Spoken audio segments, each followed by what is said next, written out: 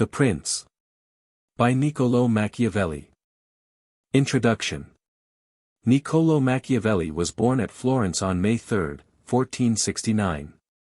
He was the second son of Bernardo di Niccolo Machiavelli, a lawyer of some repute, and of Bartolomea di Stefano Nelli, his wife. Both parents were members of the old Florentine nobility. His life falls naturally into three periods, each of which singularly enough constitutes a distinct and important era in the history of Florence. His youth was concurrent with the greatness of Florence as an Italian power under the guidance of Lorenzo de Medici, Illinois Magnifico. The downfall of the Medici in Florence occurred in 1494, in which year Machiavelli entered the public service. During his official career Florence was free under the government of a republic, which lasted until 1512, when the Medici returned to power, and Machiavelli lost his office. The Medici again ruled Florence from 1512 until 1527, when they were once more driven out. This was the period of Machiavelli's literary activity and increasing influence. But he died, within a few weeks of the expulsion of the Medici, on June 22, 1527, in his 58th year, without having regained office. How do you find this book? Any thoughts about the book or the author? Any suggestion for improvement? Please take a moment to share your thoughts in a comment. If you like it, share it with your friends who might enjoy it as well. Subscribe to keep in touch. Visit CompleteAudiobooks.com for more quality content. Youth, AET. 1 to 25, 1469 to 94. Although there is little recorded of the youth of Machiavelli, the Florence of those days is so well known that the early environment of this representative citizen may be easily imagined. Florence has been described as a city with two opposite currents of life, one directed by the fervent and austere Savonarola, the other by the splendor-loving Lorenzo. Savonarola's influence upon the young Machiavelli must have been slight, for although at one time he wielded immense power over the fortunes of Florence, he only furnished Machiavelli with a subject of a jibe in The Prince, where he is cited as an example of an unarmed prophet who came to a bad end. Whereas the magnificence of the Medicean rule during the life of Lorenzo appeared to have impressed Machiavelli strongly, for he frequently recurs to it in his writings, and it is to Lorenzo's grandson that he dedicates The Prince. Machiavelli, in his History of Florence, gives us a picture of the young men among whom his youth was passed. He writes, "They were freer than their forefathers in dress and living, and spent more in other kinds of excesses, consuming their time and money in idleness, gaming, and women. Their chief aim was to appear well dressed and to speak with wit and acuteness, whilst he who could wound others the most cleverly was thought the wisest." In a letter to his son Guido, Machiavelli shows why youth should avail itself of its opportunities for study, and leads us to infer that his own youth had been so occupied. He writes, "I have received your letter, which has given me the greatest pleasure, especially because you tell me you are quite restored in health, than which I could have no better news. For if God grant life to you, and to me, I hope to make a good man of you if you are willing to do your share." Then, writing of a new patron, he continues, "This will turn out well for you, but it is necessary for you to study. Since, then, you have no longer the excuse of illness, take pains to study letters and music, for you see what honor is done to me for the little skill I have. Therefore, my son, if you wish to please me, and to bring success and honor to yourself, do write and study, because others will help you if you help yourself." Office, AET. 25 to 43, 1494 to 1512. The second period of Machiavelli's life was spent in the service of the Free Republic of Florence, which flourished, as stated above, from the expulsion of the Medici in 1494 until their return in 1512. After serving 4 years in one of the public offices he was appointed Chancellor and Secretary to the Second Chancery, the 10 of Liberty and Peace. Here we are on firm ground when dealing with the events of Machiavelli's life, for during this time he took a leading part in the affairs of the Republic, and we have its decrees, records, and dispatches to guide us, as well as his own writings. A mere recapitulation of a few of his transactions with the statesmen and soldiers of his time gives a fair indication of his activities, and supplies the sources from which he drew the experiences and characters which illustrate the prince. His first mission was in 1499 to Katharina Sforza, my Lady of Forli, of the prince, from whose conduct and fate he drew the moral that it is far better to earn the confidence of the people than to rely on fortresses. This is a very noticeable principle in Machiavelli, and is urged by him in many ways as a matter of vital importance to princes. In 1500 he was sent to France to obtain terms from Louis XII for continuing the war against Pisa. This king it was who, in his conduct of affairs in Italy, committed the 5 capital errors in statecraft summarized in The Prince, and was consequently driven out. He, also, it was who made the dissolution of his marriage a condition of support to Pope Alexander VI, which leads Machiavelli to refer those who urge that such promises should be kept to what he has written concerning the faith of princes. Machiavelli's public life was largely occupied with events arising out of the ambitions of Pope Alexander VI and his son, Cesare Borgia, the Duke Valentino, and these characters fill a large space of The Prince.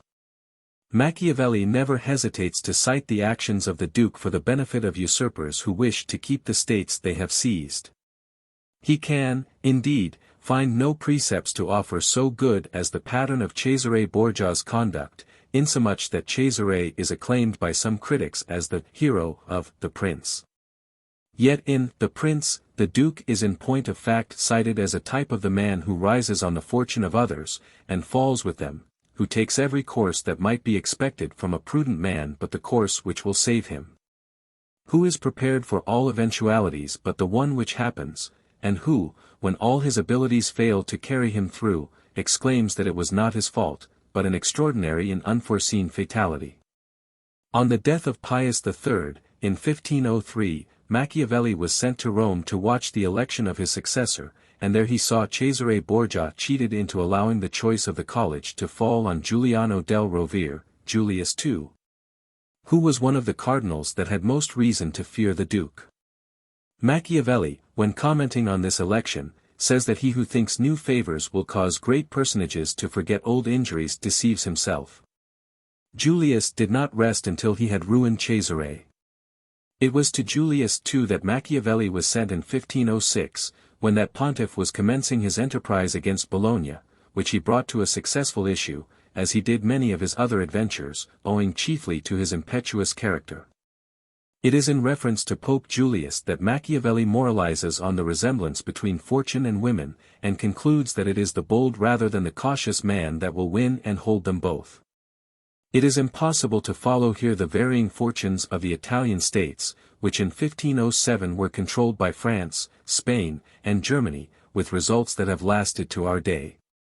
We are concerned with those events, and with the 3 great actors in them, so far only as they impinge on the personality of Machiavelli. He had several meetings with Louis XII of France, and his estimate of that monarch's character has already been alluded to. Machiavelli has painted Ferdinand of Aragon as the man who accomplished great things under the cloak of religion, but who in reality had no mercy, faith, humanity, or integrity. And who, had he allowed himself to be influenced by such motives, would have been ruined. The Emperor Maximilian was one of the most interesting men of the age, and his character has been drawn by many hands. But Machiavelli, who was an envoy at his court in 1507-8, reveals the secret of his many failures when he describes him as a secretive man, without force of character, ignoring the human agencies necessary to carry his schemes into effect, and never insisting on the fulfillment of his wishes. The remaining years of Machiavelli's official career were filled with events arising out of the League of Cambrai, made in 1508 between the 3 great European powers already mentioned and the Pope, with the object of crushing the Venetian Republic. This result was attained in the Battle of Vaila, when Venice lost in one day all that she had won in 800 years. Florence had a difficult part to play during these events, complicated as they were by the feud which broke out between the Pope and the French, because friendship with France had dictated the entire policy of the Republic. When, in 1511, Julius II finally formed the Holy League against France, and with the assistance of the Swiss drove the French out of Italy, Florence lay at the mercy of the Pope, and had to submit to his terms. One of which was that the Medici should be restored. The return of the Medici to Florence on September 1, 1512, and the consequent fall of the Republic, was the signal for the dismissal of Machiavelli and his friends, and thus put an end to his public career, for, as we have seen, he died without regaining office. Literature and Death, A.E.T. 43–58, 1512–27. On the return of the Medici, Machiavelli, who for a few weeks had vainly hoped to retain his office under the new masters of Florence, was dismissed by decree dated November 7, 1512. Shortly after this he was accused of complicity in an abortive conspiracy against the Medici, imprisoned, and put to the question by torture. The new Medicean Pope, Leo X, procured his release, and he retired to his small property at San Casciano, near Florence, where he devoted himself to literature.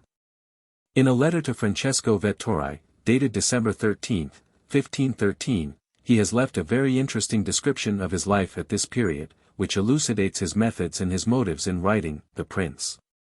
After describing his daily occupations with his family and neighbors, he writes, "The evening being come, I return home and go to my study.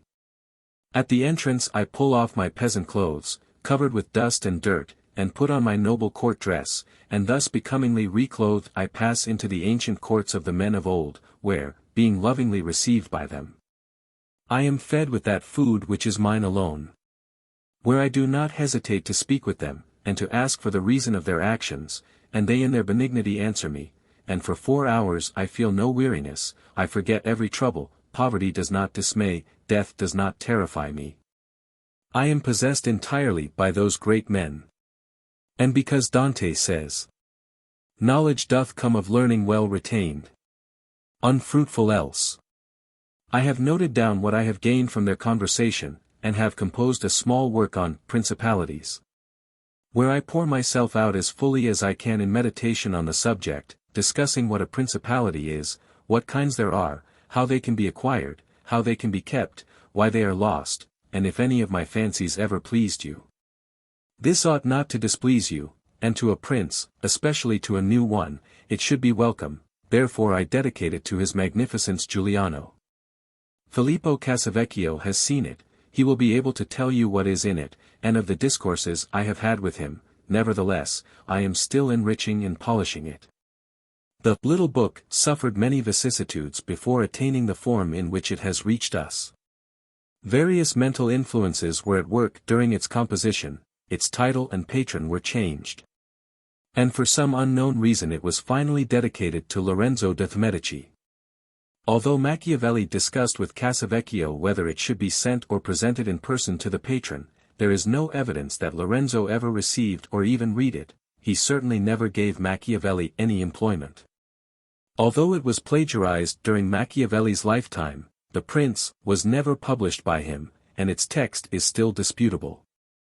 Machiavelli concludes his letter to Vettori thus, and as to this little thing, his book, when it has been read it will be seen that during the 15 years I have given to the study of statecraft I have neither slept nor idled. And men ought ever to desire to be served by one who has reaped experience at the expense of others. And of my loyalty none could doubt, because having always kept faith I could not now learn how to break it. For he who has been faithful and honest, as I have, cannot change his nature, and my poverty is a witness to my honesty. Before Machiavelli had got The Prince off his hands he commenced his Discourse on the First Decade of Titus Livius, which should be read concurrently with The Prince. These and several minor works occupied him until the year 1518, when he accepted a small commission to look after the affairs of some Florentine merchants at Genoa. In 1519 the Medicean rulers of Florence granted a few political concessions to her citizens, and Machiavelli with others was consulted upon a new constitution under which the Great Council was to be restored. But on one pretext or another it was not promulgated. In 1520 the Florentine merchants again had recourse to Machiavelli to settle their difficulties with Lucca, but this year was chiefly remarkable for his re-entry into Florentine literary society, where he was much sought after. And also for the production of his Art of War.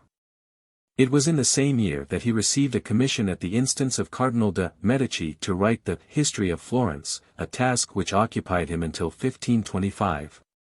His return to popular favor may have determined the Medici to give him this employment, for an old writer observes that an able statesman out of work, like a huge whale, will endeavor to overturn the ship unless he has an empty cask to play with. When the History of Florence was finished, Machiavelli took it to Rome for presentation to his patron, Giuliano de' Medici, who had in the meanwhile become pope under the title of Clement VII. It is somewhat remarkable that, as, in 1513, Machiavelli had written The Prince for the instruction of the Medici after they had just regained power in Florence, so, in 1525, he dedicated the History of Florence to the head of the family when its ruin was now at hand. In that year the Battle of Pavia destroyed the French rule in Italy, and left Francis I a prisoner in the hands of his great rival, Charles V. This was followed by the sack of Rome, upon the news of which the popular party at Florence threw off the yoke of the Medici, who were once more banished. Machiavelli was absent from Florence at this time, but hastened his return, hoping to secure his former office of secretary to the Ten of Liberty and Peace. Unhappily he was taken ill soon after he reached Florence, where he died on June 22, 1527. The man and his works. No one can say where the bones of Machiavelli rest, but modern Florence has decreed him a stately cenotaph in Santa Croce, by the side of her most famous sons. Recognizing that, whatever other nations may have found in his works, Italy found in them the idea of her unity and the germs of her renaissance among the nations of Europe. Whilst it is idle to protest against the worldwide and evil signification of his name, it may be pointed out that the harsh construction of his doctrine which this sinister reputation implies was unknown to his own day, and that the researches of recent times have enabled us to interpret him more reasonably. It is due to these inquiries that the shape of an unholy necromancer, which so long haunted men's vision, has begun to fade. Machiavelli was undoubtedly a man of great observation, acuteness, and industry. Noting with appreciative eye whatever passed before him, and with his supreme literary gift turning it to account in his enforced retirement from affairs. He does not present himself, nor is he depicted by his contemporaries, as a type of that rare combination, the successful statesman and author. For he appears to have been only moderately prosperous in his several embassies and political employments. He was misled by Caterina Sforza, ignored by Louis XII, overawed by Cesare Borgia. Several of his embassies were quite barren of results. His attempts to fortify Florence failed, and the soldiery that he raised astonished everybody by their cowardice. In the conduct of his own affairs he was timid and time-serving. He dared not appear by the side of Soldiery, to whom he owed so much, for fear of compromising himself. His connection with the Medici was open to suspicion, and Giuliano appears to have recognized his real forte when he set him to write the History of Florence, rather than employ him in the state.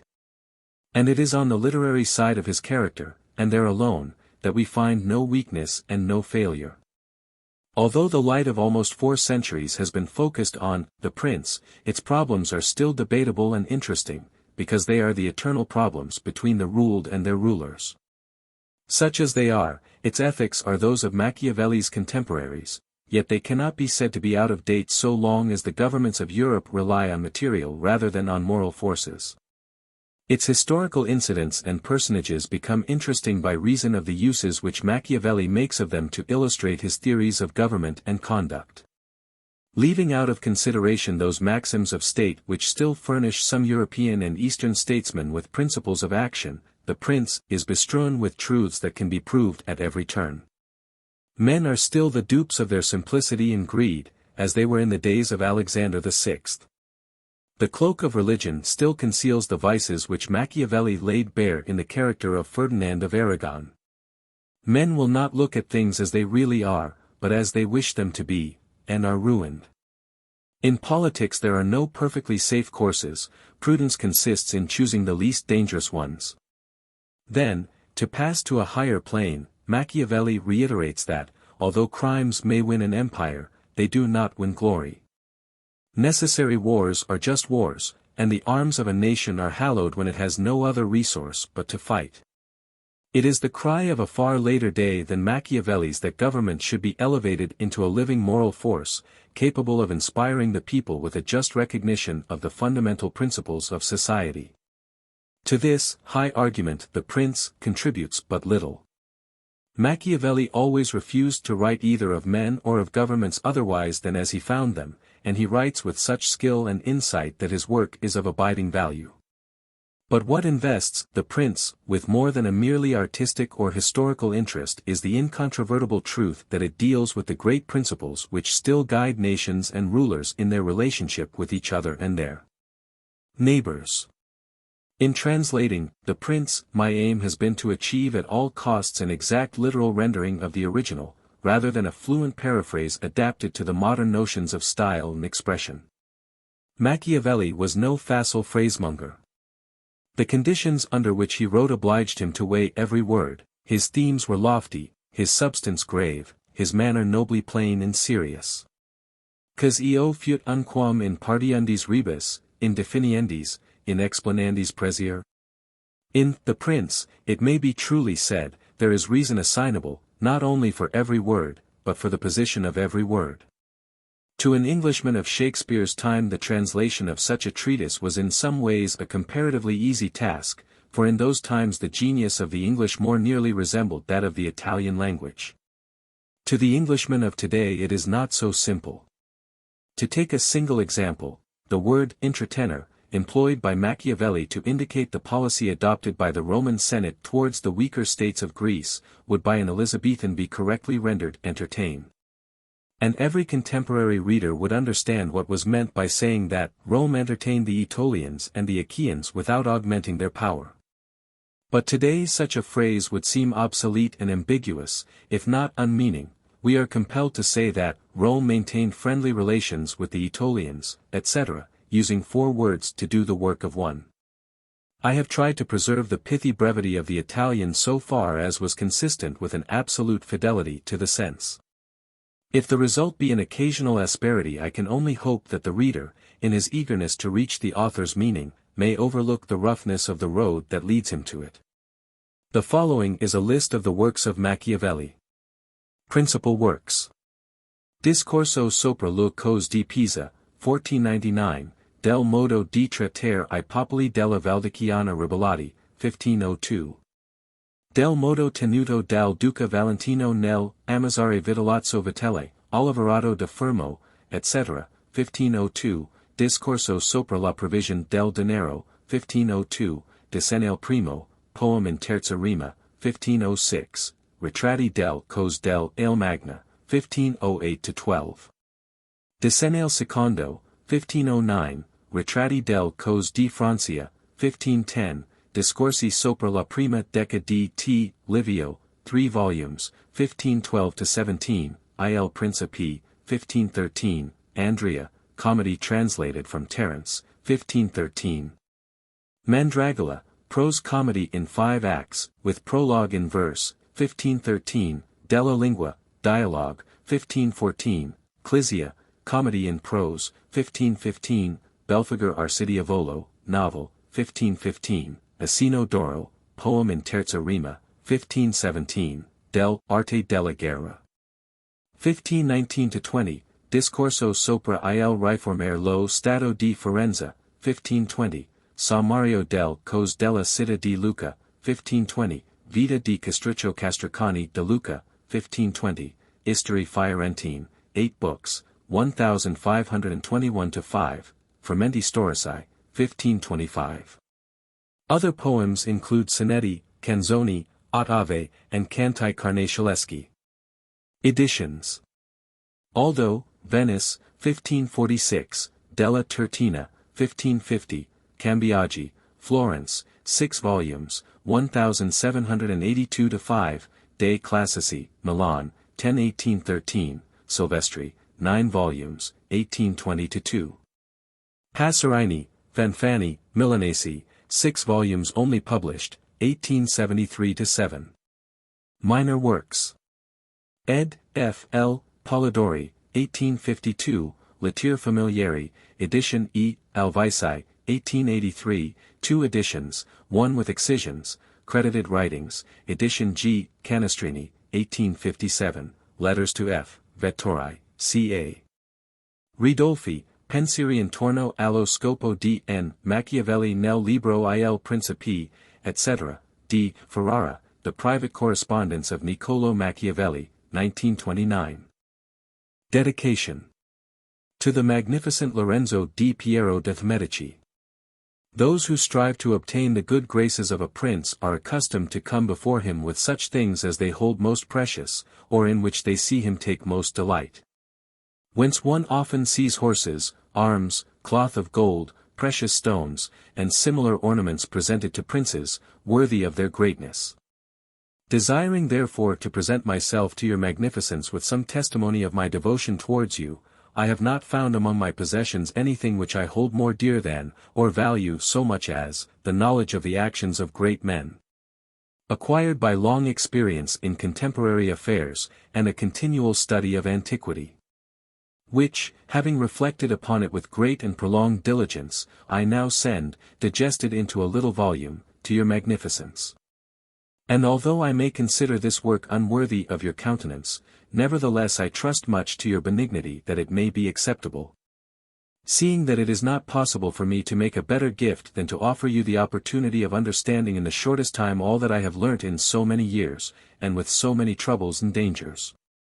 Which work I have not embellished with swelling or magnificent words, nor stuffed with rounded periods, nor with any extrinsic allurements or adornments whatever, with which so many are accustomed to embellish their works.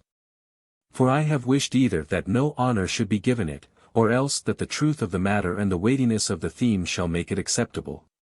Nor do I hold with those who regard it as a presumption if a man of low and humble condition dare to discuss and settle the concerns of princes. Because, just as those who draw landscapes place themselves below in the plain to contemplate the nature of the mountains and of lofty places, and in order to contemplate the plains place themselves upon high mountains. Even so to understand the nature of the people it needs to be a prince, and to understand that of princes it needs to be of the people. Take then, your magnificence, this little gift in the spirit in which I send it. Wherein, if it be diligently read and considered by you, you will learn my extreme desire that you should attain that greatness which fortune and your other attributes promise. And if your magnificence from the summit of your greatness will sometimes turn your eyes to these lower regions, you will see how unmeritedly I suffer a great and continued malignity of fortune. Chapter 1. How many kinds of principalities there are. How many kinds of principalities there are, and by what means they are acquired. All states, all powers, that have held and hold rule over men have been and are either republics or principalities. Principalities are either hereditary, in which the family has been long established, or they are new. The new are either entirely new, as was Milan to Francesco Sforza, or they are, as it were, members annexed to the hereditary state of the prince who has acquired them, as was the kingdom of Naples to that of the King of Spain. Such dominions thus acquired are either accustomed to live under a prince, or to live in freedom, and are acquired either by the arms of the prince himself, or of others, or else by fortune or by ability. Chapter 2. Concerning Hereditary Principalities. Concerning hereditary principalities. I will leave out all discussion on republics, inasmuch as in another place I have written of them at length, and will address myself only to principalities. In doing so I will keep to the order indicated above, and discuss how such principalities are to be ruled and preserved. I say at once there are fewer difficulties in holding hereditary states, and those long accustomed to the family of their prince, than new ones. For it is sufficient only not to transgress the customs of his ancestors, and to deal prudently with circumstances as they arise, for a prince of average powers to maintain himself in his state, unless he be deprived of it by some extraordinary and excessive force. And if he should be so deprived of it, whenever anything sinister happens to the usurper, he will regain it. We have in Italy, for example, the Duke of Ferrara, who could not have withstood the attacks of the Venetians in 84, nor those of Pope Julius in 10, unless he had been long established in his dominions. For the hereditary prince has less cause and less necessity to offend, hence it happens that he will be more loved. And unless extraordinary vices cause him to be hated, it is reasonable to expect that his subjects will be naturally well disposed towards him. And in the antiquity and duration of his rule the memories and motives that make for change are lost, for one change always leaves the toothing for another. Chapter 3. Concerning Mixed Principalities. Concerning mixed principalities. But the difficulties occur in a new principality. And firstly, if it be not entirely new, but is, as it were, a member of a state which, taken collectively, may be called composite, the changes arise chiefly from an inherent difficulty which there is in all new principalities. For men change their rulers willingly, hoping to better themselves, and this hope induces them to take up arms against him who rules, wherein they are deceived, because they afterwards find by experience they have gone from bad to worse. This follows also on another natural and common necessity, which always causes a new prince to burden those who have submitted to him with his soldiery and with infinite other hardships which he must put upon his new acquisition. In this way you have enemies in all those whom you have injured in seizing that principality, and you are not able to keep those friends who put you there because of your not being able to satisfy them in the way they expected. And you cannot take strong measures against them, feeling bound to them. For, although one may be very strong in armed forces, yet in entering a province one has always need of the goodwill of the natives. For these reasons Louis XII, King of France, quickly occupied Milan, and as quickly lost it. And to turn him out the first time it only needed Lodovico's own forces, because those who had opened the gates to him, finding themselves deceived in their hopes of future benefit, would not endure the ill treatment of the new prince. It is very true that, after acquiring rebellious provinces a second time, they are not so lightly lost afterwards, because the prince, with little reluctance, takes the opportunity of the rebellion to punish the delinquents, to clear out the suspects, and to strengthen himself in the weakest places. Thus to cause France to lose Milan the first time it was enough for the Duke Lodovico I to raise insurrections on the borders. But to cause him to lose it a second time it was necessary to bring the whole world against him, and that his armies should be defeated and driven out of Italy, which followed from the causes above mentioned. Nevertheless Milan was taken from France both the first and the second time. The general reasons for the first have been discussed. It remains to name those for the second, and to see what resources he had, and what anyone in his situation would have had for maintaining himself more securely in his acquisition than did the King of France. Now I say that those dominions which, when acquired, are added to an ancient state by him who acquires them, are either of the same country in language, or they are not. When they are, it is easier to hold them, especially when they have not been accustomed to self-government, and to hold them securely it is enough to have destroyed the family of the prince who was ruling them.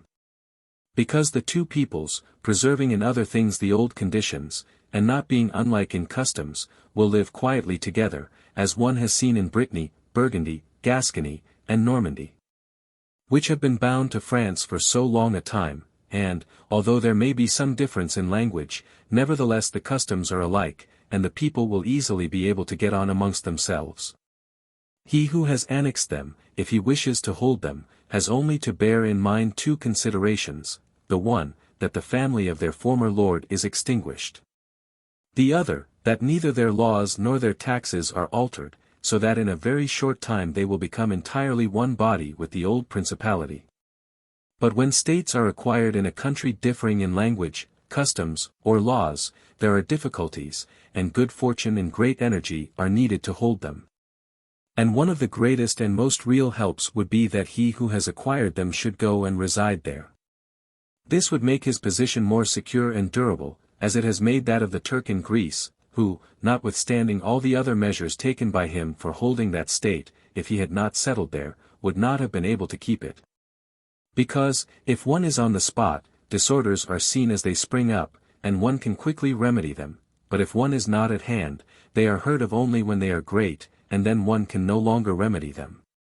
Besides this, the country is not pillaged by your officials, the subjects are satisfied by prompt recourse to the prince, thus, wishing to be good, they have more cause to love him, and wishing to be otherwise, to fear him.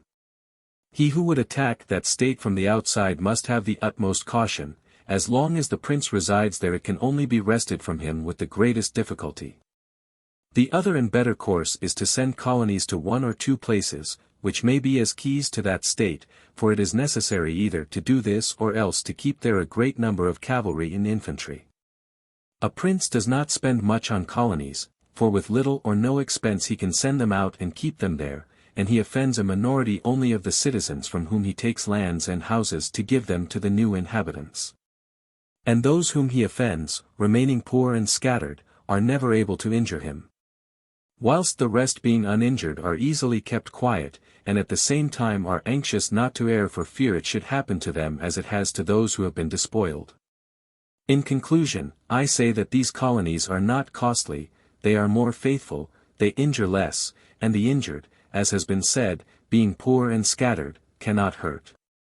Upon this, one has to remark that men ought either to be well treated or crushed, because they can avenge themselves of lighter injuries, of more serious ones they cannot. Therefore the injury that is to be done to a man ought to be of such a kind that one does not stand in fear of revenge. But in maintaining armed men there in place of colonies one spends much more, having to consume on the garrison all the income from the state, so that the acquisition turns into a loss, and many more are exasperated. Because the whole state is injured. Through the shifting of the garrison up and down all become acquainted with hardship, and all become hostile, and they are enemies who, whilst beaten on their own ground, are yet able to do hurt. For every reason, therefore, such guards are as useless as a colony is useful.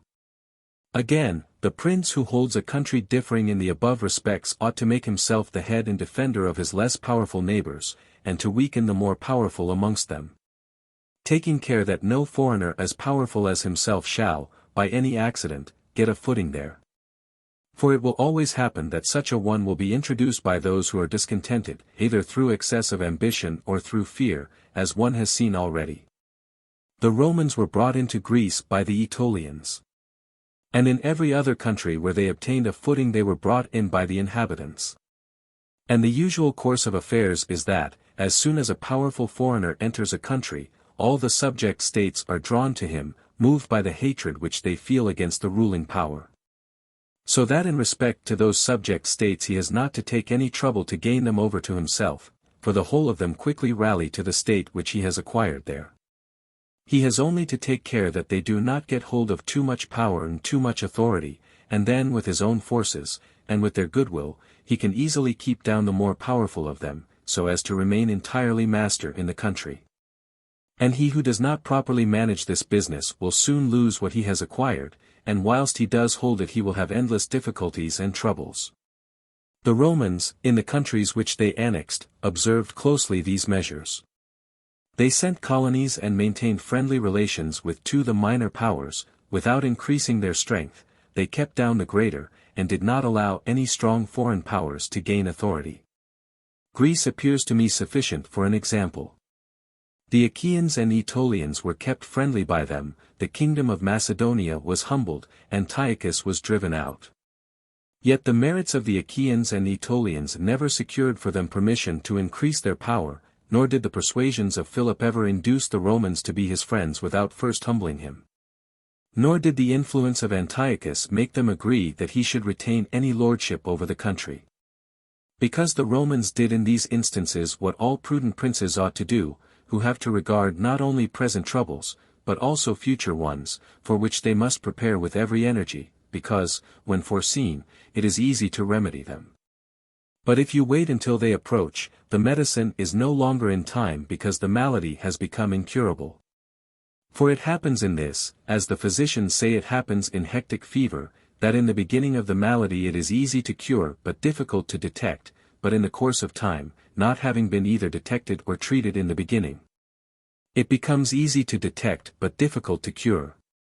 Thus it happens in affairs of state, for when the evils that arise have been foreseen, which it is only given to a wise man to see, they can be quickly redressed, but when, through not having been foreseen, they have been permitted to grow in a way that every one can see them, there is no longer a remedy. Therefore, the Romans, foreseeing troubles, dealt with them at once, and, even to avoid a war, would not let them come to a head, for they knew that war is not to be avoided, but is only to be put off to the advantage of others. Moreover, they wished to fight with Philip and Antiochus in Greece so as not to have to do it in Italy. They could have avoided both, but this they did not wish. Nor did that ever please them which is forever in the mouths of the wise ones of our time. Let us enjoy the benefits of the time, but rather the benefits of their own valor and prudence, for time drives everything before it, and is able to bring with it good as well as evil, and evil as well as good. But let us turn to France and inquire whether she has done any of the things mentioned. I will speak of Louis III, and not of Charles, for as the one whose conduct is the better to be observed, he having held possession of Italy for the longest period. And you will see that he has done the opposite to those things which ought to be done to retain a state composed of diverse elements. King Louis was brought into Italy by the ambition of the Venetians, who desired to obtain half the state of Lombardy by his intervention. I will not blame the course taken by the king, because, wishing to get a foothold in Italy, and having no friends there, seeing rather that every door was shut to him owing to the conduct of Charles, he was forced to accept those friendships which he could get. And he would have succeeded very quickly in his design if in other matters he had not made some mistakes. The king, however, having acquired Lombardy, regained at once the authority which Charles had lost. Genoa yielded, the Florentines became his friends.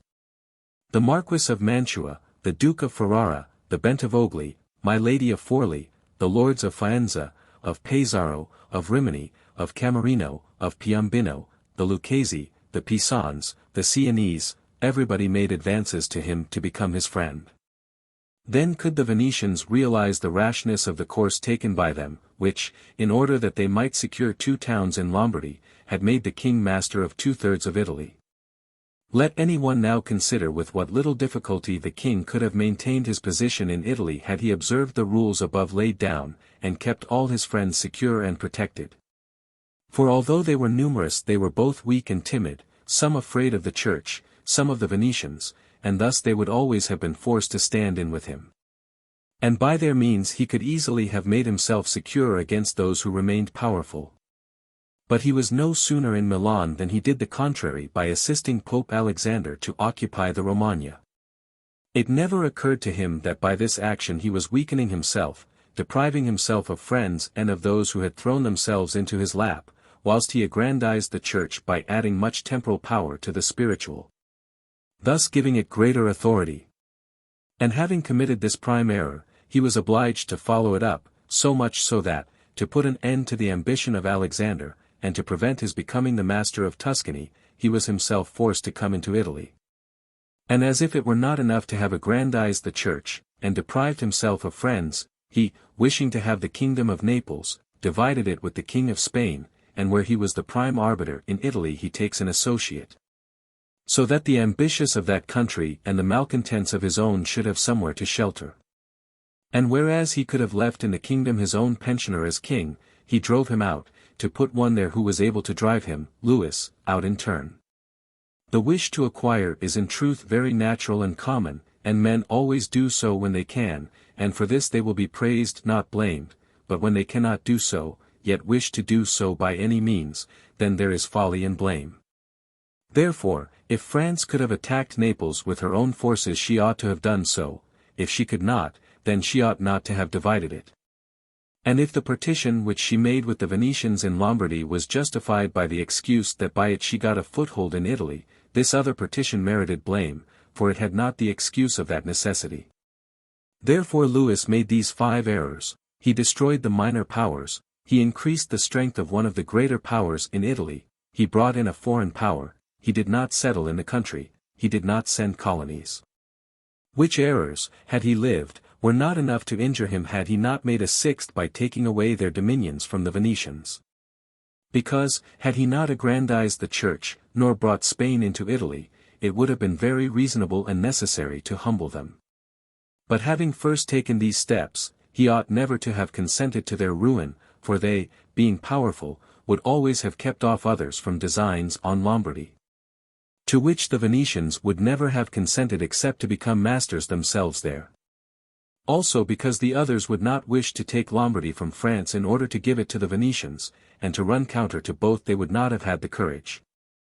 And if any one should say, King Louis yielded the Romagna to Alexander and the kingdom to Spain to avoid war, I answer for the reasons given above that a blunder ought never to be perpetrated to avoid war, because it is not to be avoided, but is only deferred to your disadvantage.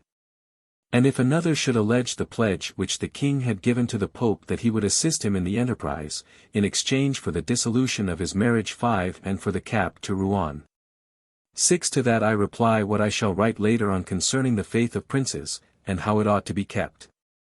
Thus King Louis lost Lombardy by not having followed any of the conditions observed by those who have taken possession of countries and wished to retain them.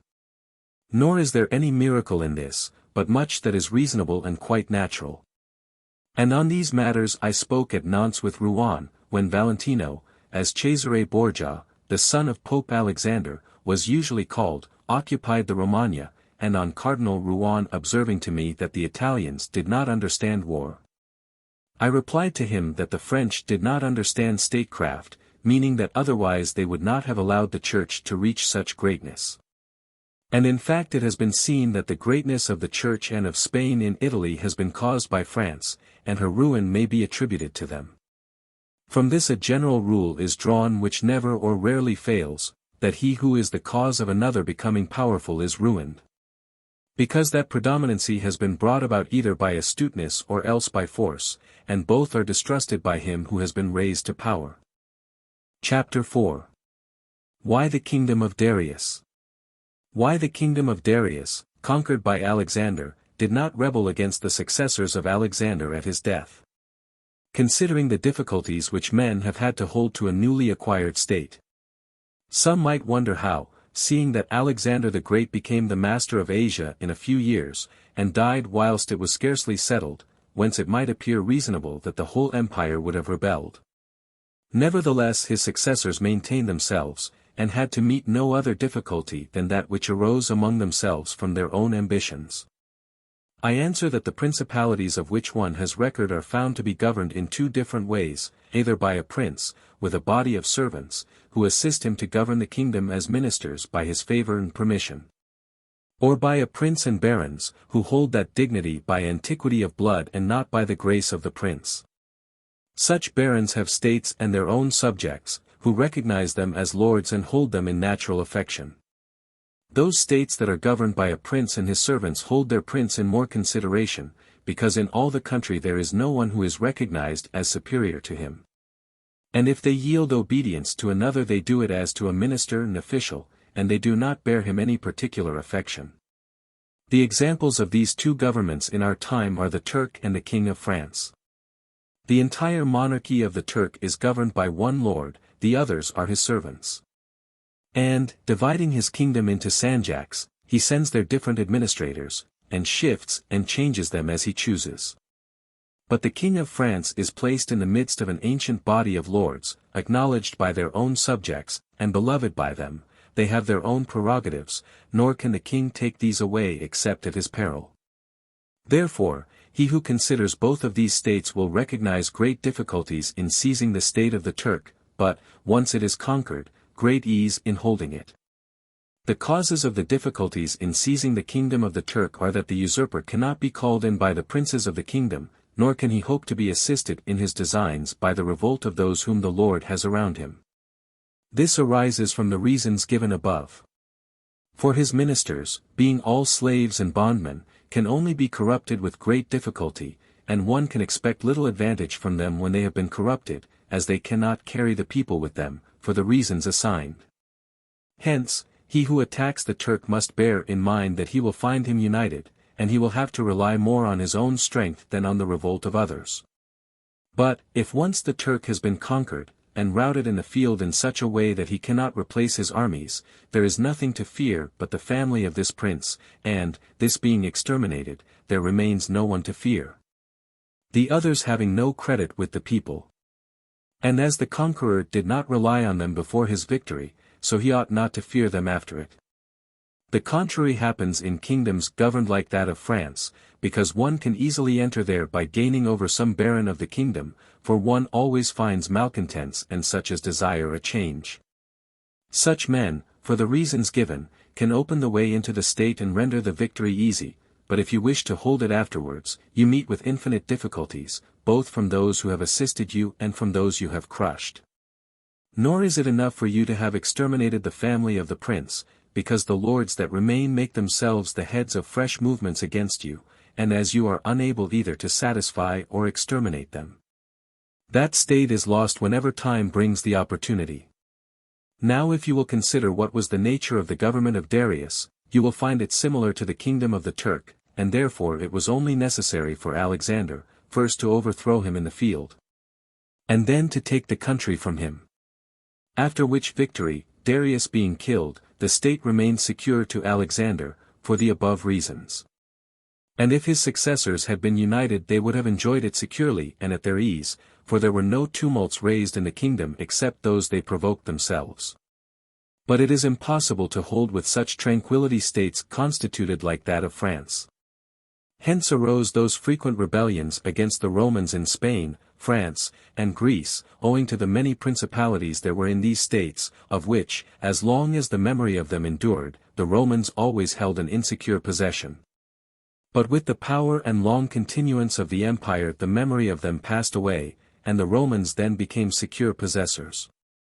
And when fighting afterwards amongst themselves, each one was able to attach to himself his own parts of the country, according to the authority he had assumed there. And the family of the former lord being exterminated, none other than the Romans were acknowledged. When these things are remembered no one will marvel at the ease with which Alexander held the empire of Asia, or at the difficulties which others have had to keep in acquisition, such as Pyrrhus and many more. This is not occasioned by the little or abundance of ability in the conqueror, but by the want of uniformity in the subject state. Chapter 5. Concerning the way to govern cities or principalities. Concerning the way to govern cities or principalities which lived under their own laws before they were annexed. Whenever those states which have been acquired as stated have been accustomed to live under their own laws and in freedom, there are three courses for those who wish to hold them. The first is to ruin them, the next is to reside there in person, the third is to permit them to live under their own laws, drawing a tribute, and establishing within it an oligarchy which will keep it friendly to you. Because such a government, being created by the prince, knows that it cannot stand without his friendship and interest, and does its utmost to support him. And therefore he who would keep a city accustomed to freedom will hold it more easily by the means of its own citizens than in any other way. There are, for example, the Spartans and the Romans. The Spartans held Athens and Thebes, establishing there an oligarchy, nevertheless they lost them. The Romans, in order to hold Capua, Carthage, and Numantia, dismantled them, and did not lose them. They wished to hold Greece as the Spartans held it, making it free and permitting its laws, and did not succeed. So to hold it they were compelled to dismantle many cities in the country, for in truth there is no safe way to retain them otherwise than by ruining them. And he who becomes master of a city accustomed to freedom and does not destroy it, may expect to be destroyed by it, for in rebellion it has always the watchword of liberty and its ancient privileges as a rallying point, which neither time nor benefits will ever cause it to forget. And whatever you may do or provide against, they never forget that name or their privileges unless they are disunited or dispersed, but at every chance they immediately rally to them. As Pisa after the 100 years she had been held in bondage by the Florentines. But when cities or countries are accustomed to live under a prince, and his family is exterminated, they, being on the one hand accustomed to obey and on the other hand not having the old prince, cannot agree in making one from amongst themselves. And they do not know how to govern themselves. For this reason they are very slow to take up arms, and a prince can gain them to himself and secure them much more easily. But in republics there is more vitality, greater hatred, and more desire for vengeance, which will never permit them to allow the memory of their former liberty to rest, so that the safest way is to destroy them or to reside there. Chapter 6. Concerning new principalities. Concerning new principalities which are acquired by one's own arms and ability. Let no one be surprised if, in speaking of entirely new principalities as I shall do, I adduce the highest examples both of prince and of state. Because men, walking almost always in paths beaten by others, and following by imitation their deeds, are yet unable to keep entirely to the ways of others or attain to the power of those they imitate. A wise man ought always to follow the paths beaten by great men, and to imitate those who have been supreme, so that if his ability does not equal theirs, at least it will savor of it. Let him act like the clever archers who, designing to hit the mark which yet appears too far distant, and knowing the limits to which the strength of their bow attains, take aim much higher than the mark. Not to reach by their strength or arrow to so great a height, but to be able with the aid of so high an aim to hit the mark they wish to reach. I say, therefore, that in entirely new principalities, where there is a new prince, more or less difficulty is found in keeping them, accordingly as there is more or less ability in him who has acquired the state. Now, as the fact of becoming a prince from a private station presupposes either ability or fortune, it is clear that one or other of these things will mitigate in some degree many difficulties. Nevertheless, he who has relied least on fortune is established the strongest. Further, it facilitates matters when the prince, having no other state, is compelled to reside there in person. But to come to those who, by their own ability and not through fortune, have risen to be princes, I say that Moses, Cyrus, Romulus, Theseus, and such like are the most excellent examples. And although one may not discuss Moses, he having been a mere executor of the will of God, yet he ought to be admired, if only for that favor which made him worthy to speak with God. But in considering Cyrus and others who have acquired or founded kingdoms, all will be found admirable. And if their particular deeds and conduct shall be considered, they will not be found inferior to those of Moses, although he had so great a preceptor. And in examining their actions and lives one cannot see that they owed anything to fortune beyond opportunity, which brought them the material to mold into the form which seemed best to them. Without that opportunity their powers of mind would have been extinguished, and without those powers the opportunity would have come in vain. It was necessary, therefore, to Moses that he should find the people of Israel in Egypt enslaved and oppressed by the Egyptians, in order that they should be disposed to follow him so as to be delivered out of bondage. It was necessary that Romulus should not remain in Alba, and that he should be abandoned at his birth, in order that he should become king of Rome and founder of the fatherland. It was necessary that Cyrus should find the Persians discontented with the government of the Medes, and the Medes soft and effeminate through their long peace. Theseus could not have shown his ability had he not found the Athenians dispersed. These opportunities, therefore, made those men fortunate, and their high ability enabled them to recognize the opportunity whereby their country was ennobled and made famous. Those who by valorous ways become princes, like these men, acquire a principality with difficulty, but they keep it with ease. The difficulties they have in acquiring it rise in part from the new rules and methods which they are forced to introduce to establish their government and its security. And it ought to be remembered that there is nothing more difficult to take in hand, more perilous to conduct, or more uncertain in its success, than to take the lead in the introduction of a new order of things. Because the innovator has for enemies all those who have done well under the old conditions, and lukewarm defenders in those who may do well under the new. This coolness arises partly from fear of the opponents, who have the laws on their side, and partly from the incredulity of men, who do not readily believe in new things until they have had a long experience of them. Thus it happens that whenever those who are hostile have the opportunity to attack they do it like partisans, whilst the others defend lukewarmly, in such wise that the prince is endangered along with them. It is necessary, therefore, if we desire to discuss this matter thoroughly, to inquire whether these innovators can rely on themselves or have to depend on others, that is to say, whether, to consummate their enterprise, have they to use prayers or can they use force? In the first instance they always succeed badly, and never compass anything, but when they can rely on themselves and use force, then they are rarely endangered.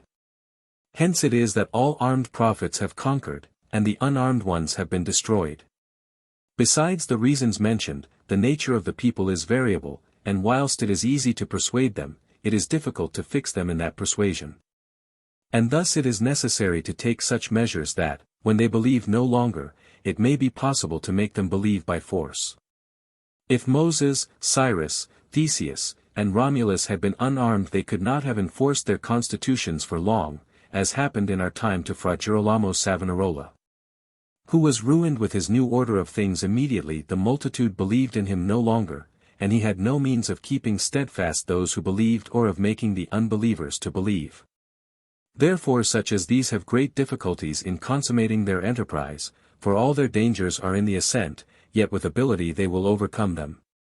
But when these are overcome, and those who envied them their success are exterminated, they will begin to be respected, and they will continue afterwards powerful, secure, honored, and happy. To these great examples I wish to add a lesser one. Still it bears some resemblance to them, and I wish it to suffice me for all of a like kind. It is Hiero the Syracusan. 7 This man rose from a private station to be Prince of Syracuse, nor did he either owe anything to fortune but opportunity. For the Syracusans, being oppressed, chose him for their captain, afterwards he was rewarded by being made their prince. He was of so great ability, even as a private citizen, that one who writes of him says he wanted nothing but a kingdom to be a king. This man abolished the old soldiery, organized the new, gave up old alliances, made new ones.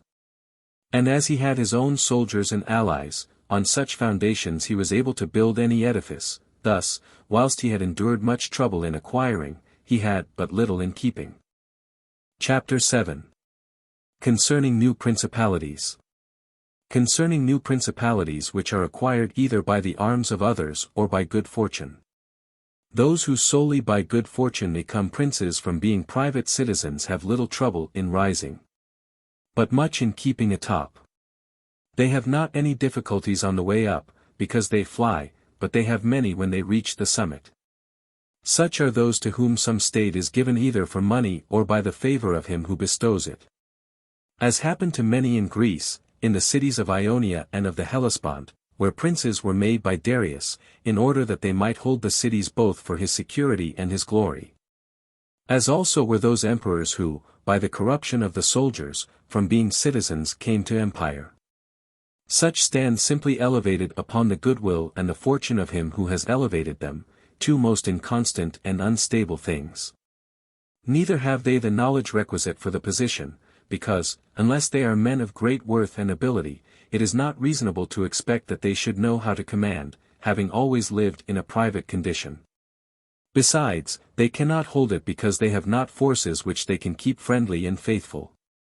States that rise unexpectedly, then, like all other things in nature which are born and grow rapidly, cannot leave their foundations and correspondencies fixed in such a way that the first storm will not overthrow them.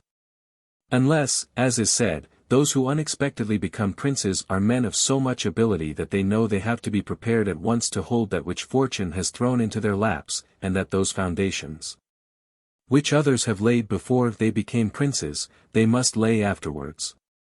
Concerning these two methods of rising to be a prince by ability or fortune, I wish to adduce two examples within our own recollection, and these are Francesco Sforza 9 and Cesare Borgia. Francesco, by proper means and with great ability, from being a private person rose to be Duke of Milan, and that which he had acquired with 1,000 anxieties he kept with little trouble. On the other hand, Cesare Borgia, called by the people Duke Valentino, acquired his state during the ascendancy of his father, and on its decline he lost it. Notwithstanding that he had taken every measure and done all that ought to be done by a wise and able man to fix firmly his roots in the states which the arms and fortunes of others had bestowed on him. Because, as is stated above, he who has not first laid his foundations may be able with great ability to lay them afterwards, but they will be laid with trouble to the architect and danger to the building. If, therefore, all the steps taken by the Duke be considered, it will be seen that he laid solid foundations for his future power, and I do not consider it superfluous to discuss them. Because I do not know what better precepts to give a new prince than the example of his actions. And if his dispositions were of no avail, that was not his fault, but the extraordinary and extreme malignity of fortune. Alexander VI, in wishing to aggrandize the Duke, his son, had many immediate and prospective difficulties. Firstly, he did not see his way to make him master of any state that was not a state of the Church. And if he was willing to rob the Church he knew that the Duke of Milan and the Venetians would not consent, because Faenza and Rimini were already under the protection of the Venetians. Besides this, he saw the arms of Italy, especially those by which he might have been assisted, in hands that would fear the aggrandizement of the Pope, namely, the Orsini and the Clemency and their following. It behoved him, therefore, to upset this state of affairs and embroil the powers, so as to make himself securely master of part of their states. This was easy for him to do, because he found the Venetians, moved by other reasons, inclined to bring back the French into Italy. He would not only not oppose this, but he would render it more easy by dissolving the former marriage of King Louis. Therefore the king came into Italy with the assistance of the Venetians and the consent of Alexander. He was no sooner in Milan than the Pope had soldiers from him for the attempt on the Romagna, which yielded to him on the reputation of the king. The Duke, therefore, having acquired the Romagna and beaten the Clemency, while wishing to hold that and to advance further, was hindered by two things: the one, his forces did not appear loyal to him; the other, the goodwill of France, that is to say, he feared that the forces of the Orsini, which he was using, would not stand to him, that not only might they hinder him from winning more, but might themselves seize what he had won. And that the king might also do the same. Of the Orsini he had a warning when, after taking Faenza and attacking Bologna, he saw them go very unwillingly to that attack. And as to the king, he learned his mind when he himself, after taking the Duchy of Urbino, attacked Tuscany, and the king made him desist from that undertaking. Hence the duke decided to depend no more upon the arms and the luck of others.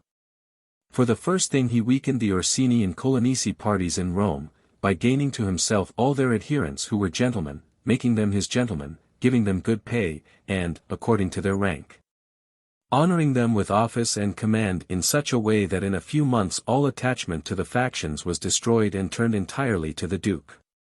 After this he awaited an opportunity to crush the Orsini, having scattered the adherents of the Colonna house. This came to him soon and he used it well. For the Orsini, perceiving at length that the aggrandizement of the duke and the church was ruin to them, called a meeting of the Magione in Perugia. From this sprung the rebellion at Urbino and the tumults in the Romagna, with endless dangers to the duke, all of which he overcame with the help of the French.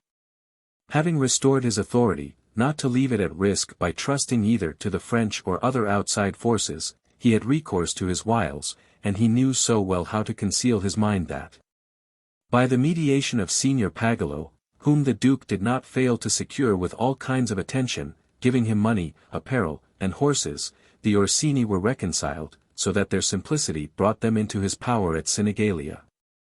Having exterminated the leaders, and turned their partisans into his friends, the duke laid sufficiently good foundations to his power, having all the Romagna and the Duchy of Urbino.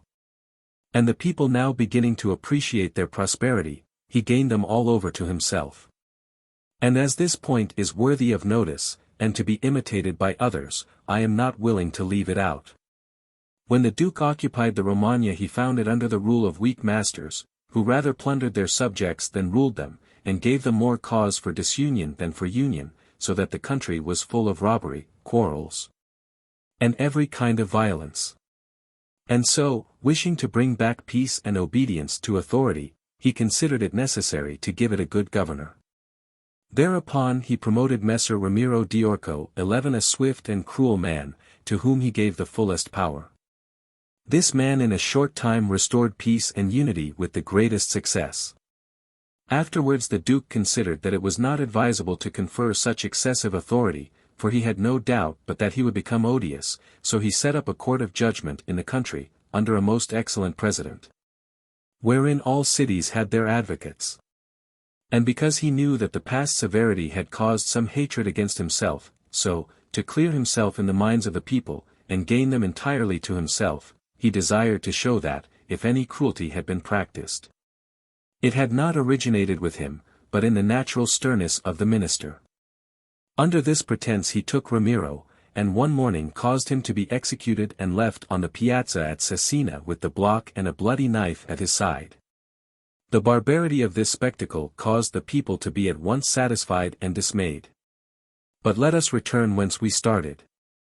I say that the duke, finding himself now sufficiently powerful and partly secured from immediate dangers by having armed himself in his own way, And having in a great measure crushed those forces in his vicinity that could injure him if he wished to proceed with his conquest, had next to consider France, for he knew that the king, who too late was aware of his mistake, would not support him.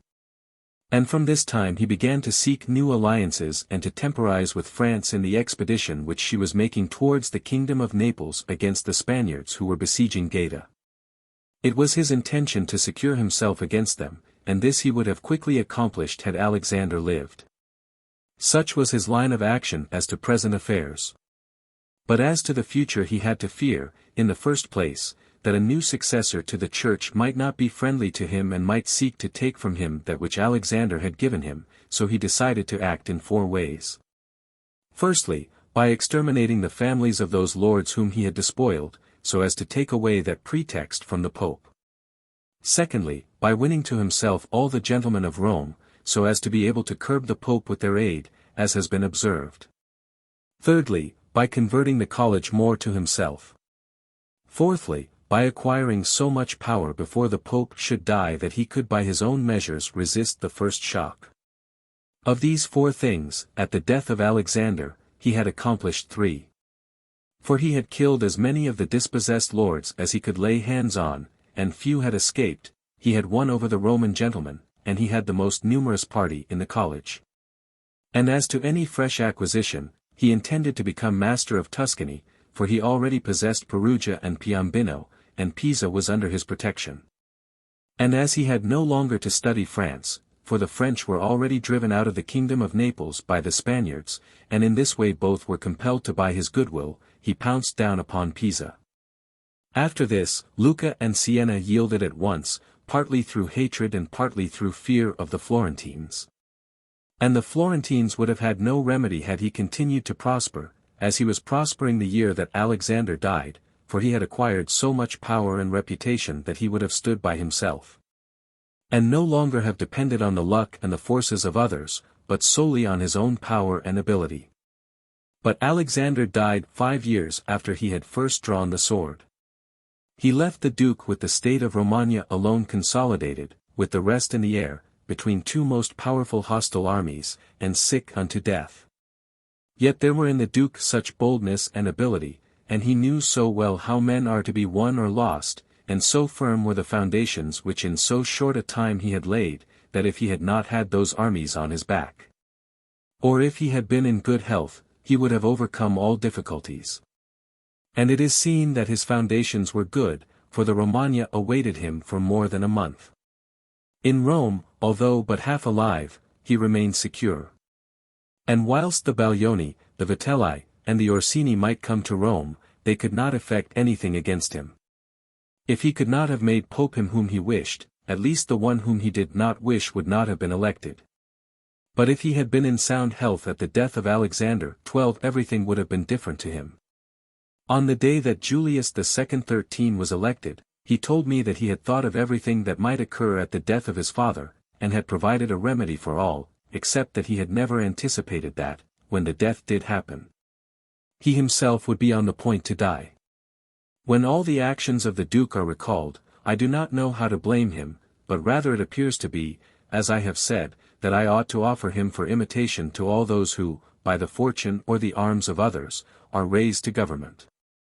Because he, having a lofty spirit and far-reaching aims, could not have regulated his conduct otherwise, and only the shortness of the life of Alexander and his own sickness frustrated his designs.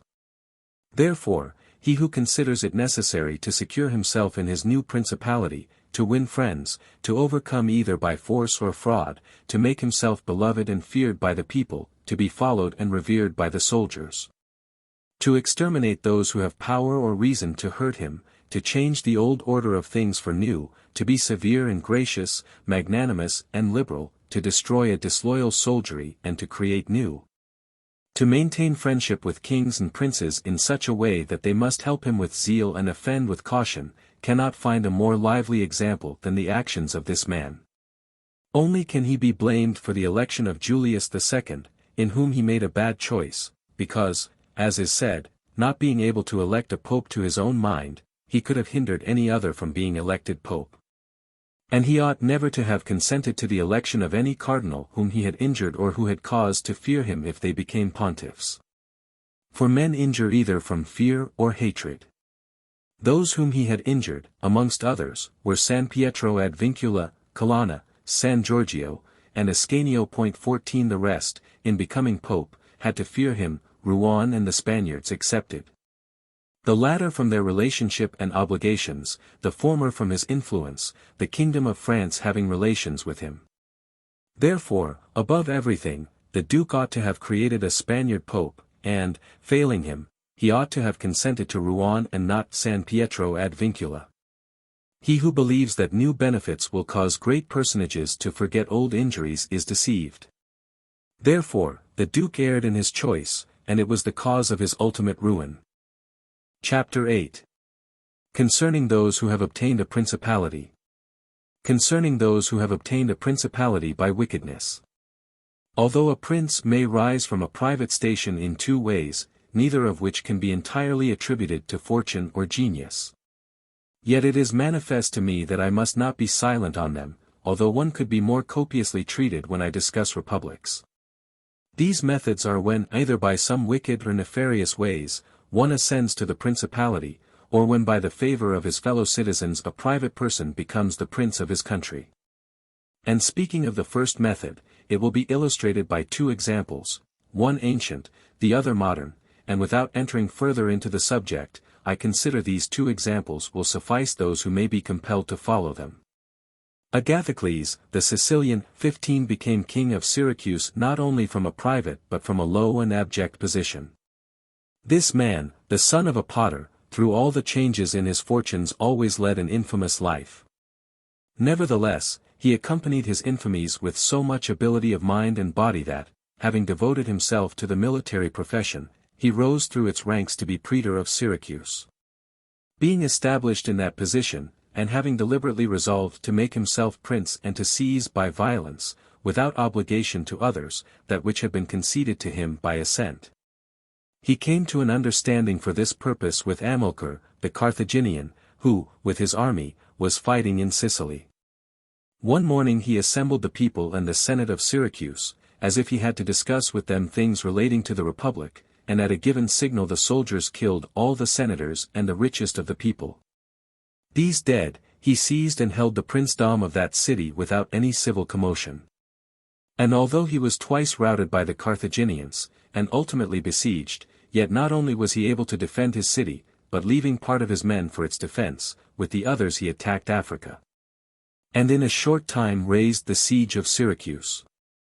The Carthaginians, reduced to extreme necessity, were compelled to come to terms with Agathocles, and, leaving Sicily to him, had to be content with the possession of Africa.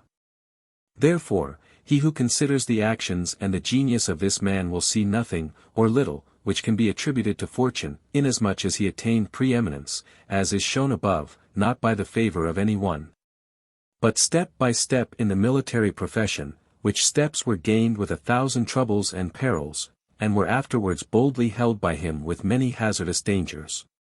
Yet it cannot be called talent to slay fellow citizens, to deceive friends, to be without faith, without mercy, without religion. Such methods may gain empire, but not glory.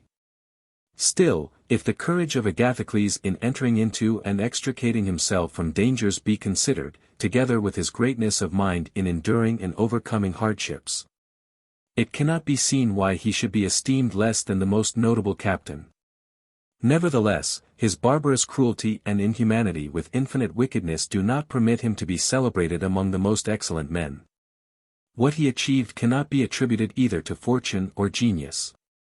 In our times, during the rule of Alexander VI, Oliverado de Fermo, having been left an orphan many years before, was brought up by his maternal uncle, Giovanni Fogliani, and in the early days of his youth sent to fight under Pagolo Vitelli.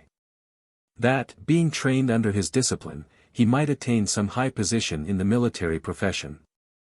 After Pagolo died, he fought under his brother Vitellozzo, and in a very short time, being endowed with wit and a vigorous body and mind, he became the first man in his profession.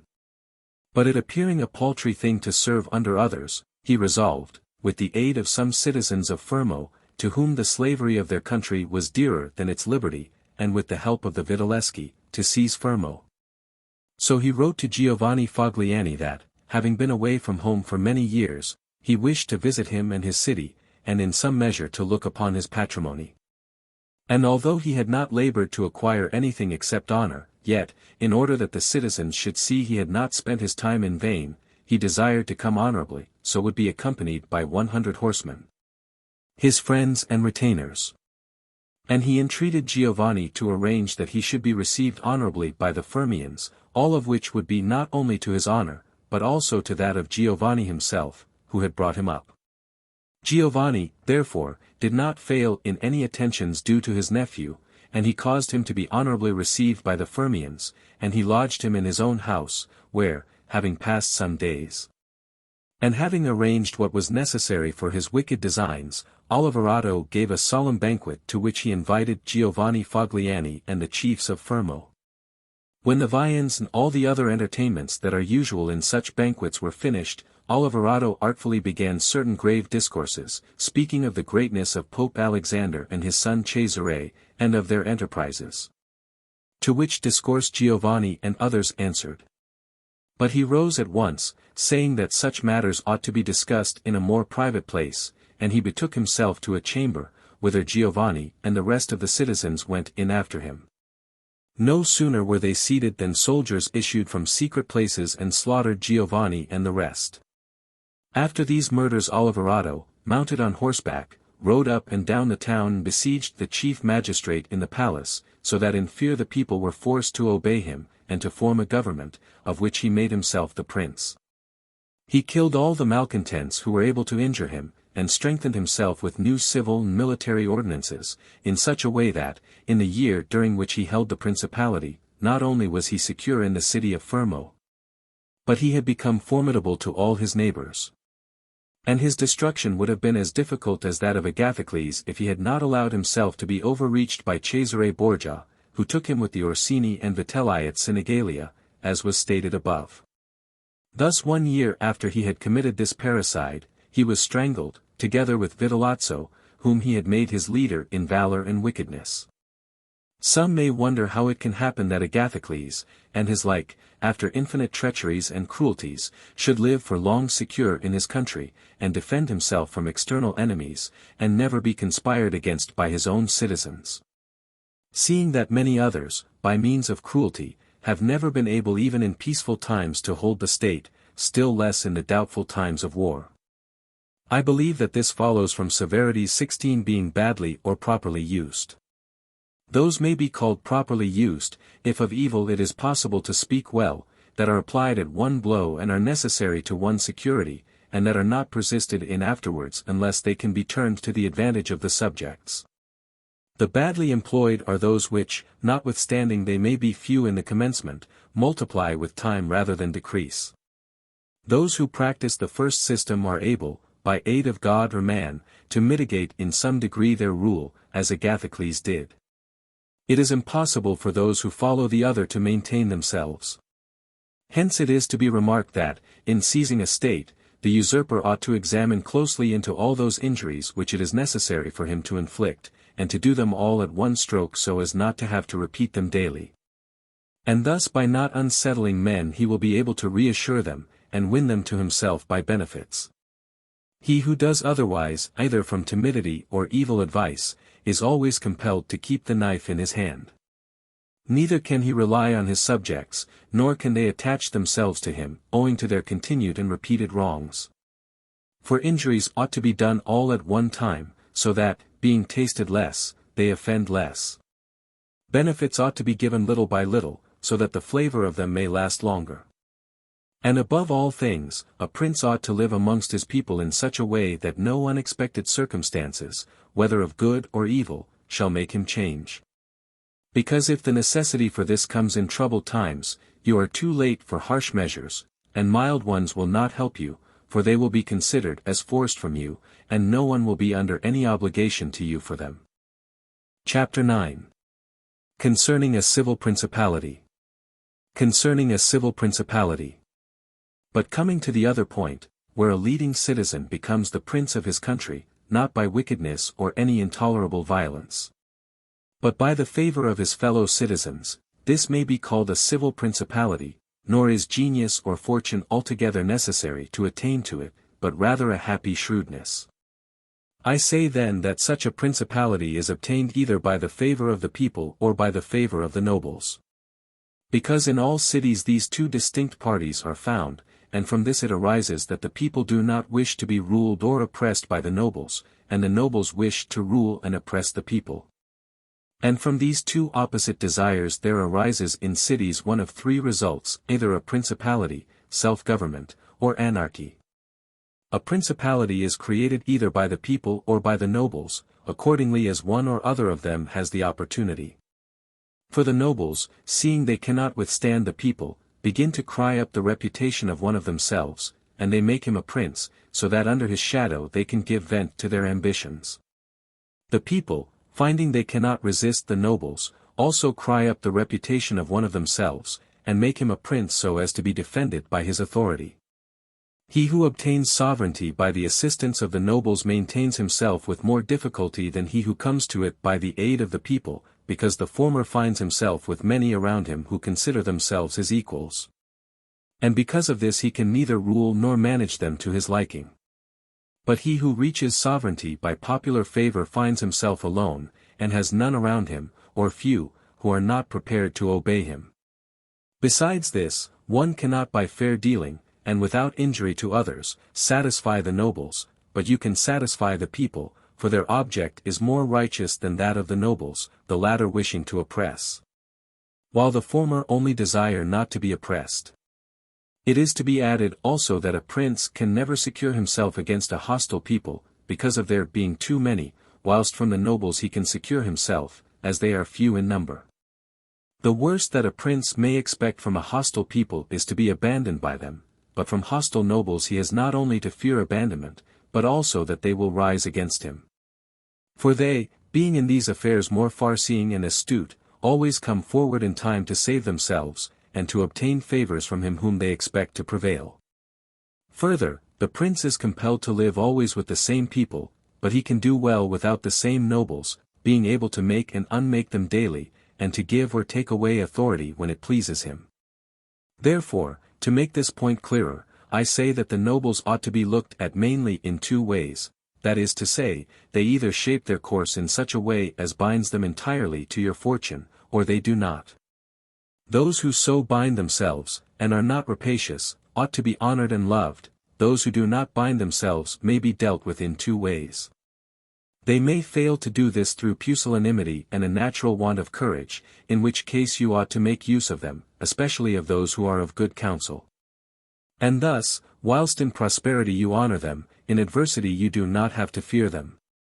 But when for their own ambitious ends they shun binding themselves, it is a token that they are giving more thought to themselves than to you, and a prince ought to guard against such, and to fear them as if they were open enemies.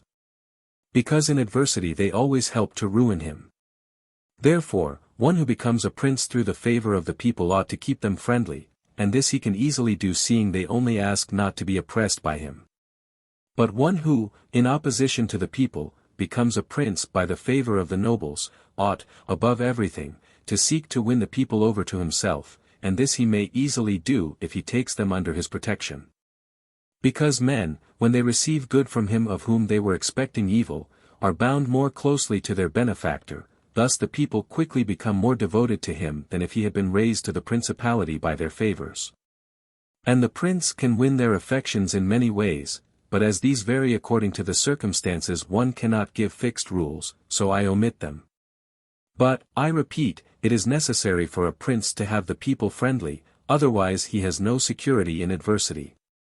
Nabis, 17 prince of the Spartans, sustained the attack of all Greece, and of a victorious Roman army, and against them he defended his country and his government. And for the overcoming of this peril it was only necessary for him to make himself secure against a few, but this would not have been sufficient had the people been hostile. And do not let anyone impugn this statement with the trite proverb that, he who builds on the people, builds on the mud, for this is true when a private citizen makes a foundation there, and persuades himself that the people will free him when he is oppressed by his enemies or by the magistrates. wherein he would find himself very often deceived, as happened to the Gracchi in Rome and to Messer Giorgio Scali 18 in Florence. But granted a prince who has established himself as above, who can command, and is a man of courage, undismayed in adversity, who does not fail in other qualifications, and who, by his resolution and energy, keeps the whole people encouraged, such a one will never find himself deceived in them, and it will be shown that he has laid his foundations well. These principalities are liable to danger when they are passing from the civil to the absolute order of government, for such princes either rule personally or through magistrates. In the latter case their government is weaker and more insecure, because it rests entirely on the goodwill of those citizens who are raised to the magistracy, and who, especially in troubled times, can destroy the government with great ease, either by intrigue or open defiance. And the prince has not the chance amid tumults to exercise absolute authority, because the citizens and subjects, accustomed to receive orders from magistrates, are not of a mind to obey him amid these confusions. And there will always be in doubtful times a scarcity of men whom he can trust. For such a prince cannot rely upon what he observes in quiet times, when citizens have need of the state, because then every one agrees with him, they all promise, and when death is far distant they all wish to die for him. But in troubled times, when the state has need of its citizens, then he finds but few. And so much the more is this experiment dangerous, inasmuch as it can only be tried once. Therefore a wise prince ought to adopt such a course that his citizens will always in every sort and kind of circumstance have need of the state and of him, and then he will always find them faithful. Chapter 10.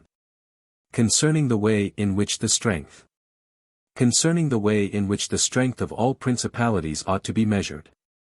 It is necessary to consider another point in examining the character of these principalities, that is, whether a prince has such power that, in case of need, he can support himself with his own resources, or whether he has always need of the assistance of others. And to make this quite clear I say that I consider those who are able to support themselves by their own resources who can, either by abundance of men or money, raise a sufficient army to join battle against anyone who comes to attack them. And I consider those always to have need of others who cannot show themselves against the enemy in the field, but are forced to defend themselves by sheltering behind walls. The first case has been discussed, but we will speak of it again should it recur. In the second case one can say nothing except to encourage such princes to provision and fortify their towns, and not on any account to defend the country. And whoever shall fortify his town well, and shall have managed the other concerns of his subjects in the way stated above, and to be often repeated, will never be attacked without great caution. For men are always adverse to enterprises where difficulties can be seen, and it will be seen not to be an easy thing to attack one who has his town well fortified, and is not hated by his people. The cities of Germany are absolutely free, they own but little country around them, and they yield obedience to the emperor when it suits them, nor do they fear this or any other power they may have near them. Because they are fortified in such a way that every one thinks the taking of them by assault would be tedious and difficult, seeing they have proper ditches and walls, they have sufficient artillery. And they always keep in public depots enough for 1 year's eating, drinking, and firing. And beyond this, to keep the people quiet and without loss to the state, they always have the means of giving work to the community in those labors that are the life and strength of the city, and on the pursuit of which the people are supported. They also hold military exercises in repute, and moreover have many ordinances to uphold them.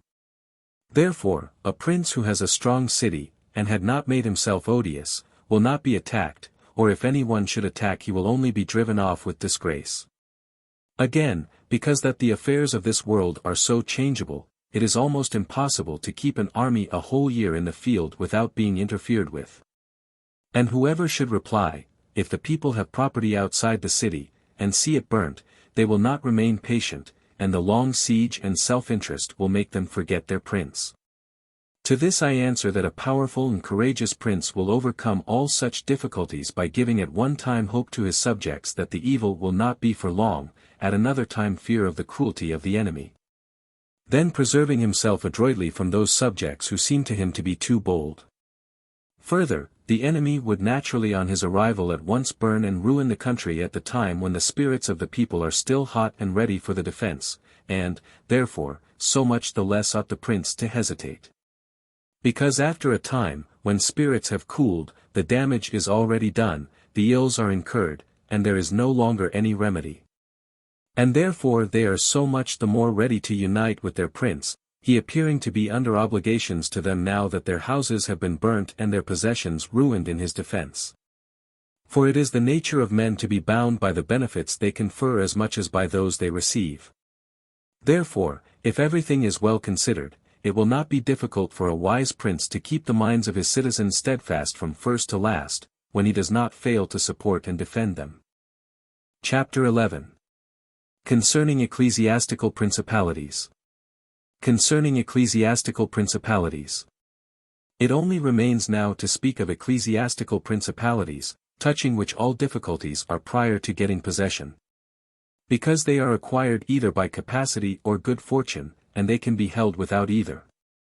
For they are sustained by the ancient ordinances of religion, which are so all-powerful, and of such a character that the principalities may be held no matter how their princes behave and live. These princes alone have states and do not defend them. And they have subjects and do not rule them, and the states, although unguarded, are not taken from them, and the subjects, although not ruled, do not care, and they have neither the desire nor the ability to alienate themselves. Such principalities only are secure and happy. But being upheld by powers, to which the human mind cannot reach, I shall speak no more of them, because, being exalted and maintained by God, it would be the act of a presumptuous and rash man to discuss them. Nevertheless, if any one should ask of me how comes it that the Church has attained such greatness in temporal power, seeing that from Alexander backwards the Italian potentates, not only those who have been called potentates, but every baron and lord, though the smallest, have valued the temporal power very slightly, yet now a king of France trembles before it, and it has been able to drive him from Italy, and to ruin the Venetians, although this may be very manifest. It does not appear to me superfluous to recall it in some measure to memory. Before Charles, King of France, passed into Italy 19 this country was under the dominion of the Pope, the Venetians, the King of Naples, the Duke of Milan, and the Florentines. These potentates had two principal anxieties, the one, that no foreigner should enter Italy under arms, the other, that none of themselves should seize more territory. Those about whom there was the most anxiety were the Pope and the Venetians. To restrain the Venetians the union of all the others was necessary, as it was for the defense of Ferrara. And to keep down the Pope they made use of the barons of Rome, who, being divided into two factions, Orsini and Clemency, had always a pretext for disorder, and, standing with arms in their hands under the eyes of the pontiff, kept the pontificate weak and powerless. And although there might arise sometimes a courageous pope, such as Sixtus, yet neither fortune nor wisdom could rid him of these annoyances. And the short life of a pope is also a cause of weakness. For in the 10 years, which is the average life of a pope, he can with difficulty lower one of the factions. And if, so to speak, one people should almost destroy the Clemency, another would arise hostile to the Orsini, who would support their opponents, and yet would not have time to ruin the Orsini. This was the reason why the temporal powers of the Pope were little esteemed in Italy. Alexander VI arose afterwards, who of all the pontiffs that have ever been showed how a pope with both money and arms was able to prevail. And through the instrumentality of the Duke Valentino, and by reason of the entry of the French, he brought about all those things which I have discussed above in the actions of the Duke. And although his intention was not to aggrandize the Church, but the Duke, nevertheless, what he did contributed to the greatness of the Church, which, after his death and the ruin of the Duke, became the heir to all his labors. Pope Julius came afterwards and found the Church strong, possessing all the Romagna, the barons of Rome reduced to impotence, and, through the chastisements of Alexander, the factions wiped out. He also found the way open to accumulate money in a manner such as had never been practiced before Alexander's time. Such things Julius not only followed, but improved upon, and he intended to gain Bologna, to ruin the Venetians, and to drive the French out of Italy.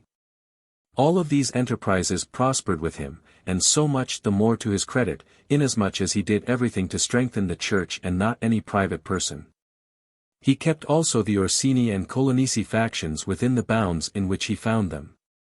And although there was among them some mind to make disturbance, nevertheless he held two things firm, the one, the greatness of the church, with which he terrified them. And the other, not allowing them to have their own cardinals, who caused the disorders among them. For whenever these factions have their cardinals they do not remain quiet for long, because cardinals foster the factions in Rome and out of it, and the barons are compelled to support them. And thus from the ambitions of prelates arise disorders and tumults among the barons. For these reasons His Holiness Pope Leo XX found the pontificate most powerful, and it is to be hoped that, if others made it great in arms, he will make it still greater and more venerated by his goodness and infinite other virtues. Chapter 12. How many kinds of soldiery there are. How many kinds of soldiery there are, and concerning mercenaries. Having discoursed particularly on the characteristics of such principalities as in the beginning I propose to discuss. And having considered in some degree the causes of their being good or bad, and having shown the methods by which many have sought to acquire them and to hold them. It now remains for me to discuss generally the means of offense and defense which belong to each of them. We have seen above how necessary it is for a prince to have his foundations well laid, otherwise it follows of necessity he will go to ruin. The chief foundations of all states, new as well as old or composite, are good laws and good arms. And as there cannot be good laws where the state is not well armed, it follows that where they are well armed they have good laws. I shall leave the laws out of the discussion and shall speak of the arms. I say, therefore, that the arms with which a prince defends his state are either his own, or they are mercenaries, auxiliaries, or mixed. Mercenaries and auxiliaries are useless and dangerous. And if one holds his state based on these arms, he will stand neither firm nor safe, for they are disunited, ambitious, and without discipline, unfaithful, valiant before friends, cowardly before enemies. They have neither the fear of God nor fidelity to men, and destruction is deferred only so long as the attack is, for in peace one is robbed by them, and in war by the enemy.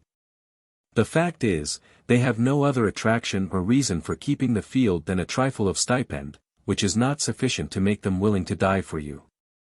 They are ready enough to be your soldiers whilst you do not make war, but if war comes they take themselves off or run from the foe.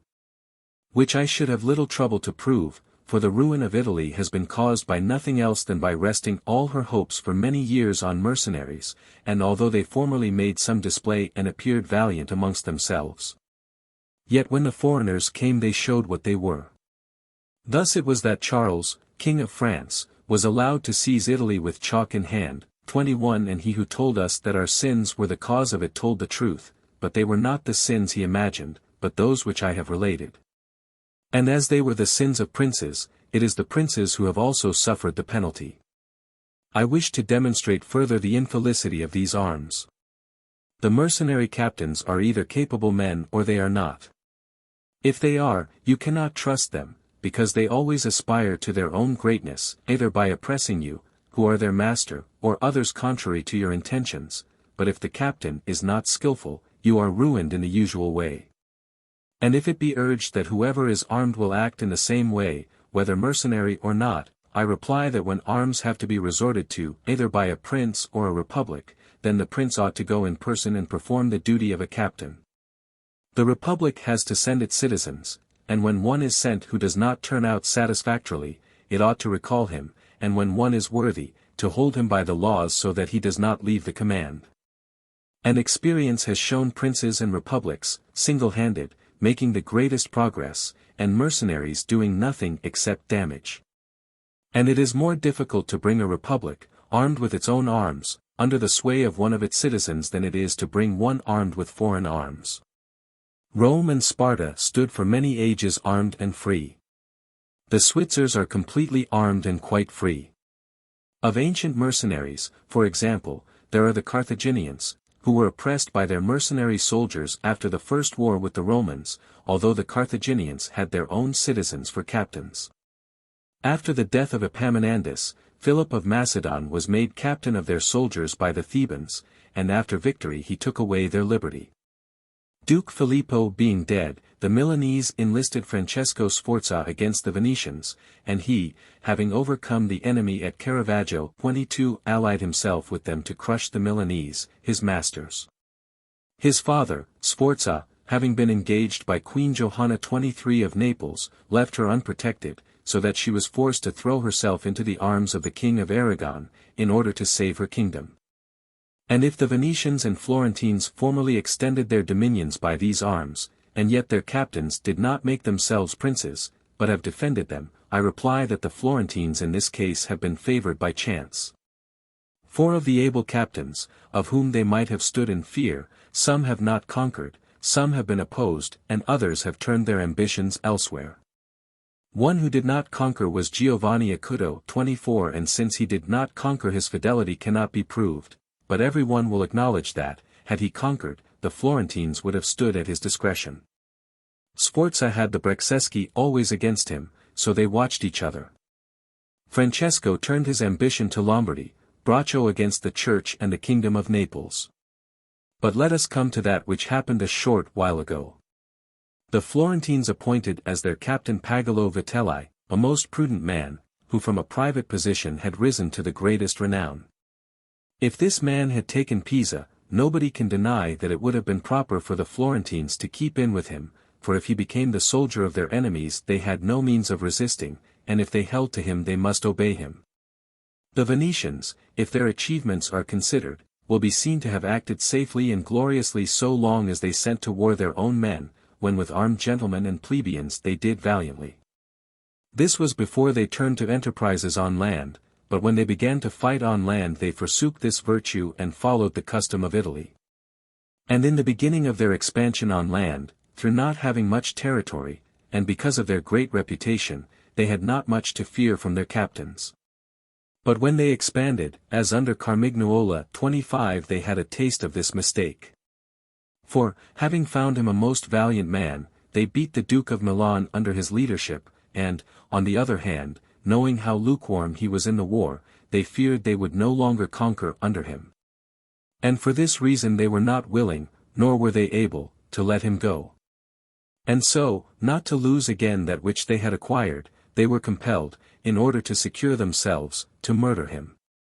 They had afterwards for their captains Bartolomeo de Bergamo, Roberto de San Severino, the Count of Pitigliano 26 and the like, under whom they had to dread loss and not gain, as happened afterwards at Vila 27, where in one battle they lost that which in 800 years they had acquired with so much trouble. Because from such arms conquests come but slowly, long delayed and inconsiderable, but the loss is sudden and portentous.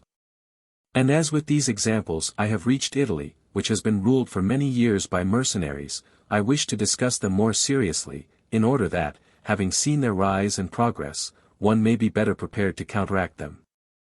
You must understand that the empire has recently come to be repudiated in Italy, that the Pope has acquired more temporal power, and that Italy has been divided up into more states. For the reason that many of the great cities took up arms against their nobles, who, formerly favored by the emperor, were oppressing them, whilst the Church was favoring them so as to gain authority in temporal power, in many others their citizens became princes. From this it came to pass that Italy fell partly into the hands of the Church and of republics, and, the Church consisting of priests and the republic of citizens unaccustomed to arms, both commenced to enlist foreigners. The first who gave renown to this soldiery was Alberigo de Conio 28 the Romagnian. From the school of this man sprang, among others, Braccio and Sforza, who in their time were the arbiters of Italy. After these came all the other captains who till now have directed the arms of Italy, and the end of all their valor has been, that she has been overrun by Charles, robbed by Louis, ravaged by Ferdinand, and insulted by the Switzers. The principle that has guided them has been, first, to lower the credit of infantry so that they might increase their own. They did this because, subsisting on their pay and without territory, they were unable to support many soldiers, and a few infantry did not give them any authority. So they were led to employ cavalry, with a moderate force of which they were maintained and honored, and affairs were brought to such a pass that, in an army of 20,000 soldiers, there were not to be found 2,000 foot soldiers. They had, besides this, used every art to lessen fatigue and danger to themselves and their soldiers, not killing in the fray, but taking prisoners and liberating without ransom. They did not attack towns at night, nor did the garrisons of the towns attack encampments at night. They did not surround a camp either with stockade or ditch, nor did they campaign in the winter. All these things were permitted by their military rules, and devised by them to avoid, as I have said, both fatigue and dangers. Thus they have brought Italy to slavery and contempt. Chapter 13. Concerning Auxiliaries, Mixed Soldiery, and One's Own. Concerning Auxiliaries, Mixed Soldiery, and One's Own. Auxiliaries, which are the other useless arm, are employed when a prince is called in with his forces to aid and defend. As was done by Pope Julius in the most recent times.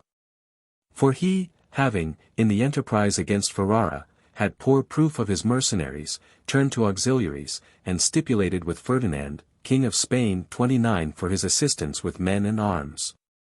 These arms may be useful and good in themselves, but for him who calls them in they are always disadvantageous, for losing, one is undone, and winning, one is their captive. And although ancient histories may be full of examples, I do not wish to leave this recent one of Pope Julius II, the peril of which cannot fail to be perceived. For he, wishing to get Ferrara, threw himself entirely into the hands of the foreigner. But his good fortune brought about a third event, so that he did not reap the fruit of his rash choice. Because, having his auxiliaries routed at Ravenna, and the Switzers having risen and driven out the conquerors, against all expectation, both his and others, it so came to pass that he did not become prisoner to his enemies, they having fled. Nor to his auxiliaries, he having conquered by other arms than theirs. The Florentines, being entirely without arms, sent 10,000 Frenchmen to take Pisa, whereby they ran more danger than at any other time of their troubles. The Emperor of Constantinople, 30 to oppose his neighbors, sent 10,000 Turks into Greece, on the war being finished, were not willing to quit. This was the beginning of the servitude of Greece to the infidels. Therefore, let him who has no desire to conquer make use of these arms, for they are much more hazardous than mercenaries, because with them the ruin is ready-made, they are all united, all yield obedience to others. But with mercenaries, when they have conquered, more time and better opportunities are needed to injure you. They are not all of one community, they are found and paid by you, and a third party, which you have made their head, is not able all at once to assume enough authority to injure you. In conclusion, in mercenaries dastardy is most dangerous. In auxiliaries, valor. The wise prince, therefore, has always avoided these arms and turned to his own. And has been willing rather to lose with them than to conquer with the others, not deeming that a real victory which is gained with the arms of others. I shall never hesitate to cite Cesare Borgia and his actions. This duke entered the Romagna with auxiliaries, taking there only French soldiers, and with them he captured Imola and Forli. But afterwards, such forces not appearing to him reliable, he turned to mercenaries, discerning less danger in them, and enlisted the Orsini and Vitelli. Whom presently, on handling and finding them doubtful, unfaithful, and dangerous, he destroyed and turned to his own men. And the difference between one and the other of these forces can easily be seen when one considers the difference there was in the reputation of the Duke, when he had the French, when he had the Orsini and Vitelli. And when he relied on his own soldiers, on whose fidelity he could always count and found it ever increasing. He was never esteemed more highly than when every one saw that he was complete master of his own forces. I was not intending to go beyond Italian and recent examples, but I am unwilling to leave out Hiero, the Syracusan, he being one of those I have named above. This man, as I have said, made head of the army by the Syracusans, soon found out that a mercenary soldiery, constituted like our Italian condottieri, was of no use. And it appearing to him that he could neither keep them nor let them go, he had them all cut to pieces, and afterwards made war with his own forces and not with aliens. I wish also to recall to memory an instance from the Old Testament applicable to this subject. David offered himself to Saul to fight with Goliath, the Philistine champion, and, to give him courage, Saul armed him with his own weapons, which David rejected as soon as he had them on his back, saying he could make no use of them, and that he wished to meet the enemy with his sling and his knife. In conclusion, the arms of others either fall from your back, or they weigh you down, or they bind you fast. Charles VII, 31 The father of King Louis XI, 32 having by good fortune and valor liberated France from the English, recognized the necessity of being armed with forces of his own. And he established in his kingdom ordinances concerning men-at-arms and infantry.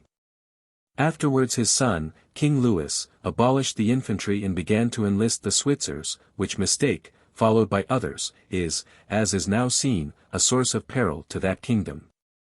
Because, having raised the reputation of the Switzers, he has entirely diminished the value of his own arms, for he has destroyed the infantry altogether. And his men-at-arms he has subordinated to others, for, being as they are so accustomed to fight along with Switzers, it does not appear that they can now conquer without them. Hence it arises that the French cannot stand against the Switzers, and without the Switzers they do not come off well against others.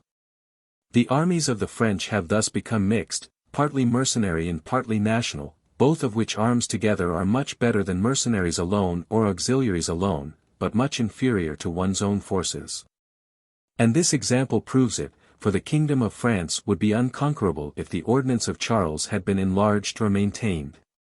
But the scanty wisdom of man, on entering into an affair which looks well at first, cannot discern the poison that is hidden in it, as I have said above of hectic fevers. Therefore, if he who rules a principality cannot recognize evils until they are upon him, he is not truly wise, and this insight is given to few. And if the first disaster to the Roman Empire 33 should be examined, it will be found to have commenced only with the enlisting of the Goths. Because from that time the vigor of the Roman Empire began to decline, and all that valor which had raised it passed away to others. I conclude, therefore, that no principality is secure without having its own forces. On the contrary, it is entirely dependent on good fortune, not having the valor which in adversity would defend it. And it has always been the opinion and judgment of wise men that nothing can be so uncertain or unstable as fame or power not founded on its own strength. And one's own forces are those which are composed either of subjects, citizens, or dependents. All others are mercenaries or auxiliaries. And the way to make ready one's own forces will be easily found if the rules suggested by me shall be reflected upon, and if one will consider how Philip, the father of Alexander the Great, and many republics and princes have armed and organized themselves, to which rules I entirely commit myself. Chapter 14. That which concerns a prince on the subject of the art. That which concerns a prince on the subject of the art of war. A prince ought to have no other aim or thought, nor select anything else for his study than war and its rules and discipline. For this is the sole art that belongs to him who rules, and it is of such force that it not only upholds those who are born princes, but it often enables men to rise from a private station to that rank. And, on the contrary, it is seen that when princes have thought more of ease than of arms they have lost their states. And the first cause of your losing it is to neglect this art, and what enables you to acquire a state is to be master of the art. Francesco Sforza, through being marshal, from a private person became Duke of Milan, and the sons, through avoiding the hardships and troubles of arms, from dukes became private persons. For among other evils which being unarmed brings you, it causes you to be despised, and this is one of those ignominies against which a prince ought to guard himself, as is shown later on. Because there is nothing proportionate between the armed and the unarmed, and it is not reasonable that he who is armed should yield obedience willingly to him who is unarmed, or that the unarmed man should be secure among armed servants. Because, there being in the one disdain and in the other suspicion, it is not possible for them to work well together. And therefore a prince who does not understand the art of war, over and above the other misfortunes already mentioned, cannot be respected by his soldiers, nor can he rely on them. He ought never, therefore, to have out of his thoughts this subject of war, and in peace he should addict himself more to its exercise than in war. This he can do in two ways, the one by action, the other by study. As regards action, He ought above all things to keep his men well organized and drilled, to follow incessantly the chase, by which he accustoms his body to hardships and learns something of the nature of localities. And gets to find out how the mountains rise, how the valleys open out, how the plains lie, and to understand the nature of rivers and marshes, and in all this to take the greatest care. Which knowledge is useful in two ways. Firstly, he learns to know his country, and is better able to undertake its defense. Afterwards, by means of the knowledge and observation of that locality, he understands with ease any other which it may be necessary for him to study hereafter. Because the hills, valleys, and plains, and rivers and marshes that are, for instance, in Tuscany, have a certain resemblance to those of other countries. So that with a knowledge of the aspect of one country one can easily arrive at a knowledge of others. And the prince that lacks this skill lacks the essential which it is desirable that a captain should possess, for it teaches him to surprise his enemy, to select quarters, to lead armies, to array the battle, to besiege towns to advantage. Philopoemen 34 Prince of the Achaeans, among other praises which writers have bestowed on him, is commended because in time of peace he never had anything in his mind but the rules of war. And when he was in the country with friends, he often stopped and reasoned with them, if the enemy should be upon that hill, and we should find ourselves here with our army, with whom would be the advantage? How should one best advance to meet him, keeping the ranks? If we should wish to retreat, how ought we to pursue? And he would set forth to them, as he went, all the chances that could befall an army. He would listen to their opinion and state his, confirming it with reasons, so that by these continual discussions there could never arise, in time of war, any unexpected circumstances that he could not deal with. But to exercise the intellect the prince should read histories, and study there the actions of illustrious men, to see how they have borne themselves in war, to examine the causes of their victories and defeat, so as to avoid the latter and imitate the former. And above all do as an illustrious man did, who took as an exemplar one who had been praised and famous before him, and whose achievements and deeds he always kept in his mind, as it is said Alexander the Great imitated Achilles, Caesar Alexander, Scipio Cyrus. And whoever reads the life of Cyrus, written by Xenophon, will recognize afterwards in the life of Scipio how that imitation was his glory, and how in chastity, affability, humanity, and liberality Scipio conformed to those things which have been written of Cyrus by Xenophon. A wise prince ought to observe some such rules, and never in peaceful times stand idle, but increase his resources with industry in such a way that they may be available to him in adversity, so that if fortune chances it may find him prepared to resist her blows. Chapter 15. Concerning things for which men, and especially princes, are praised or blamed. It remains now to see what ought to be the rules of conduct for a prince towards subject and friends. And as I know that many have written on this point, I expect I shall be considered presumptuous in mentioning it again, especially as in discussing it I shall depart from the methods of other people. But, it being my intention to write a thing which shall be useful to him who apprehends it, it appears to me more appropriate to follow up the real truth of the matter than the imagination of it. For many have pictured republics and principalities which in fact have never been known or seen, because how one lives is so far distant from how one ought to live, that he who neglects what is done for what ought to be done, sooner effects his ruin than his preservation. For a man who wishes to act entirely up to his professions of virtue soon meets with what destroys him among so much that is evil. Hence it is necessary for a prince wishing to hold his own to know how to do wrong, and to make use of it or not according to necessity. Therefore, putting on one side imaginary things concerning a prince, and discussing those which are real, I say that all men when they are spoken of, and chiefly princes for being more highly placed, are remarkable for some of those qualities which bring them either blame or praise. And thus it is that one is reputed liberal, another miserly, using a Tuscan term, because an avaricious person in our language is still he who desires to possess by robbery, whilst we call one miserly who deprives himself too much of the use of his own. One is reputed generous, one rapacious, one cruel, one compassionate, one faithless, another faithful, one effeminate and cowardly, another bold and brave, one affable, another haughty, one lascivious, another chaste, one sincere, another cunning. One hard, another easy, one grave, another frivolous, one religious, another unbelieving, and the like. And I know that every one will confess that it would be most praiseworthy in a prince to exhibit all the above qualities that are considered good. But because they can neither be entirely possessed nor observed, for human conditions do not permit it, it is necessary for him to be sufficiently prudent that he may know how to avoid the reproach of those vices which would lose him his state. And also to keep himself, if it be possible, from those which would not lose him it, but this not being possible, he may with less hesitation abandon himself to them. And again, he need not make himself uneasy at incurring a reproach for those vices without which the state can only be saved with difficulty, for if everything is considered carefully, it will be found that something which looks like virtue, if followed, would be his ruin. Whilst something else, which looks like vice, yet followed brings him security and prosperity. Chapter 16.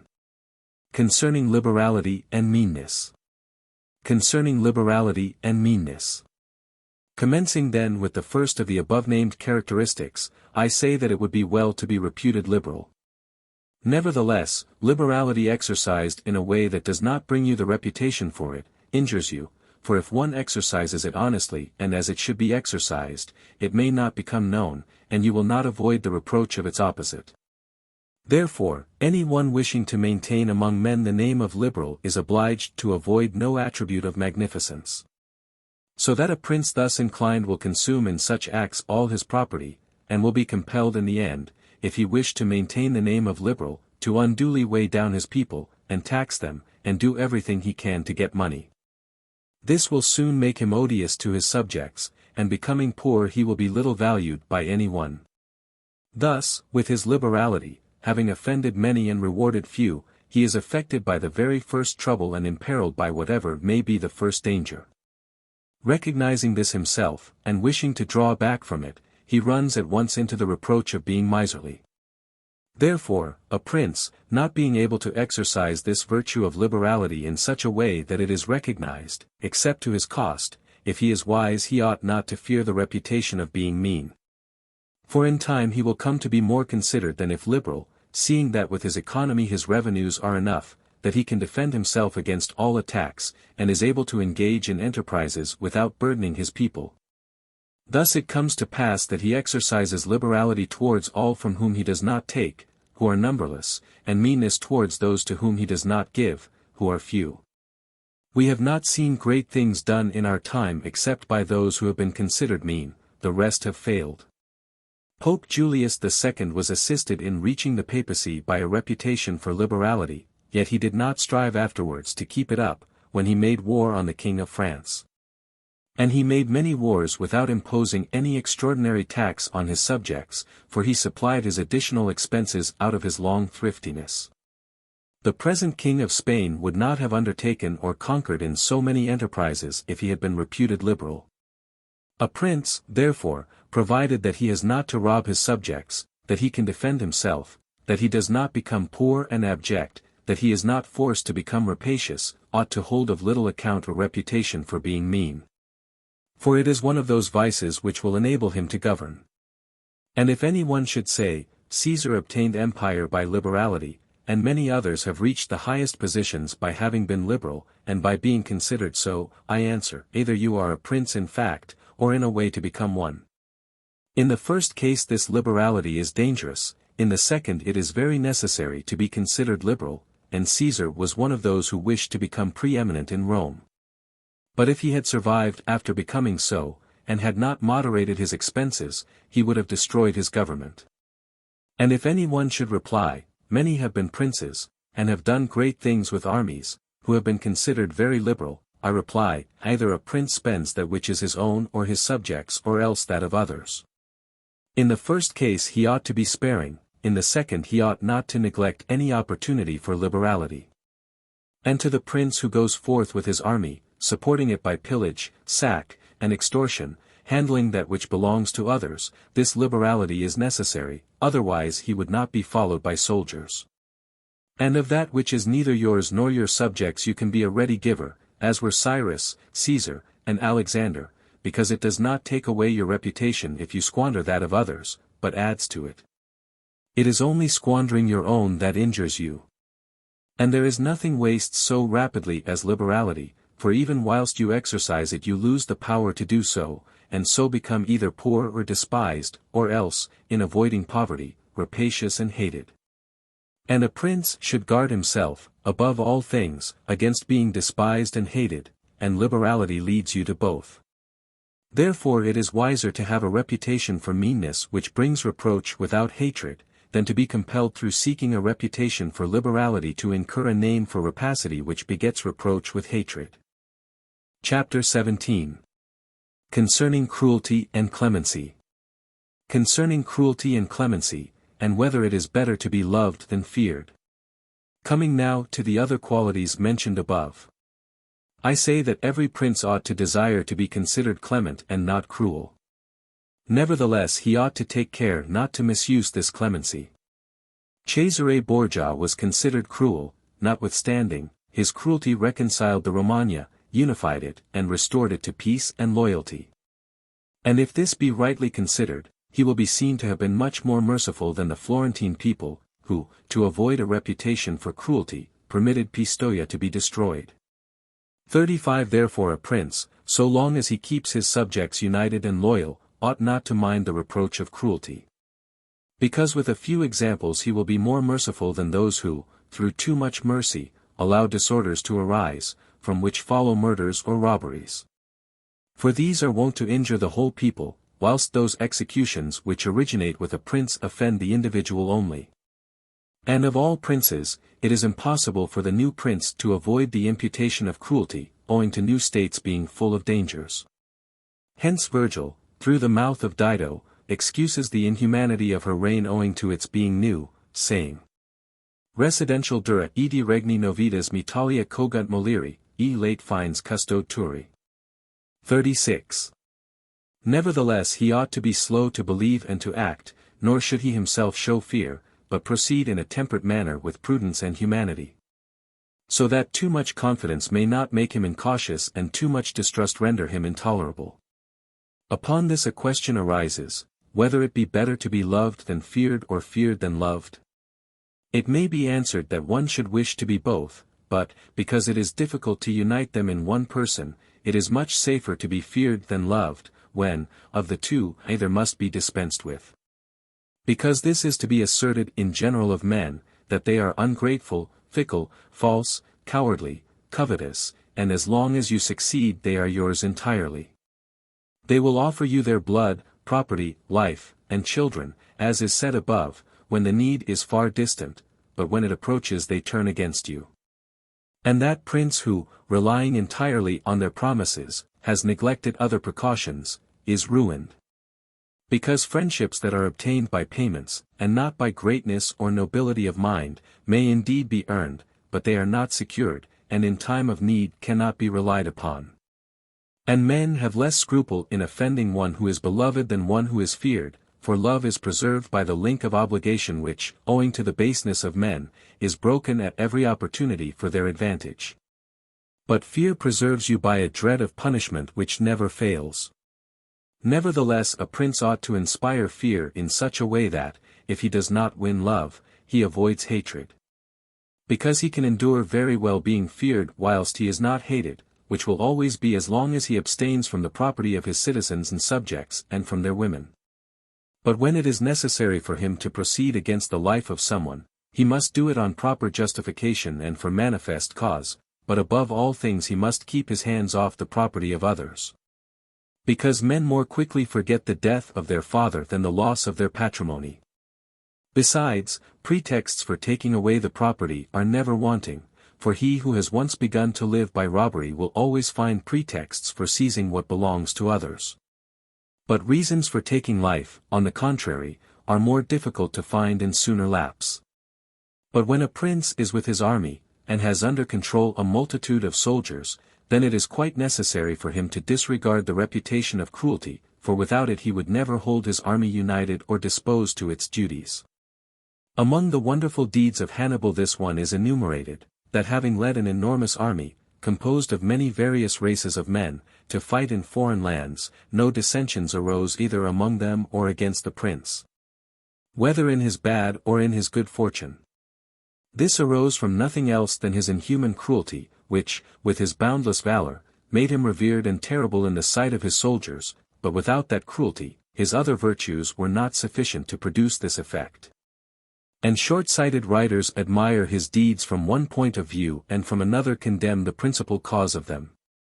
That it is true his other virtues would not have been sufficient for him may be proved by the case of Scipio, that most excellent man, not only of his own times but within the memory of man, against whom, nevertheless, his army rebelled in Spain. This arose from nothing but his too great forbearance, which gave his soldiers more license than is consistent with military discipline. For this he was upbraided in the Senate by Fabius Maximus, and called the corrupter of the Roman soldiery. The Locrians were laid waste by a legate of Scipio, yet they were not avenged by him, nor was the insolence of the legate punished, owing entirely to his easy nature. Insomuch that someone in the Senate, wishing to excuse him, said there were many men who knew much better how not to err than to correct the errors of others. This disposition, if he had been continued in the command, would have destroyed in time the fame and glory of Scipio. But, he being under the control of the Senate, this injurious characteristic not only concealed itself, but contributed to his glory. Returning to the question of being feared or loved, I come to the conclusion that, men loving according to their own will and fearing according to that of the prince. A wise prince should establish himself on that which is in his own control and not in that of others. He must endeavor only to avoid hatred, as is noted. Chapter 18. Concerning the way in which princes should keep faith. Concerning the way in which princes should keep faith. The present chapter has given greater offense than any other portion of Machiavelli's writings. Bird, Il Principe, p. 297. Every one admits how praiseworthy it is in a prince to keep faith, and to live with integrity and not with craft. Nevertheless our experience has been that those princes who have done great things have held good faith of little account, and have known how to circumvent the intellect of men by craft. And in the end have overcome those who have relied on their word. You must know there are two ways of contesting 37, the one by the law, the other by force. The first method is proper to men, the second to beasts, but because the first is frequently not sufficient, it is necessary to have recourse to the second. Therefore it is necessary for a prince to understand how to avail himself of the beast and the man. This has been figuratively taught to princes by ancient writers, who describe how Achilles and many other princes of old were given to the centaur Chiron to nurse, who brought them up in his discipline. Which means solely that, as they had for a teacher one who was half beast and half man, so it is necessary for a prince to know how to make use of both natures, and that one without the other is not durable. A prince, therefore, being compelled knowingly to adopt the beast, ought to choose the fox and the lion, because the lion cannot defend himself against snares and the fox cannot defend himself against wolves. Therefore, it is necessary to be a fox to discover the snares and a lion to terrify the wolves. Those who rely simply on the lion do not understand what they are about. Therefore a wise lord cannot, nor ought he to, keep faith when such observance may be turned against him, and when the reasons that caused him to pledge it exist no longer. If men were entirely good this precept would not hold, but because they are bad, and will not keep faith with you, you too are not bound to observe it with them. Nor will there ever be wanting to a prince legitimate reasons to excuse this non-observance. Of this endless modern examples could be given, showing how many treaties and engagements have been made void and of no effect through the faithlessness of princes, and he who has known best how to employ the fox has succeeded best. But it is necessary to know well how to disguise this characteristic, and to be a great pretender and dissembler. And men are so simple, and so subject to present necessities, that he who seeks to deceive will always find someone who will allow himself to be deceived. One recent example I cannot pass over in silence. Alexander VI did nothing else but deceive men, nor ever thought of doing otherwise, and he always found victims. For there never was a man who had greater power in asserting, or who with greater oaths would affirm a thing, yet would observe it less. Nevertheless his deceits always succeeded according to his wishes. 38 Because he well understood this side of mankind. Therefore it is unnecessary for a prince to have all the good qualities I have enumerated, but it is very necessary to appear to have them. And I shall dare to say this also, that to have them and always to observe them is injurious, and that to appear to have them is useful. To appear merciful, faithful, humane, religious, upright, and to be so, but with a mind so framed that should you require not to be so, you may be able and know how to change to the opposite. And you have to understand this, that a prince, especially a new one, cannot observe all those things for which men are esteemed, being often forced, in order to maintain the state, to act contrary to fidelity. 39 Friendship, humanity, and religion. Therefore it is necessary for him to have a mind ready to turn itself accordingly as the winds and variations of fortune force it, yet, as I have said above, not to diverge from the good if he can avoid doing so, but, if compelled, then to know how to set about it. For this reason a prince ought to take care that he never lets anything slip from his lips that is not replete with the above-named 5 qualities, that he may appear to him who sees and hears him altogether merciful, faithful, humane, upright, and religious. There is nothing more necessary to appear to have than this last quality, inasmuch as men judge generally more by the eye than by the hand, because it belongs to everybody to see you, to few to come in touch with you. Every one sees what you appear to be, few really know what you are, and those few dare not oppose themselves to the opinion of the many, who have the majesty of the state to defend them. And in the actions of all men, and especially of princes, which it is not prudent to challenge, one judges by the result. For that reason, let a prince have the credit of conquering and holding his state, the means will always be considered honest, and he will be praised by everybody. Because the vulgar are always taken by what a thing seems to be and by what comes of it, and in the world there are only the vulgar, for the few find a place there only when the many have no ground to rest on. One Prince 40 of the present time, whom it is not well to name, never preaches anything else but peace and good faith, and to both he is most hostile, and either, if he had kept it, would have deprived him of reputation in kingdom many a time. Chapter 19. That one should avoid being despised and hated. That one should avoid being despised and hated. Now, concerning the characteristics of which mention is made above, I have spoken of the more important ones.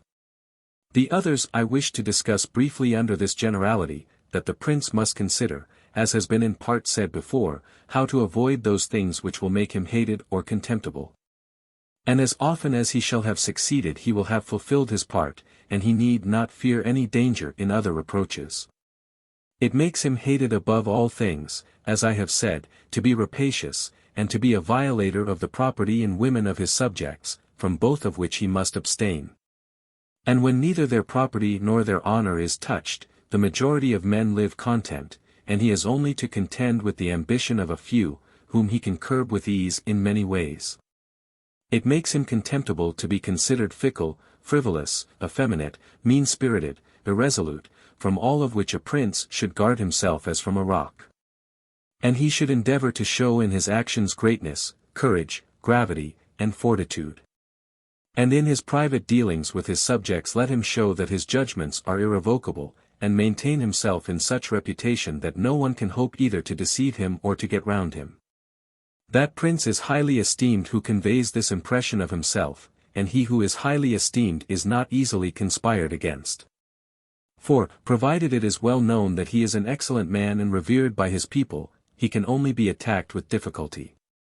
For this reason a prince ought to have 2 fears, one from within, on account of his subjects, the other from without, on account of external powers. From the latter he is defended by being well armed and having good allies, and if he is well armed he will have good friends, and affairs will always remain quiet within when they are quiet without. Unless they should have been already disturbed by conspiracy. And even should affairs outside be disturbed, if he has carried out his preparations and has lived as I have said, as long as he does not despair, he will resist every attack, as I said Nabis the Spartan did. But concerning his subjects, when affairs outside are disturbed he has only to fear that they will conspire secretly, from which a prince can easily secure himself by avoiding being hated and despised, and by keeping the people satisfied with him.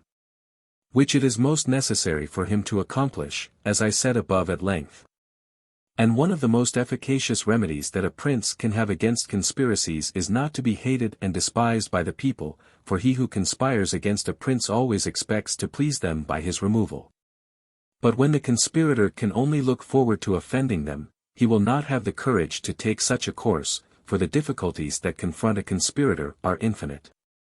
And as experience shows, many have been the conspiracies, but few have been successful. Because he who conspires cannot act alone, nor can he take a companion except from those whom he believes to be malcontents, and as soon as you have opened your mind to a malcontent you have given him the material with which to content himself. For by denouncing you he can look for every advantage. So that, seeing the gain from this course to be assured, and seeing the other to be doubtful and full of dangers, he must be a very rare friend, or a thoroughly obstinate enemy of the prince, to keep faith with you. And, to reduce the matter into a small compass, I say that, on the side of the conspirator, there is nothing but fear, jealousy, prospect of punishment to terrify him. But on the side of the prince there is the majesty of the principality, the laws, the protection of friends and the state to defend him. So that, adding to all these things the popular goodwill, it is impossible that any one should be so rash as to conspire. For whereas in general the conspirator has to fear before the execution of his plot, in this case he has also to fear the sequel to the crime, because on account of it he has the people for an enemy, and thus cannot hope for any escape. Endless examples could be given on this subject, but I will be content with one, brought to pass within the memory of our fathers. Messer Annibale Bentivogli, who was prince in Bologna, grandfather of the present Annibale, having been murdered by the Canci, who had conspired against him, not one of his family survived but Messer Giovanni. 41 who was in childhood, immediately after his assassination the people rose and murdered all the Canci. This sprung from the popular goodwill which the house of Bentivogli enjoyed in those days in Bologna. Which was so great that, although none remained there after the death of Annibale who was able to rule the state, the Bolognese, having information that there was one of the Bentivogli family in Florence, who up to that time had been considered the son of a blacksmith, sent to Florence for him and gave him the government of their city, and it was ruled by him until Messer Giovanni came in due course to the government. For this reason I consider that a prince ought to reckon conspiracies of little account when his people hold him in esteem, but when it is hostile to him, and bears hatred towards him, he ought to fear everything and everybody. And well-ordered states and wise princes have taken every care not to drive the nobles to desperation, and to keep the people satisfied and contented, for this is one of the most important objects a prince can have. Among the best ordered and governed kingdoms of our times is France, and in it are found many good institutions on which depend the liberty and security of the king. Of these the first is the Parliament and its authority, because he who founded the kingdom, knowing the ambition of the nobility in their boldness, considered that a bit to their mouths would be necessary to hold them in. And, on the other side, knowing the hatred of the people, founded in fear, against the nobles, he wished to protect them, yet he was not anxious for this to be the particular care of the king. Therefore, to take away the reproach which he would be liable to from the nobles for favoring the people, and from the people for favoring the nobles, he set up an arbiter, who should be one who could beat down the great and favor the lesser without reproach to the king. Neither could you have a better or a more prudent arrangement, or a greater source of security to the king and kingdom. From this one can draw another important conclusion, that princes ought to leave affairs of reproach to the management of others, and keep those of grace in their own hands. And further, I consider that a prince ought to cherish the nobles, but not so as to make himself hated by the people. It may appear, perhaps, to some who have examined the lives and deaths of the Roman emperors that many of them would be an example contrary to my opinion, seeing that some of them lived nobly and showed great qualities of soul. Nevertheless they have lost their empire or have been killed by subjects who have conspired against them.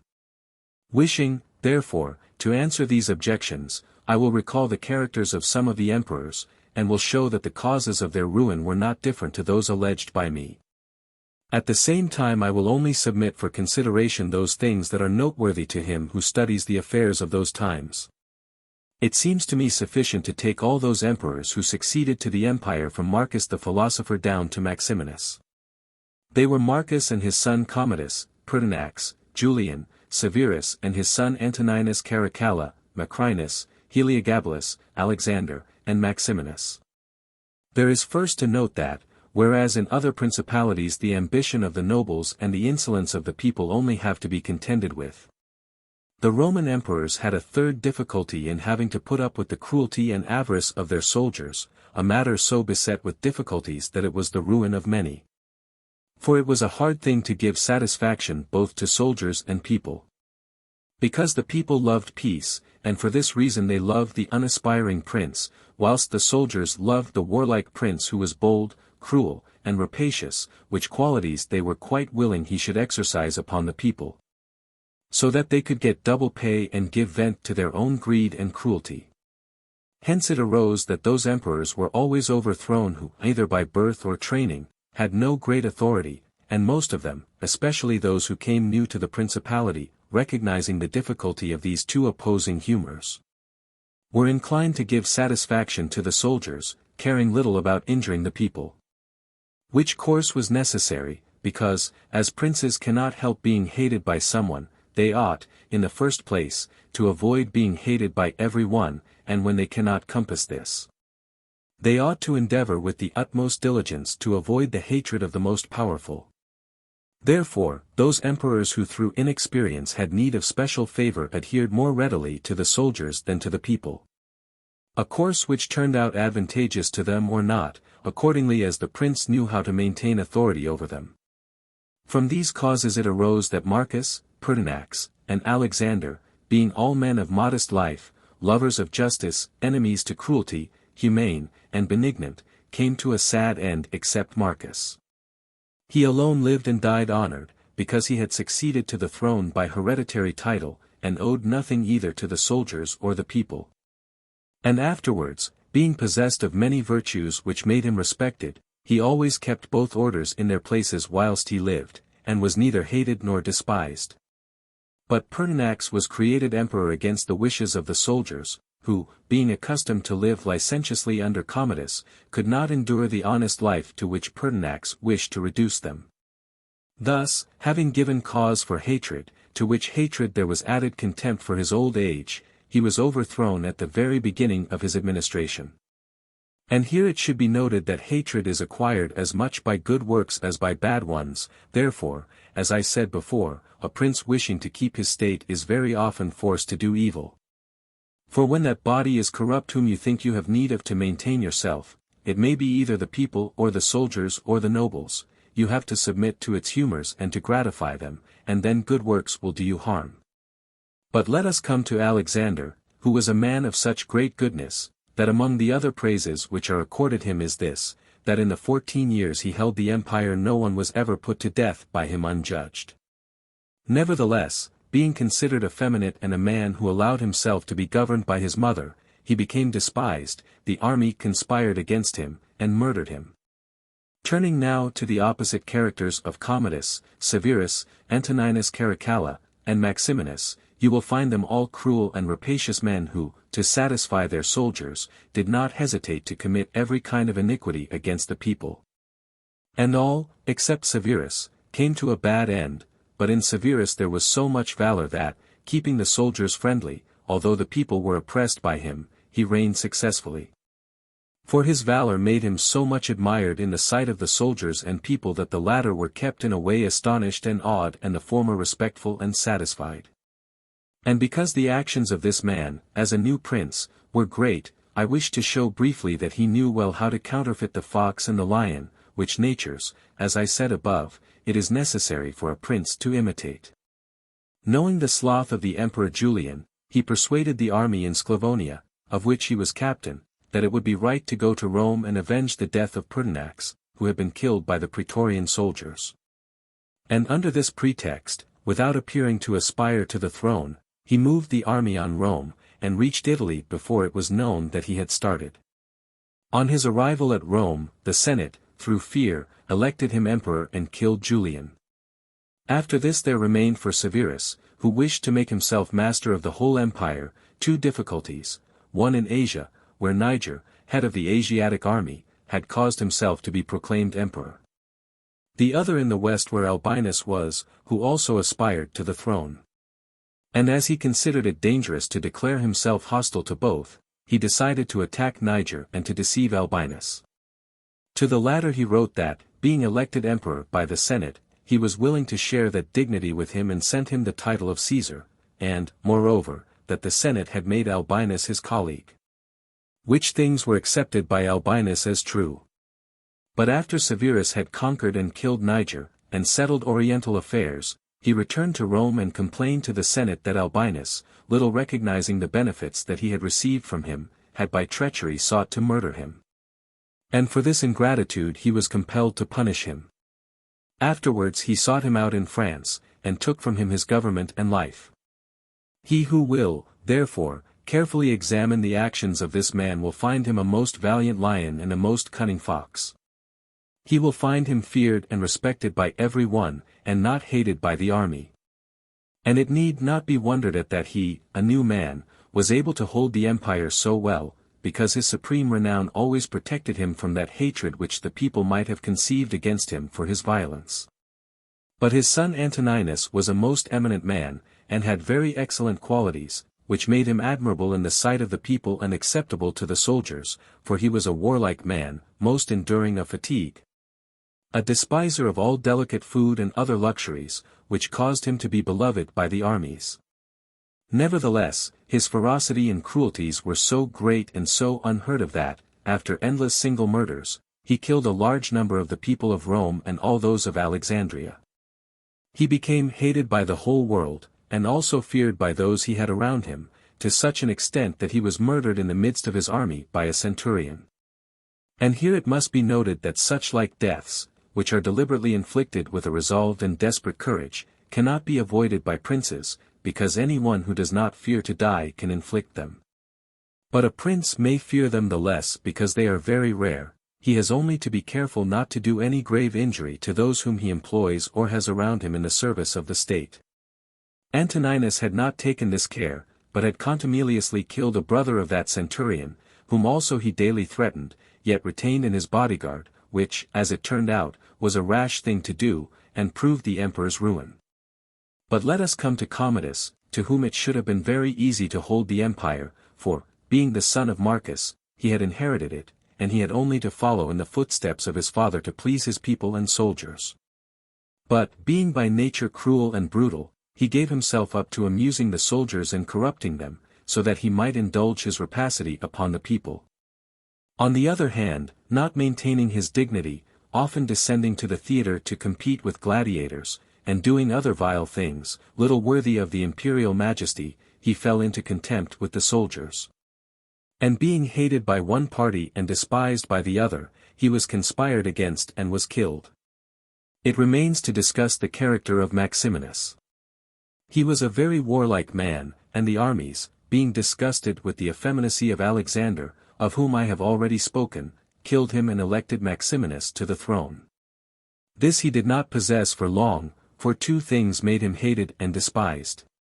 The one, his having kept sheep in Thrace, which brought him into contempt, it being well known to all, and considered a great indignity by every one, and the other, his having at the accession to his dominions deferred going to Rome and taking possession of the imperial seat. He had also gained a reputation for the utmost ferocity by having, through his prefects in Rome and elsewhere in the empire, practiced many cruelties. So that the whole world was moved to anger at the meanness of his birth and to fear at his barbarity. First Africa rebelled, then the Senate with all the people of Rome, and all Italy conspired against him, to which may be added his own army. This latter, besieging Aquileia and meeting with difficulties in taking it, were disgusted with his cruelties, and fearing him less when they found so many against him, murdered him. I do not wish to discuss Heliogabalus, Macrinus, or Julian, who, being thoroughly contemptible, were quickly wiped out. But I will bring this discourse to a conclusion by saying that princes in our times have this difficulty of giving inordinate satisfaction to their soldiers in a far less degree, because, notwithstanding one has to give them some indulgence. That is soon done. None of these princes have armies that are veterans in the governance and administration of provinces, as were the armies of the Roman Empire.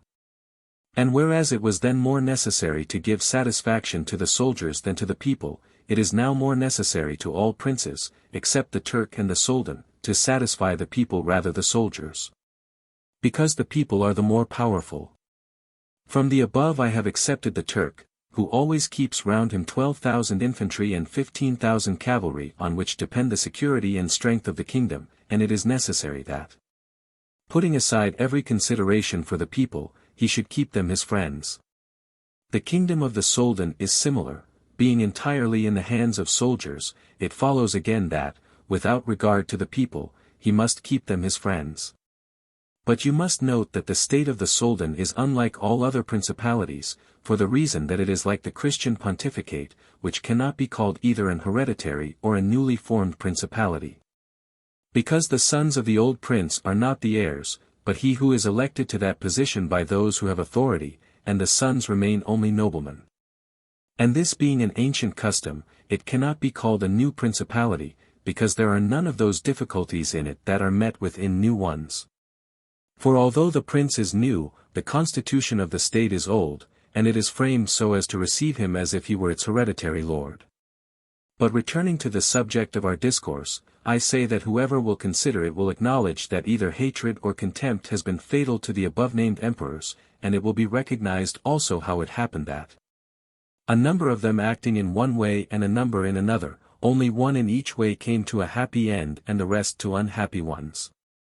Because it would have been useless and dangerous for Pertinax and Alexander, being new princes, to imitate Marcus, who was heir to the principality. And likewise it would have been utterly destructive to Caracalla, Commodus, and Maximinus to have imitated Severus, they not having sufficient valor to enable them to tread in his footsteps.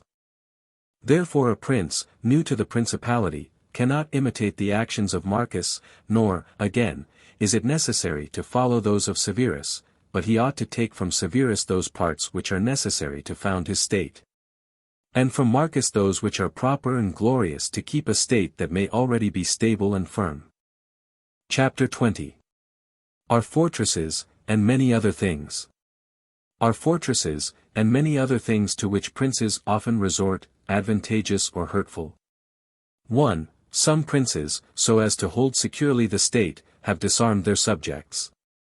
Others have kept their subject towns distracted by factions, others have fostered enmities against themselves, others have laid themselves out to gain over those whom they distrusted in the beginning of their governments, some have built fortresses.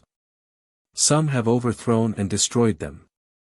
And although one cannot give a final judgment on all of these things unless one possesses the particulars of those states in which a decision has to be made, nevertheless I will speak as comprehensively as the matter of itself will admit. 2. There never was a new prince who has disarmed his subjects. Rather when he has found them disarmed he has always armed them, because, by arming them, those arms become yours, those men who were distrusted become faithful, and those who were faithful are kept so, and your subjects become your adherents. And whereas all subjects cannot be armed, yet when those whom you do arm are benefited, the others can be handled more freely, and this difference in their treatment, which they quite understand, makes the former your dependents, and the latter, considering it to be necessary that those who have the most danger and service should have the most reward, excuse you. But when you disarm them, you at once offend them by showing that you distrust them either for cowardice or for want of loyalty, and either of these opinions breeds hatred against you. And because you cannot remain unarmed, it follows that you turn to mercenaries, which are of the character already shown. Even if they should be good they would not be sufficient to defend you against powerful enemies and distrusted subjects. Therefore, as I have said, a new prince in a new principality has always distributed arms. Histories are full of examples. But when a prince acquires a new state, which he adds as a province to his old one, then it is necessary to disarm the men of that state, except those who have been his adherents in acquiring it. And these again, with time and opportunity, should be rendered soft and effeminate, and matters should be managed in such a way that all the armed men in the state shall be your own soldiers who in your old state were living near you. 3. Our forefathers, and those who were reckoned wise, were accustomed to say that it was necessary to hold Pistoia by factions and Pisa by fortresses. And with this idea they fostered quarrels in some of their tributary towns so as to keep possession of them the more easily. This may have been well enough in those times when Italy was in a way balanced, but I do not believe that it can be accepted as a precept for today, because I do not believe that factions can ever be of use. Rather it is certain that when the enemy comes upon you in divided cities you are quickly lost, because the weakest party will always assist the outside forces and the other will not be able to resist. The Venetians, moved, as I believe, by the above reasons, fostered the Guelph and Ghibelline factions in their tributary cities. And although they never allowed them to come to bloodshed, yet they nursed these disputes amongst them, so that the citizens, distracted by their differences, should not unite against them. Which, as we saw, did not afterwards turn out as expected, because, after the rout at Vaila, one party at once took courage and seized the state. Such methods argue, therefore, weakness in the prince, because these factions will never be permitted in a vigorous principality. Such methods for enabling one the more easily to manage subjects are only useful in times of peace, but if war comes this policy proves fallacious. 4. Without doubt princes become great when they overcome the difficulties and obstacles by which they are confronted, and therefore fortune, especially when she desires to make a new prince great, who has a greater necessity to earn renown than an hereditary one, causes enemies to arise and form designs against him, in order that he may have the opportunity of overcoming them, and by them to mount higher, as by a ladder which his enemies have raised. For this reason many consider that a wise prince, when he has the opportunity, ought with craft to foster some animosity against himself, so that, having crushed it, his renown may rise higher. 5. Princes, especially new ones, have found more fidelity and assistance in those men who in the beginning of their rule were distrusted than among those who in the beginning were trusted. Pandolfo Petrucci, Prince of Siena, ruled his state more by those who had been distrusted than by others. But on this question one cannot speak generally, for it varies so much with the individual. I will only say this, that those men who at the commencement of a princedom have been hostile, if they are of a description to need assistance to support themselves, can always be gained over with the greatest ease. And they will be tightly held to serve the prince with fidelity, inasmuch as they know it to be very necessary for them to cancel by deeds the bad impression which he had formed of them. And thus the prince always extracts more profit from them than from those who, serving him in too much security, may neglect his affairs. And since the matter demands it, I must not fail to warn a prince, who by means of secret favors has acquired a new state, that he must well consider the reasons which induced those to favor him who did so. And if it be not a natural affection towards him, but only discontent with their government, then he will only keep them friendly with great trouble and difficulty, for it will be impossible to satisfy them. And weighing well the reasons for this in those examples which can be taken from ancient and modern affairs, we shall find that it is easier for the prince to make friends of those men who were contented under the former government, and are therefore his enemies, than of those who, being discontented with it, were favorable to him and encouraged him to seize it. 6. It has been a custom with princes, in order to hold their states more securely, to build fortresses that may serve as a bridle and bit to those who might design to work against them, and as a place of refuge from a first attack. I praise this system because it has been made use of formerly. Notwithstanding that, Messer Niccolo Vitelli in our times has been seen to demolish 2 fortresses in Città di Castello so that he might keep that state. Guido Ubaldo, Duke of Urbino, on returning to his dominion, whence he had been driven by Cesare Borgia, razed to the foundations all the fortresses in that province, and considered that without them it would be more difficult to lose it. The Bentivogli returning to Bologna came to a similar decision. Fortresses, therefore, are useful or not according to circumstances. If they do you good in one way they injure you in another. And this question can be reasoned thus: the prince who has more to fear from the people than from foreigners ought to build fortresses, but he who has more to fear from foreigners than from the people ought to leave them alone. The castle of Milan, built by Francesco Sforza, has made, and will make, more trouble for the house of Sforza than any other disorder in the state. For this reason the best possible fortress is, not to be hated by the people, because, although you may hold the fortresses, yet they will not save you if the people hate you. For there will never be wanting foreigners to assist a people who have taken arms against you. It has not been seen in our times that such fortresses have been of use to any prince, unless to the Countess of Forli 42 when the Count Girolamo, her consort, was killed. For by that means she was able to withstand the popular attack and wait for assistance from Milan, and thus recover her state, and the posture of affairs was such at that time that the foreigners could not assist the people. But fortresses were of little value to her afterwards when Cesare Borgia attacked her, and when the people, her enemy, were allied with foreigners. Therefore, it would have been safer for her, both then and before, not to have been hated by the people than to have had the fortresses. All these things considered then, I shall praise him who builds fortresses as well as him who does not, and I shall blame whoever, trusting in them, cares little about being hated by the people. Chapter 21. How a Prince should conduct himself. How a prince should conduct himself so as to gain renown. Nothing makes a prince so much esteemed as great enterprises and setting a fine example. We have in our time Ferdinand of Aragon, the present King of Spain.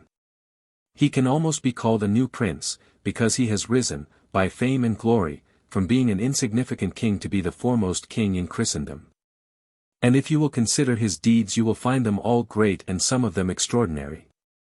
In the beginning of his reign he attacked Granada, and this enterprise was the foundation of his dominions.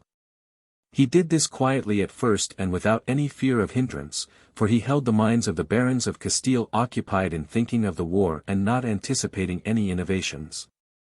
Thus they did not perceive that by these means he was acquiring power and authority over them. He was able with the money of the church and of the people to sustain his armies, and by that long war to lay the foundation for the military skill which has since distinguished him.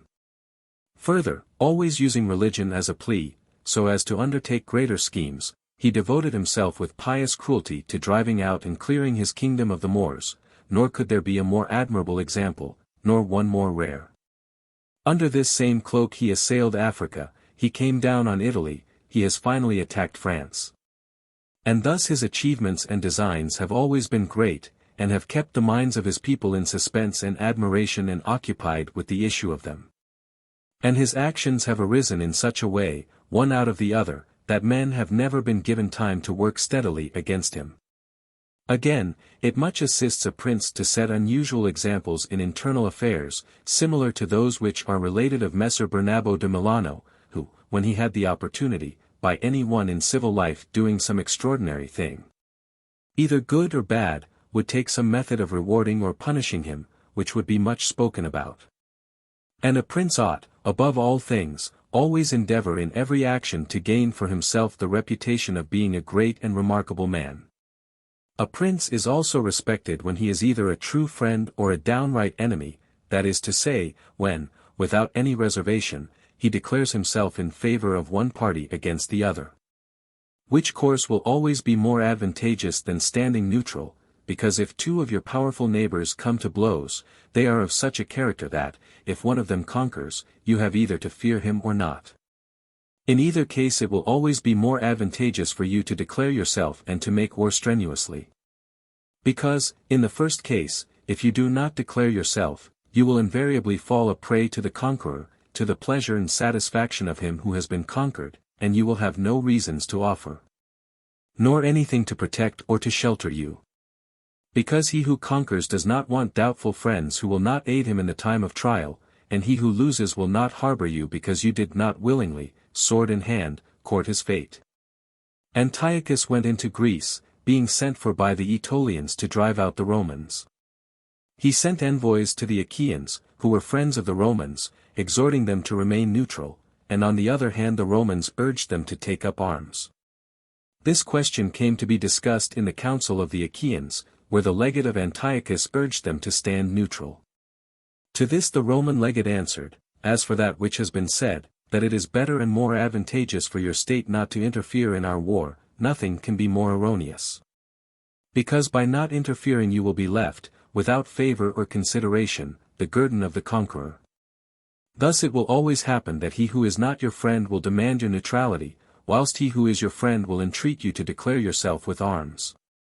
And irresolute princes, to avoid present dangers, generally follow the neutral path, and are generally ruined. But when a prince declares himself gallantly in favor of one side, if the party with whom he allies himself conquers, although the victor may be powerful and may have him at his mercy, yet he is indebted to him. And there is established a bond of amity. And men are never so shameless as to become a monument of ingratitude by oppressing you. Victories after all are never so complete that the victor must not show some regard, especially to justice. But if he with whom you ally yourself loses, you may be sheltered by him, and whilst he is able he may aid you, and you become companions on a fortune that may rise again. In the second case, when those who fight are of such a character that you have no anxiety as to who may conquer, so much the more is it greater prudence to be allied, because you assist at the destruction of one by the aid of another who, if he had been wise, would have saved him. And conquering, as it is impossible that he should not do with your assistance, he remains at your discretion. And here it is to be noted that a prince ought to take care never to make an alliance with one more powerful than himself for the purposes of attacking others, unless necessity compels him, as is said above.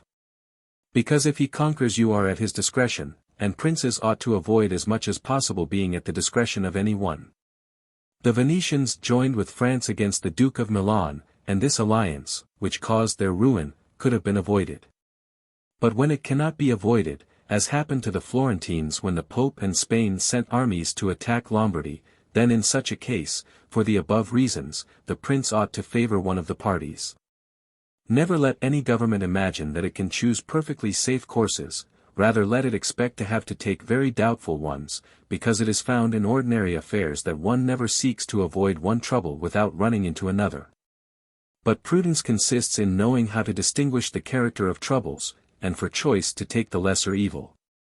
A prince ought also to show himself a patron of ability, and to honor the proficient in every art. At the same time he should encourage his citizens to practice their callings peaceably, both in commerce and agriculture, and in every other following. So that the one should not be deterred from improving his possessions for fear lest they be taken away from him or another from opening up trade for fear of taxes. But the prince ought to offer rewards to whoever wishes to do these things and designs in any way to honor his city or state. Further, he ought to entertain the people with festivals and spectacles at convenient seasons of the year.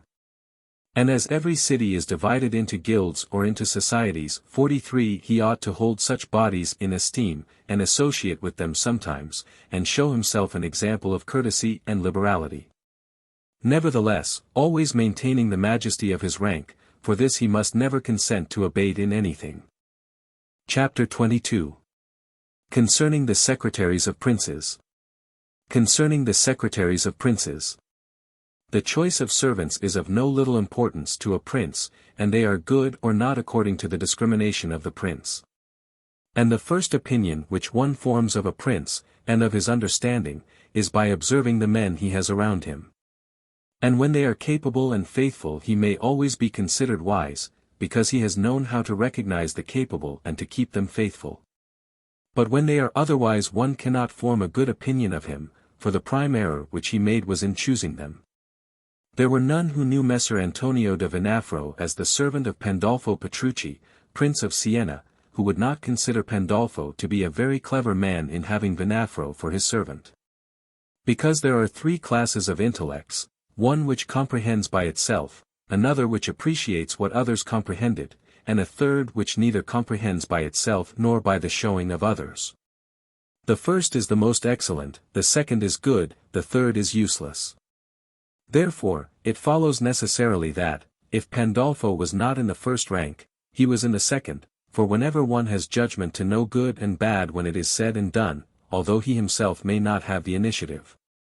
Yet he can recognize the good and the bad in his servant, and the one he can praise and the other correct. Thus the servant cannot hope to deceive him, and is kept honest. But to enable a prince to form an opinion of his servant there is one test which never fails. When you see the servant thinking more of his own interests than of yours, and seeking inwardly his own profit in everything, such a man will never make a good servant, nor will you ever be able to trust him. Because he who has the state of another in his hands ought never to think of himself, but always of his prince, and never pay any attention to matters in which the prince is not concerned. On the other hand, to keep his servant honest the prince ought to study him, honoring him, enriching him, doing him kindnesses, sharing with him the honors and cares. And at the same time let him see that he cannot stand alone, so that many honors may not make him desire more, many riches make him wish for more, and that many cares may make him dread chances. When, therefore, servants, and princes towards servants, are thus disposed, they can trust each other, but when it is otherwise, the end will always be disastrous for either one or the other. Chapter 23. How flatterers should be avoided. How flatterers should be avoided. I do not wish to leave out an important branch of this subject, for it is a danger from which princes are with difficulty preserved. Unless they are very careful and discriminating. It is that of flatterers, of whom courts are full, because men are so self-complacent in their own affairs, and in a way so deceived in them, that they are preserved with difficulty from this pest. And if they wish to defend themselves they run the danger of falling into contempt. Because there is no other way of guarding oneself from flatterers except letting men understand that to tell you the truth does not offend you, but when everyone may tell you the truth, respect for you abates. Therefore a wise prince ought to hold a third course by choosing the wise men in his state, and giving to them only the liberty of speaking the truth to him, and then only of those things of which he inquires, and of none others. But he ought to question them upon everything, and listen to their opinions, and afterwards form his own conclusions. With these counselors, separately and collectively, he ought to carry himself in such a way that each of them should know that, the more freely he shall speak, the more he shall be preferred. Outside of these, he should listen to no one, pursue the thing resolved on, and be steadfast in his resolutions. He who does otherwise is either overthrown by flatterers, or is so often changed by varying opinions that he falls into contempt. I wish on this subject to adduce a modern example. Fra Lucca, the man of affairs to Maximilian, 40 for the present emperor, speaking of his majesty, said, he consulted with no one, yet never got his own way in anything. This arose because of his following a practice the opposite to the above, for the emperor is a secretive man, he does not communicate his designs to any one, nor does he receive opinions on them. But as in carrying them into effect they become revealed and known, they are at once obstructed by those men whom he has around him, and he, being pliant, is diverted from them. Hence it follows that those things he does one day he undoes the next, and no one ever understands what he wishes or intends to do, and no one can rely on his resolutions. A prince, therefore, ought always to take counsel, but only when he wishes and not when others wish. He ought rather to discourage every one from offering advice unless he asks it. But, however, he ought to be a constant inquirer, and afterwards a patient listener concerning the things of which he inquired. Also, on learning that any one, on any consideration, has not told him the truth, he should let his anger be felt. And if there are some who think that a prince who conveys an impression of his wisdom is not so through his own ability, but through the good advisers that he has around him, beyond doubt they are deceived. Because this is an axiom which never fails, that a prince who is not wise himself will never take good advice, unless by chance he has yielded his affairs entirely to one person who happens to be a very prudent man. In this case indeed he may be well governed, but it would not be for long, because such a governor would in a short time take away his state from him. But if a prince who is not inexperienced should take counsel from more than one he will never get united counsels, nor will he know how to unite them. Each of the counselors will think of his own interests, and the prince will not know how to control them or to see through them. And they are not to be found otherwise, because men will always prove untrue to you unless they are kept honest by constraint. Therefore it must be inferred that good counsels, whencesoever they come, are born of the wisdom of the prince, and not the wisdom of the prince from good counsels. Chapter 24. Why the princes of Italy have lost their states. Why the princes of Italy have lost their states.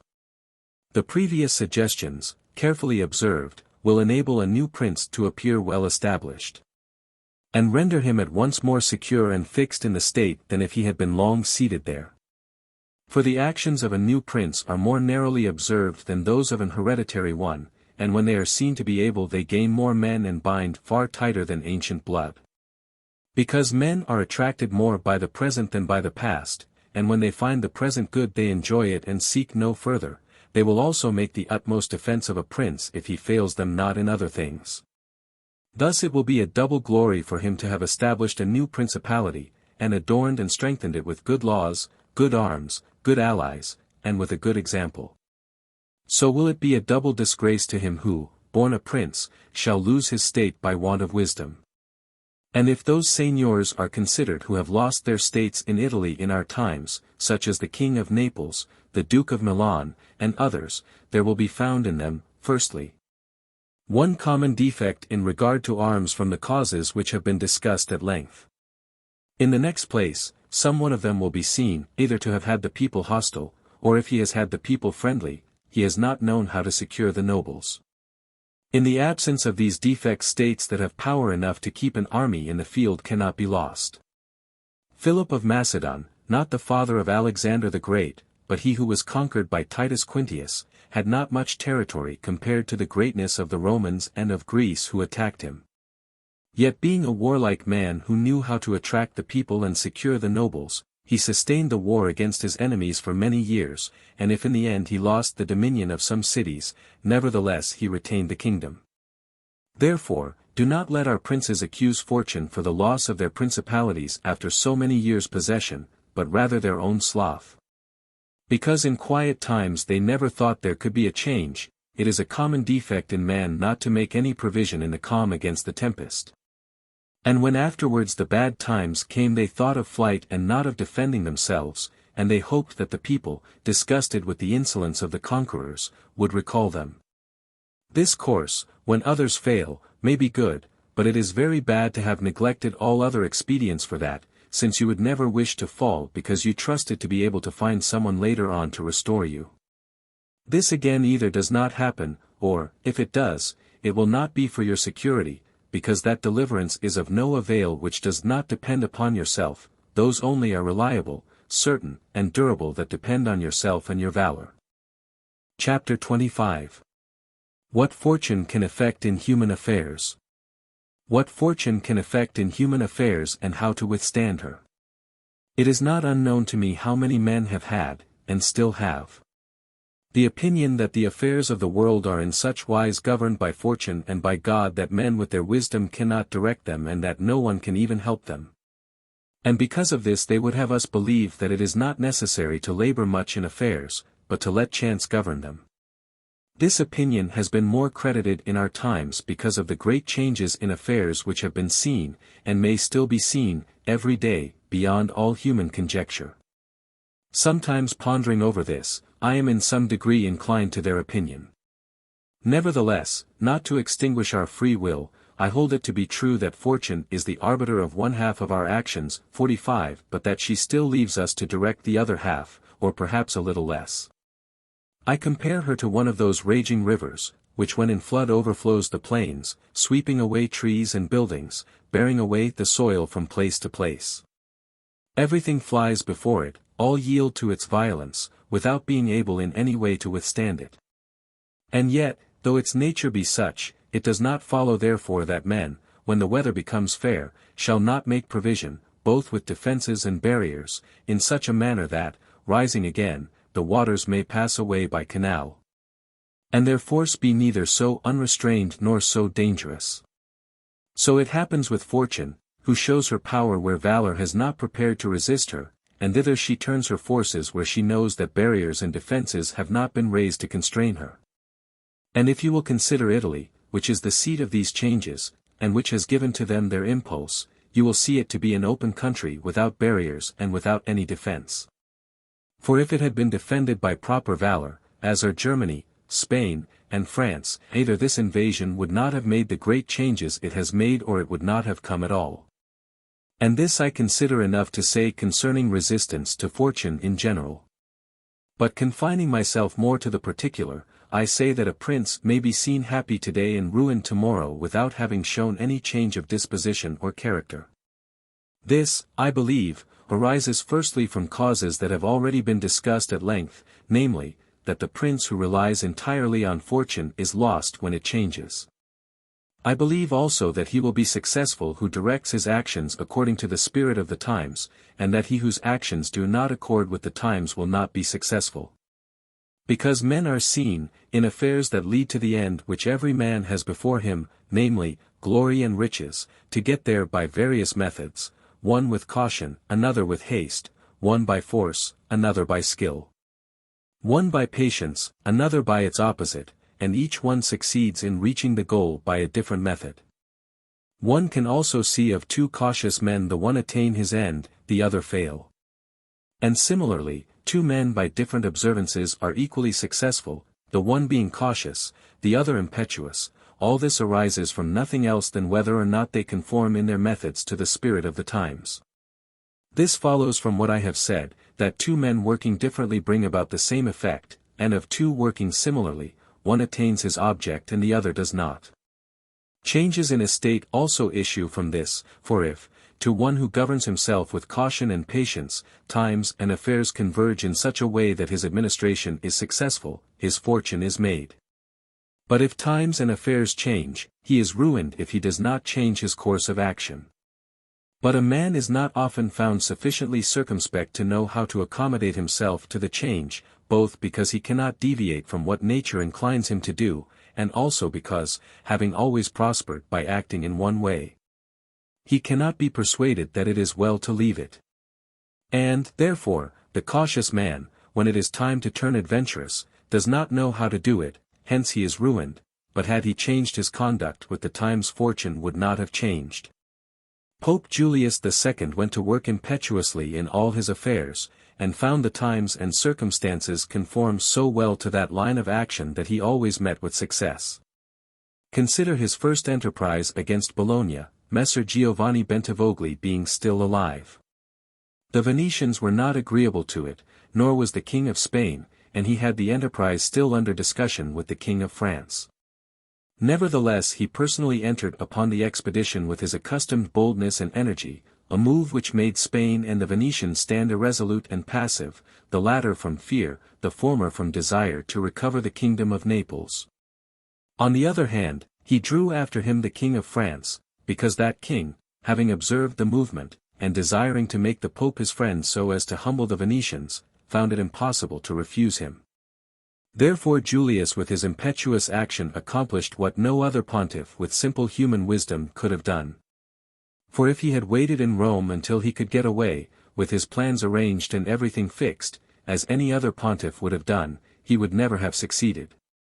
Because the King of France would have made 1,000 excuses, and the others would have raised 1,000 fears.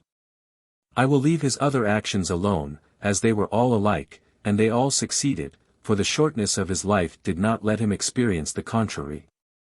But if circumstances had arisen which required him to go cautiously, his ruin would have followed, because he would never have deviated from those ways to which nature inclined him. I conclude, therefore that, fortune being changeful and mankind steadfast in their ways, so long as the two are in agreement men are successful, but unsuccessful when they fall out. For my part one consider that it is better to be adventurous than cautious, because fortune is a woman, and if you wish to keep her under it is necessary to beat and ill-use her.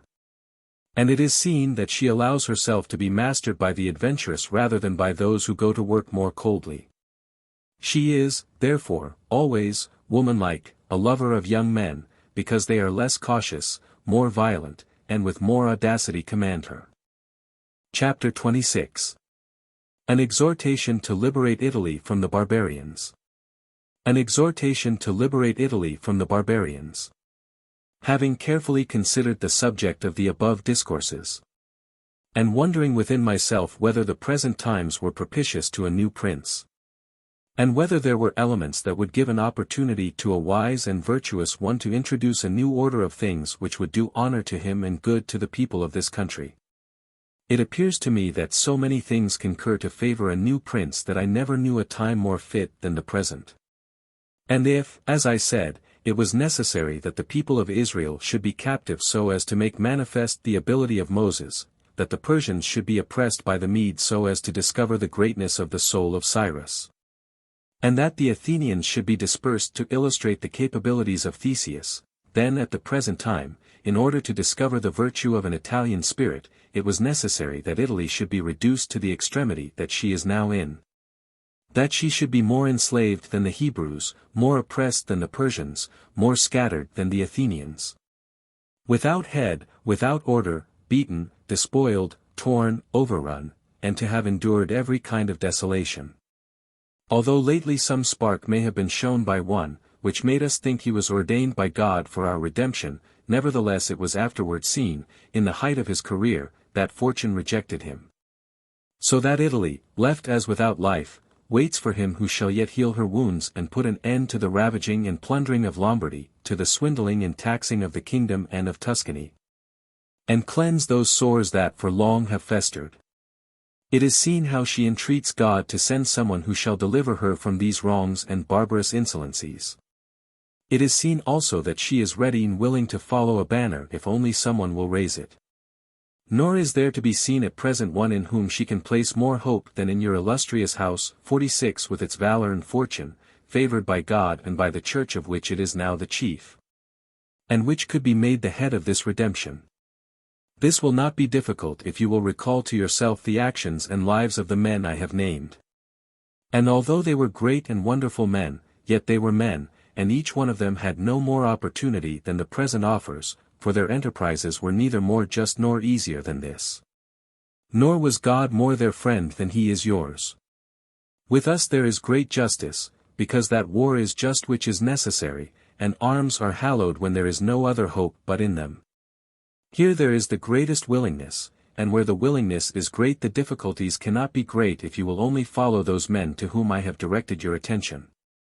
Further than this, how extraordinarily the ways of God have been manifested beyond example. The sea is divided, a cloud has led the way, the rock has poured forth water, it has rained manna, everything has contributed to your greatness. You ought to do the rest.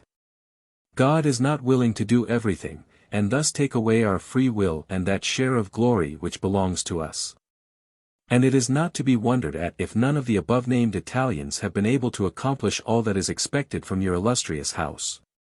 And if in so many revolutions in Italy, and in so many campaigns, it has always appeared as if military virtue were exhausted, this has happened because the old order of things was not good, and none of us have known how to find a new one. And nothing honors a man more than to establish new laws and new ordinances when he himself was newly risen. Such things when they are well founded and dignified will make him revered and admired, and in Italy there are not wanting opportunities to bring such into use in every form. Here there is great valor in the limbs whilst it fails in the head. Look attentively at the duels and the hand-to-hand combats, how superior the Italians are in strength, dexterity, and subtlety. But when it comes to armies they do not bear comparison, and this springs entirely from the insufficiency of the leaders, since those who are capable are not obedient, and each one seems to himself to know. There having never been any one so distinguished above the rest, either by valor or fortune, that others would yield to him. Hence it is that for so long a time, and during so much fighting in the past 20 years, whenever there has been an army wholly Italian, it has always given a poor account of itself. The first witness to this is Il Taro, afterwards Alessandria, Capua, Genoa, Vila, Bologna, Mestre. 47 If, therefore, your illustrious house wishes to follow these remarkable men who have redeemed their country, it is necessary before all things, as a true foundation for every enterprise, to be provided with your own forces. Because there can be no more faithful, truer, or better soldiers. And although singly they are good, altogether they will be much better when they find themselves commanded by their prince, honored by him, and maintained at his expense. Therefore it is necessary to be prepared with such arms, so that you can be defended against foreigners by Italian valor. And although Swiss and Spanish infantry may be considered very formidable, nevertheless there is a defect in both, by reason of which a third order would not only be able to oppose them, but might be relied upon to overthrow them. For the Spaniards cannot resist cavalry, and the Switzers are afraid of infantry whenever they encounter them in close combat. Owing to this, as has been and may again be seen, the Spaniards are unable to resist French cavalry, and the Switzers are overthrown by Spanish infantry. And although a complete proof of this latter cannot be shown, nevertheless there was some evidence of it at the Battle of Ravenna, when the Spanish infantry were confronted by German battalions, who follow the same tactics as the Swiss. When the Spaniards, by agility of body and with the aid of their shields, got in under the pikes of the Germans and stood out of danger, able to attack, while the Germans stood helpless, and, if the cavalry had not dashed up, all would have been over with them. It is possible, therefore, knowing the defects of both these infantries, to invent a new one, which will resist cavalry and not be afraid of infantry. This need not create a new order of arms, but a variation upon the old. And these are the kind of improvements which confer reputation and power upon a new prince. This opportunity, therefore, ought not to be allowed to pass for letting Italy at last see her liberator appear. Nor can one express the love with which he would be received in all those provinces which have suffered so much from these foreign scourings, with what thirst for revenge, with what stubborn faith, with what devotion, with what tears. What door would be closed to him? Who would refuse obedience to him? What envy would hinder him? What Italian would refuse him homage? To all of us this barbarous dominion stinks. Let, therefore, your illustrious house take up this charge with that courage and hope with which all just enterprises are undertaken, so that under its standard our native country may be ennobled. And under its auspices may be verified that saying of Petrarch. Virtu contro al furor. Prendere l'arm, fiail combatter corto. Che l'antico valori. Negli italici cure non e anchor morto. Virtue against fury shall advance the fight. And it combat soon shall put to flight. For the old Roman valor is not dead. Nor in Italians' breasts extinguished. Edward Dacre, 1640. Description of the methods adopted by the Duke Valentino. Description of the methods adopted by the Duke Valentino when murdering Vitellozzo Vitelli, Oliverato da Fermo, the Signor Pagolo, and the Duke di Gravina Orsini. By Niccolo Machiavelli. The Duke Valentino had returned from Lombardy, where he had been to clear himself with the King of France from the calumnies which had been raised against him by the Florentines concerning the rebellion of Arezzo and other towns in the Val di Chiana, and had arrived at Imola, whence he intended with his army to enter upon the campaign against Giovanni Bentivogli, the tyrant of Bologna, for he intended to bring that city under his domination, and to make it the head of his Romagnian duchy. These matters coming to the knowledge of the Vitelli and Orsini and their following, it appeared to them that the Duke would become too powerful, and it was feared that, having seized Bologna, he would seek to destroy them in order that he might become supreme in Italy. Upon this a meeting was called at Magione in the district of Perugia, to which came the Cardinal, Pagolo, and the Duke di Gravina Orsini, Vitellozzo Vitelli, Oliverato da Fermo, Gianpagolo Baglioni, the tyrant of Perugia, and Messer Antonio da Vinafro, sent by Pandolfo Petrucci, the Prince of Siena. Here were discussed the power and courage of the Duke and the necessity of curbing his ambitions, which might otherwise bring danger to the rest of being ruined. And they decided not to abandon the Bentivogli, but to strive to win over the Florentines, and they sent their men to one place and another, promising to one party assistance and to another encouragement to unite with them against the common enemy. This meeting was at once reported throughout all Italy, and those who were discontented under the Duke, among whom were the people of Urbino, took hope of effecting a revolution. Thus it arose that, men's minds being thus unsettled, it was decided by certain men of Urbino to seize the fortress of San Leo, which was held for the Duke, and which they captured by the following means. The Castellan was fortifying the rock and causing timber to be taken there. So the conspirators watched, and when certain beams which were being carried to the rock were upon the bridge, so that it was prevented from being drawn up by those inside, they took the opportunity of leaping upon the bridge and thence into the fortress. Upon this capture being effected, the whole state rebelled and recalled the old duke, being encouraged in this, not so much by the capture of the fort, as by the diet at Magione, from whom they expected to get assistance. Those who heard of the rebellion at Urbino thought they would not lose the opportunity, and at once assembled their men so as to take any town, should any remain in the hands of the duke in that state. And they sent again to Florence to beg that republic to join with them in destroying the common firebrand, showing that the risk was lessened and that they ought not to wait for another opportunity. But the Florentines, from hatred, for sundry reasons, of the Vitelli and Orsini, not only would not ally themselves, but sent Niccolo Machiavelli, their secretary, to offer shelter and assistance to the duke against his enemies. The duke was found full of fear at Imola, because, against everybody's expectation, his soldiers had at once gone over to the enemy and he found himself disarmed and war at his door. But recovering courage from the offers of the Florentines, he decided to temporize before fighting with the few soldiers that remained to him, and to negotiate for a reconciliation, and also to get assistance. This latter he obtained in two ways, by sending to the King of France for men and by enlisting men-at-arms and others whom he turned into cavalry of a sort, to all he gave money. Notwithstanding this, his enemies drew near to him, and approached Fossombrone, where they encountered some men of the Duke and, with the aid of the Orsini and Vitelli, routed them.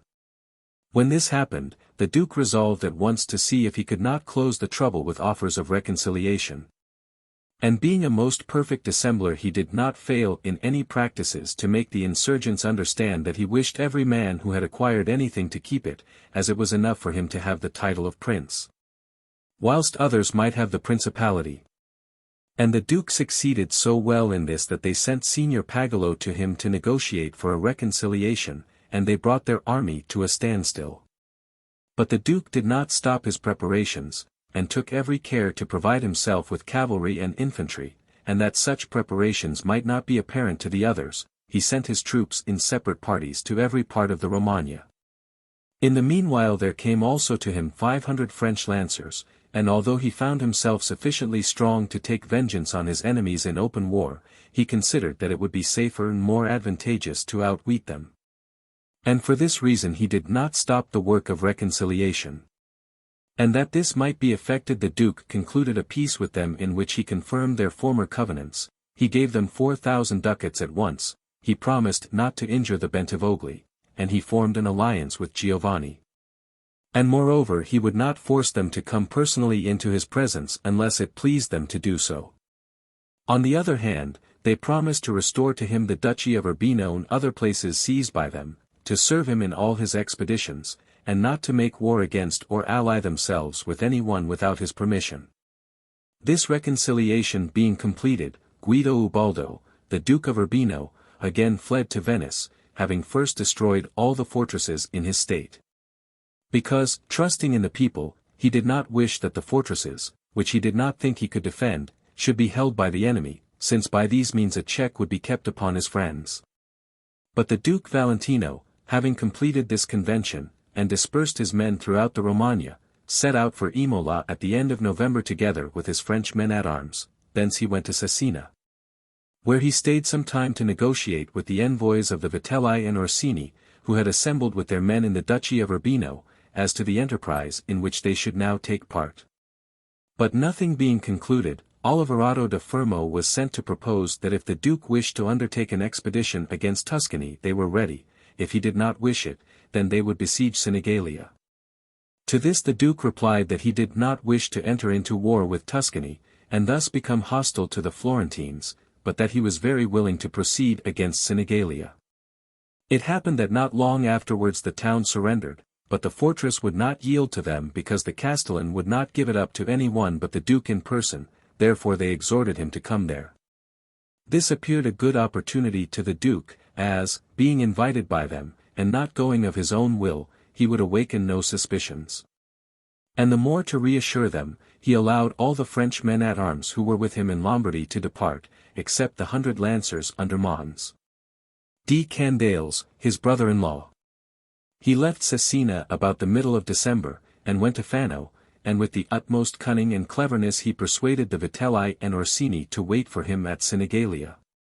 pointing out to them that any lack of compliance would cast a doubt upon the sincerity and permanency of the reconciliation, and that he was a man who wished to make use of the arms and counsels of his friends. But Vitellozzo remained very stubborn, for the death of his brother warned him that he should not offend a prince and afterwards trust him. Nevertheless, persuaded by Pagolo Orsini, whom the Duke had corrupted with gifts and promises, he agreed to wait. Upon this the Duke, before his departure from Fano, which was to be on December 30th, 1502, communicated his designs to 8 of his most trusted followers, among whom were Don Michele and the Monsignor di Una, who was afterwards cardinal. And he ordered that, as soon as Vitellozzo, Pagolo Orsini, the Duke di Gravina, and Oliverado should arrive, his followers in pairs should take them one by one, entrusting certain men to certain pairs, who should entertain them until they reached Sinigalia. Nor should they be permitted to leave until they came to the Duke's quarters, where they should be seized. The Duke afterwards ordered all his horsemen and infantry, of which there were more than 2,000 cavalry and 10,000 footmen, to assemble by daybreak at the Matoro, a river 5 miles distant from Fano, and await him there. He found himself, therefore, on the last day of December at the Matoro with his men, and having sent a cavalcade of about 200 horsemen before him, he then moved forward the infantry, whom he accompanied with the rest of the men-at-arms.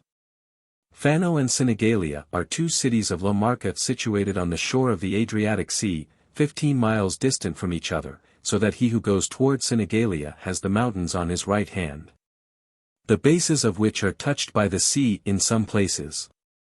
The city of Sinigalia is distant from the foot of the mountains a little more than a bow-shot and from the shore about a mile.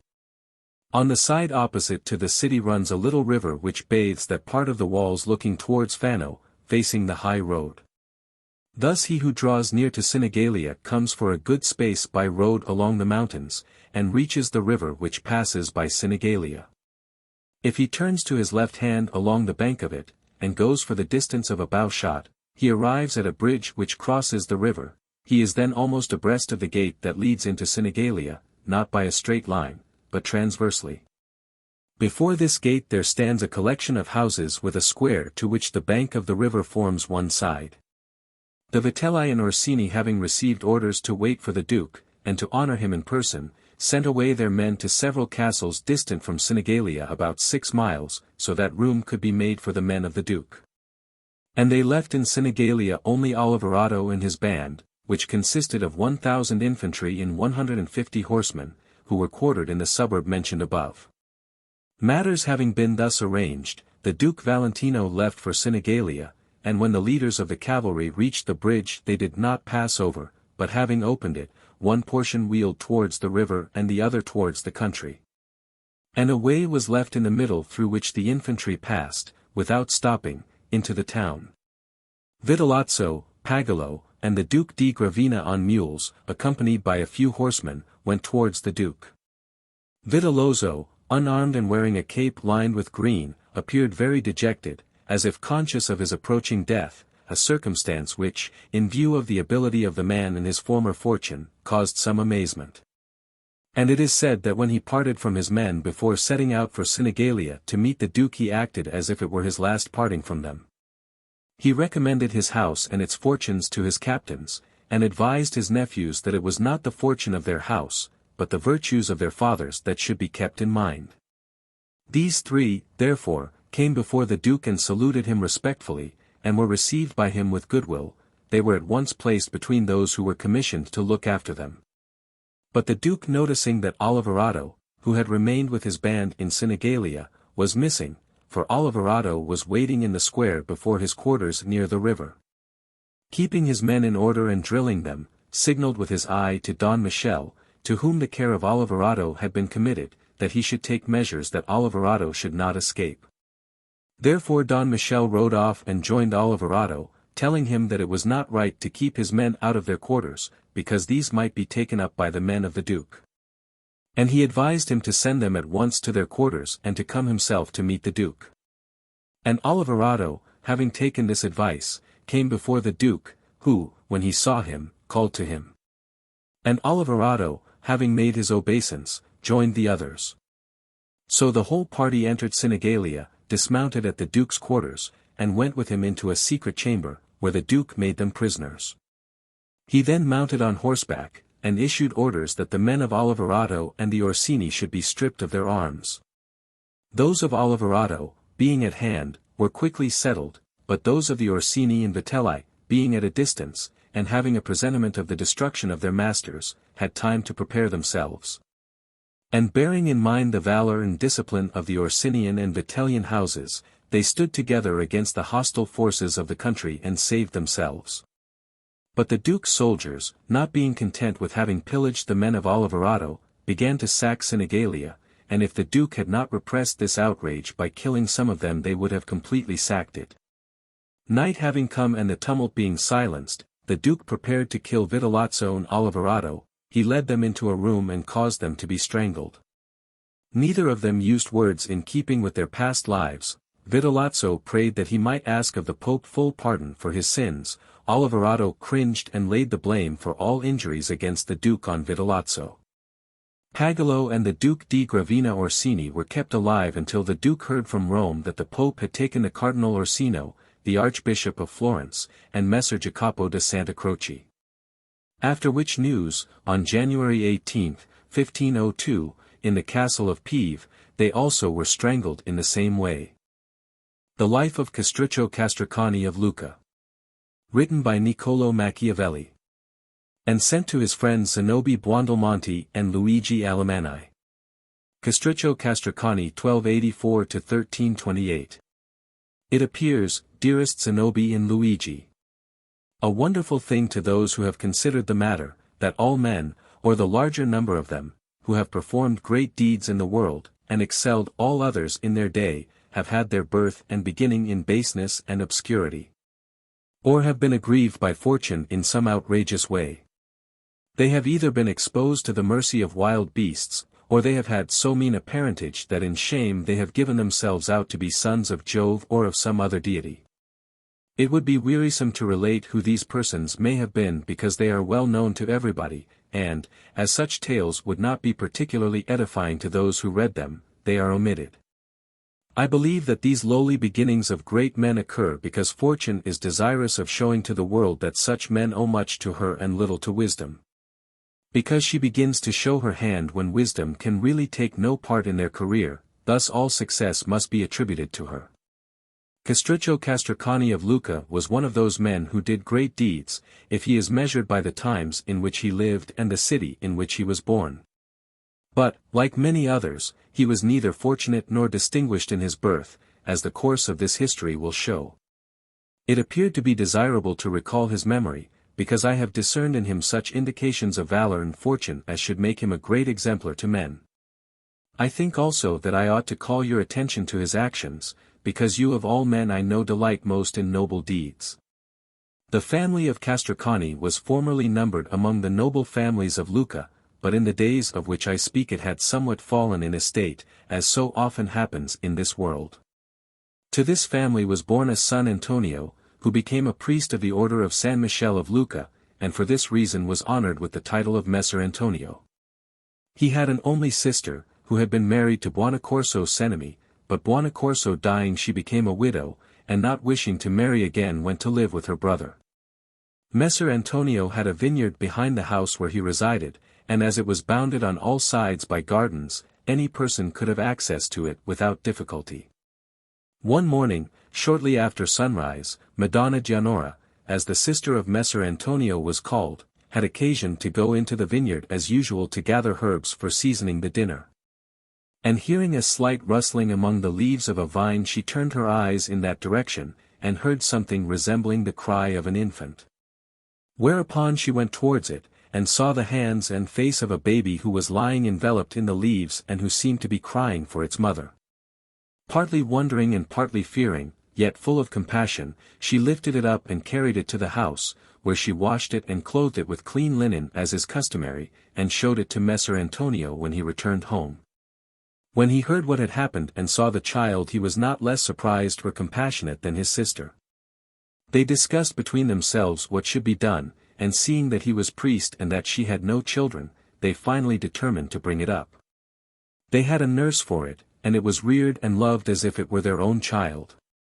They baptized it, and gave it the name of Castruccio after their father. As the years passed, Castruccio grew very handsome, and gave evidence of wit and discretion, and learnt with a quickness beyond his years those lessons which Messer Antonio imparted to him. Messer Antonio intended to make a priest of him, and in time would have inducted him into his canonry and other benefices, and all his instruction was given with this object. But Antonio discovered that the character of Castruccio was quite unfitted for the priesthood. As soon as Castruccio reached the age of 14, he began to take less notice of the chiding of Messer Antonio and Madonna Gianora, and no longer to fear them. He left off reading ecclesiastical books, and turned to playing with arms, delighting in nothing so much as in learning their uses, and in running, leaping, and wrestling with other boys. In all exercises he far excelled his companions in courage and bodily strength, and if at any time he did turn to books, only those pleased him which told of wars and the mighty deeds of men. Messer Antonio beheld all this with vexation and sorrow. There lived in the city of Lucca a gentleman of the Ginigi family, named Messer Francesco, whose profession was arms and who in riches, bodily strength, and valor excelled all other men in Lucca. He had often fought under the command of the Visconti of Milan, and as a Ghibelline was the valued leader of that party in Lucca. This gentleman resided in Lucca and was accustomed to assemble with others most mornings and evenings under the balcony of the Podesta, which is at the top of the square of San Michele, the finest square in Lucca. And he had often seen Castruccio taking part with other children of the street in those games of which I have spoken. Noticing that Castruccio far excelled the other boys, and that he appeared to exercise a royal authority over them, and that they loved and obeyed him, Messer Francesco became greatly desirous of learning who he was. Being informed of the circumstances of the bringing up of Castruccio, he felt a greater desire to have him near to him. Therefore he called him one day and asked him whether he would more willingly live in the house of a gentleman, where he would learn to ride horses and use arms, or in the house of a priest, where he would learn nothing but masses and the services of the church. Messer Francesco could see that it pleased Castruccio greatly to hear horses and arms spoken of, even though he stood silent, blushing modestly. But being encouraged by Messer Francesco to speak, he answered that, if his master were agreeable, nothing would please him more than to give up his priestly studies and take up those of a soldier. This reply delighted Messer Francesco, and in a very short time he obtained the consent of Messer Antonio, who was driven to yield by his knowledge of the nature of the lad, and the fear that he would not be able to hold him much longer. Thus Castruccio passed from the house of Messer Antonio the priest to the house of Messer Francesco Ginigi the soldier. And it was astonishing to find that in a very short time he manifested all that virtue and bearing which we are accustomed to associate with a true gentleman. In the first place he became an accomplished horseman, and could manage with ease the most fiery charger, and in all justs and tournaments, although still a youth, he was observed beyond all others. And he excelled in all exercises of strength and dexterity. But what enhanced so much the charm of these accomplishments, was the delightful modesty which enabled him to avoid offense in either act or word to others, for he was deferential to the great men, modest with his equals, and courteous to his inferiors. These gifts made him beloved, not only by all the Ginigi family, but by all Lucca. When Castruccio had reached his 18th year, the Ghibellines were driven from Pavia by the Guelphs, and Messer Francesco was sent by the Visconti to assist the Ghibellines, and with him went Castruccio, in charge of his forces. Castruccio gave ample proof of his prudence and courage in this expedition, acquiring greater reputation than any other captain, and his name and fame were known, not only in Pavia, but throughout all Lombardy. Castruccio, having returned to Lucca in far higher estimation than he left it, did not omit to use all the means in his power to gain as many friends as he could, neglecting none of those arts which are necessary for that purpose. About this time Messer Francesco died, leaving a son 13 years of age named Pagolo, and having appointed Castruccio to be his son's tutor and administrator of his estate. Before he died Francesco called Castruccio to him, and prayed him to show Pagolo that goodwill which he, Francesco, had always shown to him, and to render to the son the gratitude which he had not been able to repay to the father. Upon the death of Francesco, Castruccio became the governor and tutor of Pagolo, which increased enormously his power and position, and created a certain amount of envy against him in Lucca in place of the former universal goodwill. For many men suspected him of harboring tyrannical intentions. Among these the leading man was Giorgio degli Opizi, the head of the Guelph party. This man hoped after the death of Messer Francesco to become the chief man in Lucca, but it seemed to him that Castruccio, with the great abilities which he already showed, and holding the position of governor, deprived him of his opportunity. Therefore he began to sow those seeds which should rob Castruccio of his eminence. Castruccio at first treated this with scorn, but afterwards he grew alarmed, thinking that Messer Giorgio might be able to bring him into disgrace with the deputy of King Ruberto of Naples and have him driven out of Lucca. The lord of Pisa at that time was Uguccione of the Fagiuola of Arezzo, who being in the first place elected their captain afterwards became their lord. There resided in Paris some exiled Ghibellines from Lucca, with whom Castruccio held communications with the object of effecting their restoration by the help of Uguccione. Castruccio also brought into his plans friends from Lucca who would not endure the authority of the Opizi. Having fixed upon a plan to be followed, Castruccio cautiously fortified the tower of the Onesti, filling it with supplies and munitions of war, in order that it might stand a siege for a few days in case of need. When the night came which had been agreed upon with Uguccione, who had occupied the plain between the mountains and Pisa with many men, the signal was given. And without being observed Uguccione approached the gate of San Piero and set fire to the portcullis. Castruccio raised a great uproar within the city, calling the people to arms and forcing open the gate from his side. Uguccione entered with his men, poured through the town, and killed Messer Giorgio with all his family and many of his friends and supporters. The governor was driven out, and the government reformed according to the wishes of Uguccione, to the detriment of the city, because it was found that more than 100 families were exiled at that time. Of those who fled, part went to Florence and part to Pistoia, which city was the headquarters of the Guelph party, and for this reason it became most hostile to Uguccione and the Lucchese. As it now appeared to the Florentines and others of the Guelph party that the Ghibellines absorbed too much power in Tuscany, they determined to restore the exiled Guelphs to Lucca. They assembled a large army in the Val di Nivo, and seized Montecatini. From thence they marched to Monte Carlo, in order to secure the free passage into Lucca. Upon this Uguccione assembled his Pisan and Lucchese forces, and with a number of German cavalry which he drew out of Lombardy, he moved against the quarters of the Florentines, who upon the appearance of the enemy withdrew from Monte Carlo, and posted themselves between Montecatini and Pescia. Uguccione now took up a position near to Monte Carlo, and within about 2 miles of the enemy, and slight skirmishes between the horse of both parties were of daily occurrence. Owing to the illness of Uguccione, the Pisans and Lucchese delayed coming to battle with the enemy. Uguccione, finding himself growing worse, went to Monte Carlo to be cured, and left the command of the army in the hands of Castruccio. This change brought about the ruin of the Guelphs, who, thinking that the hostile army having lost its captain had lost its head, grew overconfident. Castruccio observed this, and allowed some days to pass in order to encourage this belief. He also showed signs of fear, and did not allow any of the munitions of the camp to be used. On the other side, the Guelphs grew more insolent the more they saw these evidences of fear, and every day they drew out in the order of battle in front of the army of Castruccio. Presently, deeming that the enemy was sufficiently emboldened, and having mastered their tactics, he decided to join battle with them. First he spoke a few words of encouragement to his soldiers, and pointed out to them the certainty of victory if they would but obey his commands. Castruccio had noticed how the enemy had placed all his best troops in the center of the line of battle, and his less reliable men on the wings of the army. Whereupon he did exactly the opposite, putting his most valiant men on the flanks, while those on whom he could not so strongly rely he moved to the center.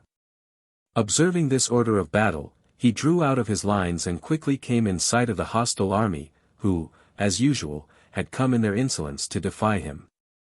He then commanded his center squadrons to march slowly, whilst he moved rapidly forward those on the wings. Thus, when they came into contact with the enemy, only the wings of the two armies became engaged, whilst the center battalions remained out of action. For these two portions of the line of battle were separated from each other by a long interval and thus unable to reach each other. By this expedient the more valiant part of Castruccio's men were opposed to the weaker part of the enemy's troops, and the most efficient men of the enemy were disengaged.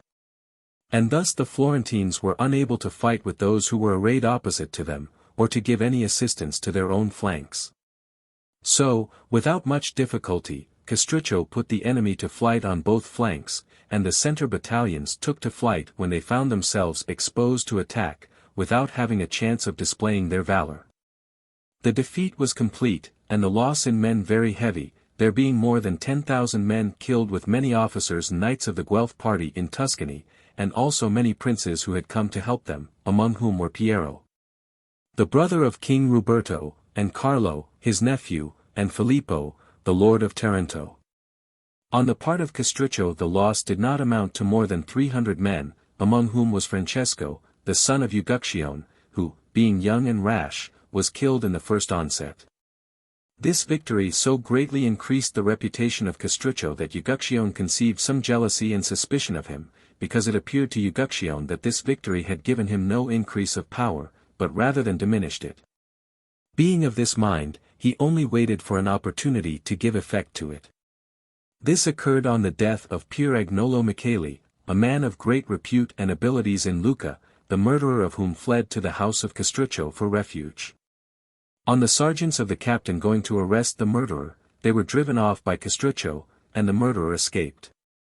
This affair coming to the knowledge of Uguccione, who was then at Pisa, it appeared to him a proper opportunity to punish Castruccio. He therefore sent for his son Neri, who was the governor of Lucca, and commissioned him to take Castruccio prisoner at a banquet and put him to death. Castruccio, fearing no evil, went to the governor in a friendly way, was entertained at supper, and then thrown into prison. But Neri, fearing to put him to death lest the people should be incensed, kept him alive, in order to hear further from his father concerning his intentions. Uguccione cursed the hesitation and cowardice of his son, and at once set out from Pisa to Lucca with 400 horsemen to finish the business in his own way. But he had not yet reached the baths when the Pisans rebelled and put his deputy to death and created Count Gatto della Gherardesca their lord. Before Uguccione reached Lucca he heard of the occurrences at Pisa, but it did not appear wise to him to turn back, lest the Lucchesi with the example of Pisa before them should close their gates against him. But the Lucchesi, having heard of what had happened at Pisa, availed themselves of this opportunity to demand the liberation of Castruccio, notwithstanding that Uguccione had arrived in their city. They first began to speak of it in private circles, afterwards openly in the squares and streets, then they raised a tumult, and with arms in their hands went to Uguccione and demanded that Castruccio should be set at liberty. Uguccione, fearing that worse might happen, released him from prison. Whereupon Castruccio gathered his friends around him, and with the help of the people attacked Uguccione, who, finding he had no resource but in flight, rode away with his friends to Lombardy, to the lords of Scale, where he died in poverty. But Castruccio from being a prisoner became almost a prince in Lucca, and he carried himself so discreetly with his friends and the people that they appointed him captain of their army for 1 year. Having obtained this, and wishing to gain renown in war, he planned the recovery of the many towns which had rebelled after the departure of Uguccione, and with the help of the Pisans, with whom he had concluded a treaty, he marched to Serezana. To capture this place he constructed a fort against it, which is called today Zarazzanello. In the course of 2 months Castruccio captured the town. With the reputation gained at that siege, he rapidly seized Massa, Carrara, and Lavenza, and in a short time had overrun the whole of Lunigiana.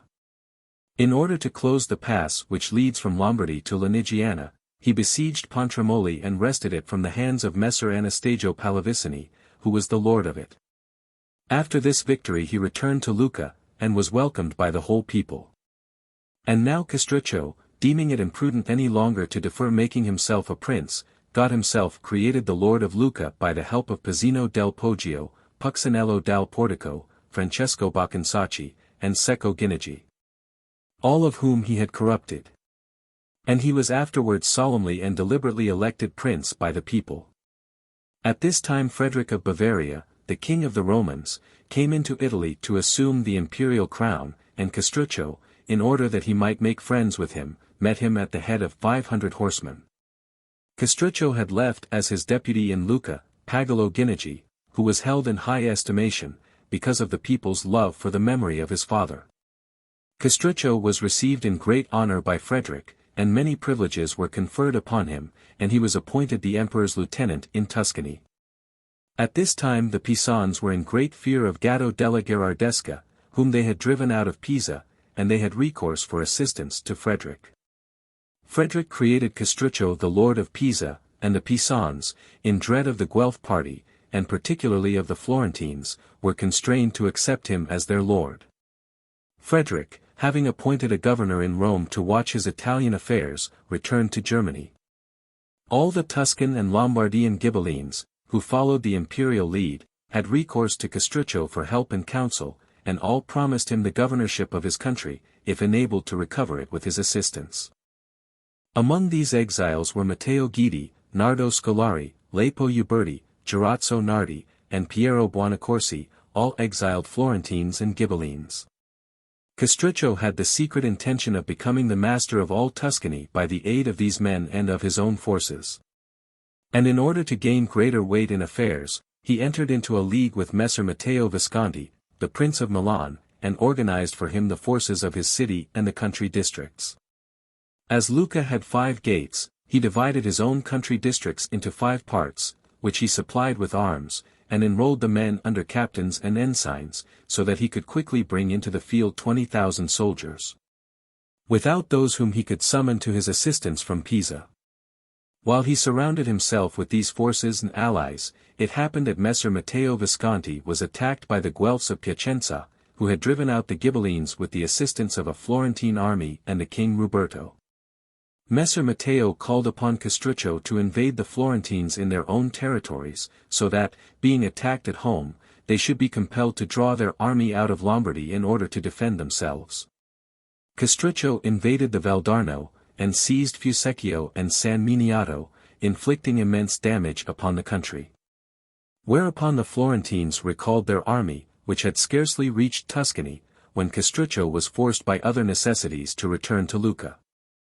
There resided in the city of Lucca the Poggio family, who were so powerful that they could not only elevate Castruccio, but even advance him to the dignity of prince.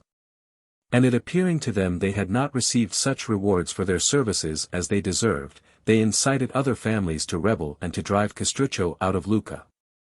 They found their opportunity one morning, and arming themselves, they set upon the lieutenant whom Castruccio had left to maintain order and killed him. They endeavored to raise the people in revolt, but Stefano di Poggio, a peaceable old man who had taken no hand in the rebellion, intervened and compelled them by his authority to lay down their arms. And he offered to be their mediator with Castruccio to obtain from him what they desired. Therefore they laid down their arms with no greater intelligence than they had taken them up. Castruccio, having heard the news of what had happened at Lucca, at once put Pagolo Ginigi in command of the army, and with a troop of cavalry set out for home. Contrary to his expectations, he found the rebellion at an end, yet he posted his men in the most advantageous places throughout the city. As it appeared to Stefano that Castruccio ought to be very much obliged to him, he sought him out, and without saying anything on his own behalf, for he did not recognize any need for doing so, he begged Castruccio to pardon the other members of his family by reason of their youth, their former friendships, and the obligations which Castruccio was under to their house. To this Castruccio graciously responded, and begged Stefano to reassure himself, declaring that it gave him more pleasure to find the tumult at an end than it had ever caused him anxiety to hear of its inception. He encouraged Stefano to bring his family to him, saying that he thanked God for having given him the opportunity of showing his clemency and liberality. Upon the word of Stefano and Castruccio they surrendered, and with Stefano were immediately thrown into prison and put to death. Meanwhile the Florentines had recovered San Miniato, whereupon it seemed advisable to Castruccio to make peace, as it did not appear to him that he was sufficiently secure at Lucca to leave him. He approached the Florentines with the proposal of a truce, which they readily entertained, for they were weary of the war, and desirous of getting rid of the expenses of it. A treaty was concluded with them for 2 years, by which both parties agreed to keep the conquests they had made.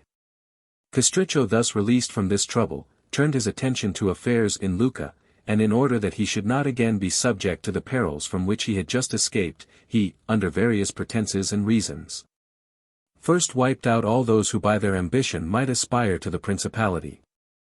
Not sparing one of them, but depriving them of country and property, and those whom he had in his hands of life also, stating that he had found by experience that none of them were to be trusted.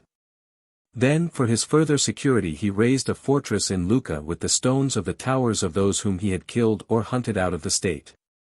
Whilst Castruccio made peace with the Florentines, and strengthened his position in Lucca, he neglected no opportunity, short of open war, of increasing his importance elsewhere. It appeared to him that if he could get possession of Pistoia, he would have one foot in Florence, which was his great desire. He, therefore, in various ways made friends with the mountaineers, and worked matters so in Pistoia that both parties confided their secrets to him. Pistoia was divided, as it always had been, into the Bianchi and Neri parties. The head of the Bianchi was Bastiano di Passant, and of the Neri, Jacopo de Gia. Each of these men held secret communications with Castruccio, and each desired to drive the other out of the city, and, after many threatenings, they came to blows. Jacopo fortified himself at the Florentine gate, Bastiano at that of the Lucchese side of the city. Both trusted more in Castruccio than in the Florentines, because they believed that Castruccio was far more ready and willing to fight than the Florentines, and they both sent to him for assistance. He gave promises to both, saying to Bastiano that he would come in person, and to Jacopo that he would send his pupil, Pagolo Guinigi. At the appointed time he sent forward Pagolo by way of Pisa, and went himself direct to Pistoia. At midnight both of them met outside the city, and both were admitted as friends. Thus the two leaders entered, and at a signal given by Castruccio, one killed Jacopo de Gia, and the other Bastiano di Passant, and both took prisoners or killed the partisans of either faction. Without further opposition Pistoia passed into the hands of Castruccio, who, having forced the signoria to leave the palace, compelled the people to yield obedience to him, making them many promises and remitting their old debts. The countryside flocked to the city to see the new prince, and all were filled with hope and quickly settled down, influenced in a great measure by his great valor.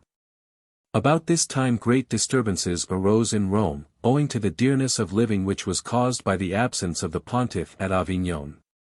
The German governor, Enrico, was much blamed for what happened, murders and tumults following each other daily, without his being able to put an end to them. This caused Enrico much anxiety lest the Romans should call in Roberto, the king of Naples, who would drive the Germans out of the city, and bring back the Pope. Having no nearer friend to whom he could apply for help than Castruccio, he sent to him, begging him not only to give him assistance, but also to come in person to Rome.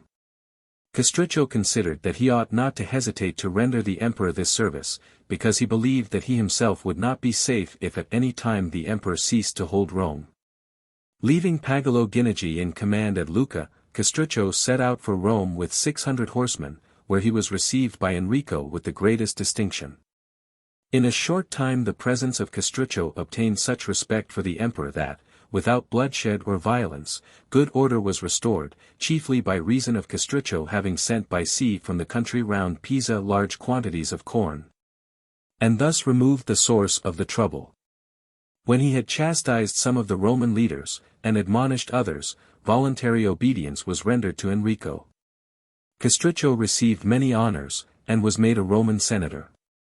This dignity was assumed with the greatest pomp, Castruccio being clothed in a brocaded toga, which had the following words embroidered on its front, "I am what God wills." Whilst on the back was, "What God desires shall be." During this time the Florentines, who were much enraged that Castruccio should have seized Pistoia during the truce, considered how they could tempt the city to rebel, to do which they thought would not be difficult in his absence. Among the exiled Pistoians in Florence were Baldo Secchi and Jacopo Baldini, both men of leading and ready to face danger. These men kept up communications with their friends in Pistoia, and with the aid of the Florentines entered the city by night, and after driving out some of Castruccio's officials and partisans, and killing others, they restored the city to its freedom. The news of this greatly angered Castruccio, and taking leave of Enrico, he pressed on in great haste to Pistoia. When the Florentines heard of his return, knowing that he would lose no time, they decided to intercept him with their forces in the Val di Nivo, under the belief that by doing so they would cut off his road to Pistoia. Assembling a great army of the supporters of the Guelph cause, the Florentines entered the Pistoian territories. On the other hand, Castruccio reached Monte Carlo with his army. And having heard where the Florentines lay, he decided not to encounter it in the plains of Pistoia, nor to await it in the plains of Pescia, but, as far as he possibly could, to attack it boldly in the pass of Serravalle. He believed that if he succeeded in this design, victory was assured, although he was informed that the Florentines had 30,000 men, whilst he had only 12,000.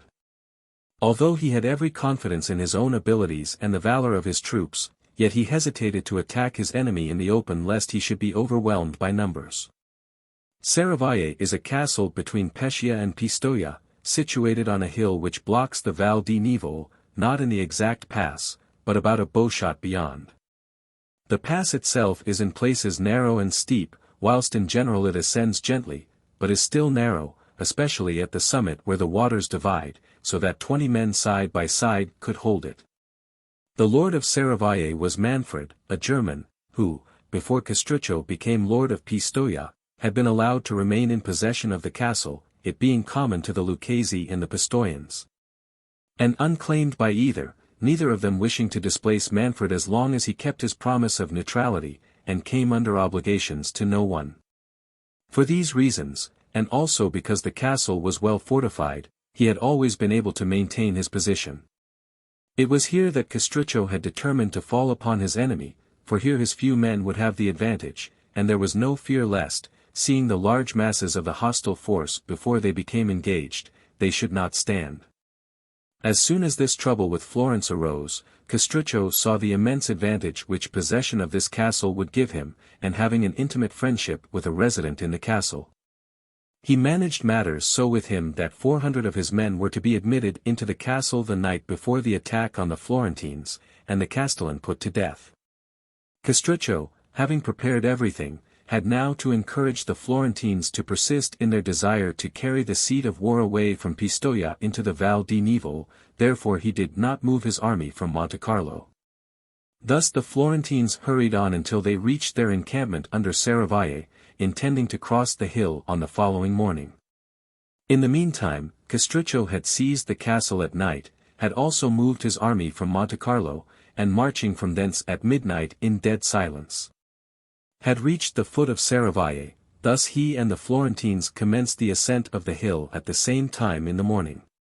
Castruccio sent forward his infantry by the main road, and a troop of 400 horsemen by a path on the left towards the castle. The Florentines sent forward 400 cavalry ahead of their army which was following, never expecting to find Castruccio in possession of the hill, nor were they aware of his having seized the castle. Thus it happened that the Florentine horsemen mounting the hill were completely taken by surprise when they discovered the infantry of Castruccio, and so close were they upon it they had scarcely time to pull down their visors. It was a case of unready soldiers being attacked by ready, and they were assailed with such vigor that with difficulty they could hold their own, although some few of them got through. When the noise of the fighting reached the Florentine camp below, it was filled with confusion. The cavalry and infantry became inextricably mixed, the captains were unable to get their men either backward or forward, owing to the narrowness of the pass, and amid all this tumult no one knew what ought to be done or what could be done. In a short time the cavalry who were engaged with the enemy's infantry were scattered or killed without having made any effective defense because of their unfortunate position, although in sheer desperation they had offered a stout resistance. Retreat had been impossible, with the mountains on both flanks, whilst in front were their enemies, and in the rear their friends.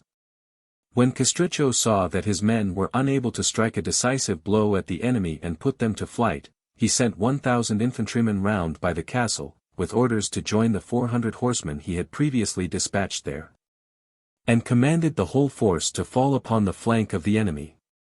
These orders they carried out with such fury that the Florentines could not sustain the attack, but gave way, and were soon in full retreat, conquered more by their unfortunate position than by the valor of their enemy. Those in the rear turned towards Pistoia, and spread through the plains, each man seeking only his own safety. The defeat was complete and very sanguinary. Many captains were taken prisoners, among whom were Bandini dei Rossi, Francesco Brunelleschi, and Giovanni della Tosa, all Florentine noblemen, with many Tuscans and Neapolitans who fought on the Florentine side, having been sent by King Ruberto to assist the Guelphs. Immediately the Pistoians heard of this defeat, they drove out the friends of the Guelphs, and surrendered to Castruccio. He was not content with occupying Prato and all the castles on the plains on both sides of the Arno, but marched his army into the plain of Peretola, about 2 miles from Florence. Here he remained many days, dividing the spoils, and celebrating his victory with feasts and games, holding horse races, and foot races for men and women. He also struck medals in commemoration of the defeat of the Florentines. He endeavored to corrupt some of the citizens of Florence, who were to open the city gates at night, but the conspiracy was discovered, and the participators in it taken and beheaded, among whom were Tommaso Lupacci and Lambertuccio Frescobaldi. This defeat caused the Florentines great anxiety, and despairing of preserving their liberty, they sent envoys to King Ruberto of Naples, offering him the dominion of their city. And he, knowing of what immense importance the maintenance of the Guelph cause was to him, accepted it. He agreed with the Florentines to receive from them a yearly tribute of 200,000 florins, and he sent his son Carlo to Florence with 4,000 horsemen.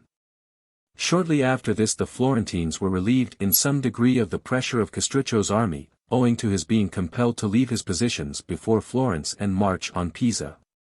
In order to suppress a conspiracy that had been raised against him by Benedetto Lanfranchi, one of the first men in Pisa, who could not endure that his fatherland should be under the dominion of the Lucchese. He had formed this conspiracy, intending to seize the citadel, kill the partisans of Castruccio, and drive out the garrison. As, however, in a conspiracy paucity of numbers is essential to secrecy, so for its execution a few are not sufficient, and in seeking more adherents to his conspiracy Lanfranchi encountered a person who revealed the design to Castruccio. This betrayal cannot be passed by without severe reproach to Bonifacio Cerci and Giovanni Guidi, 2 Florentine exiles who were suffering their banishment in Pisa. Thereupon Castruccio seized Benedetto and put him to death, and beheaded many other noble citizens, and drove their families into exile. It now appeared to Castruccio that both Pisa and Pistoia were thoroughly disaffected. He employed much thought and energy upon securing his position there, and this gave the Florentines their opportunity to reorganize their army, and to await the coming of Carlo, the son of the King of Naples. When Carlo arrived they decided to lose no more time, and assembled a great army of more than 30,000 infantry and 10,000 cavalry, having called to their aid every Guelph there was in Italy. They consulted whether they should attack Pistoia or Pisa first, and decided that it would be better to march on the latter, a course, owing to the recent conspiracy, more likely to succeed, and of more advantage to them. Because they believed that the surrender of Pistoia would follow the acquisition of Pisa. In the early part of May 1328, the Florentines put in motion this army and quickly occupied Lastra, Signa, Montelupo, and Empoli, passing from thence on to San Miniato. When Castruccio heard of the enormous army which the Florentines were sending against him, he was in no degree alarmed, believing that the time had now arrived when fortune would deliver the empire of Tuscany into his hands. For he had no reason to think that his enemy would make a better fight, or had better prospects of success, than at Pisa or Serravalle. He assembled 20,000 foot soldiers and 4,000 horsemen, and with this army went to Fusecchio, whilst he sent Pagolo Ginigi to Pisa with 5,000 infantry.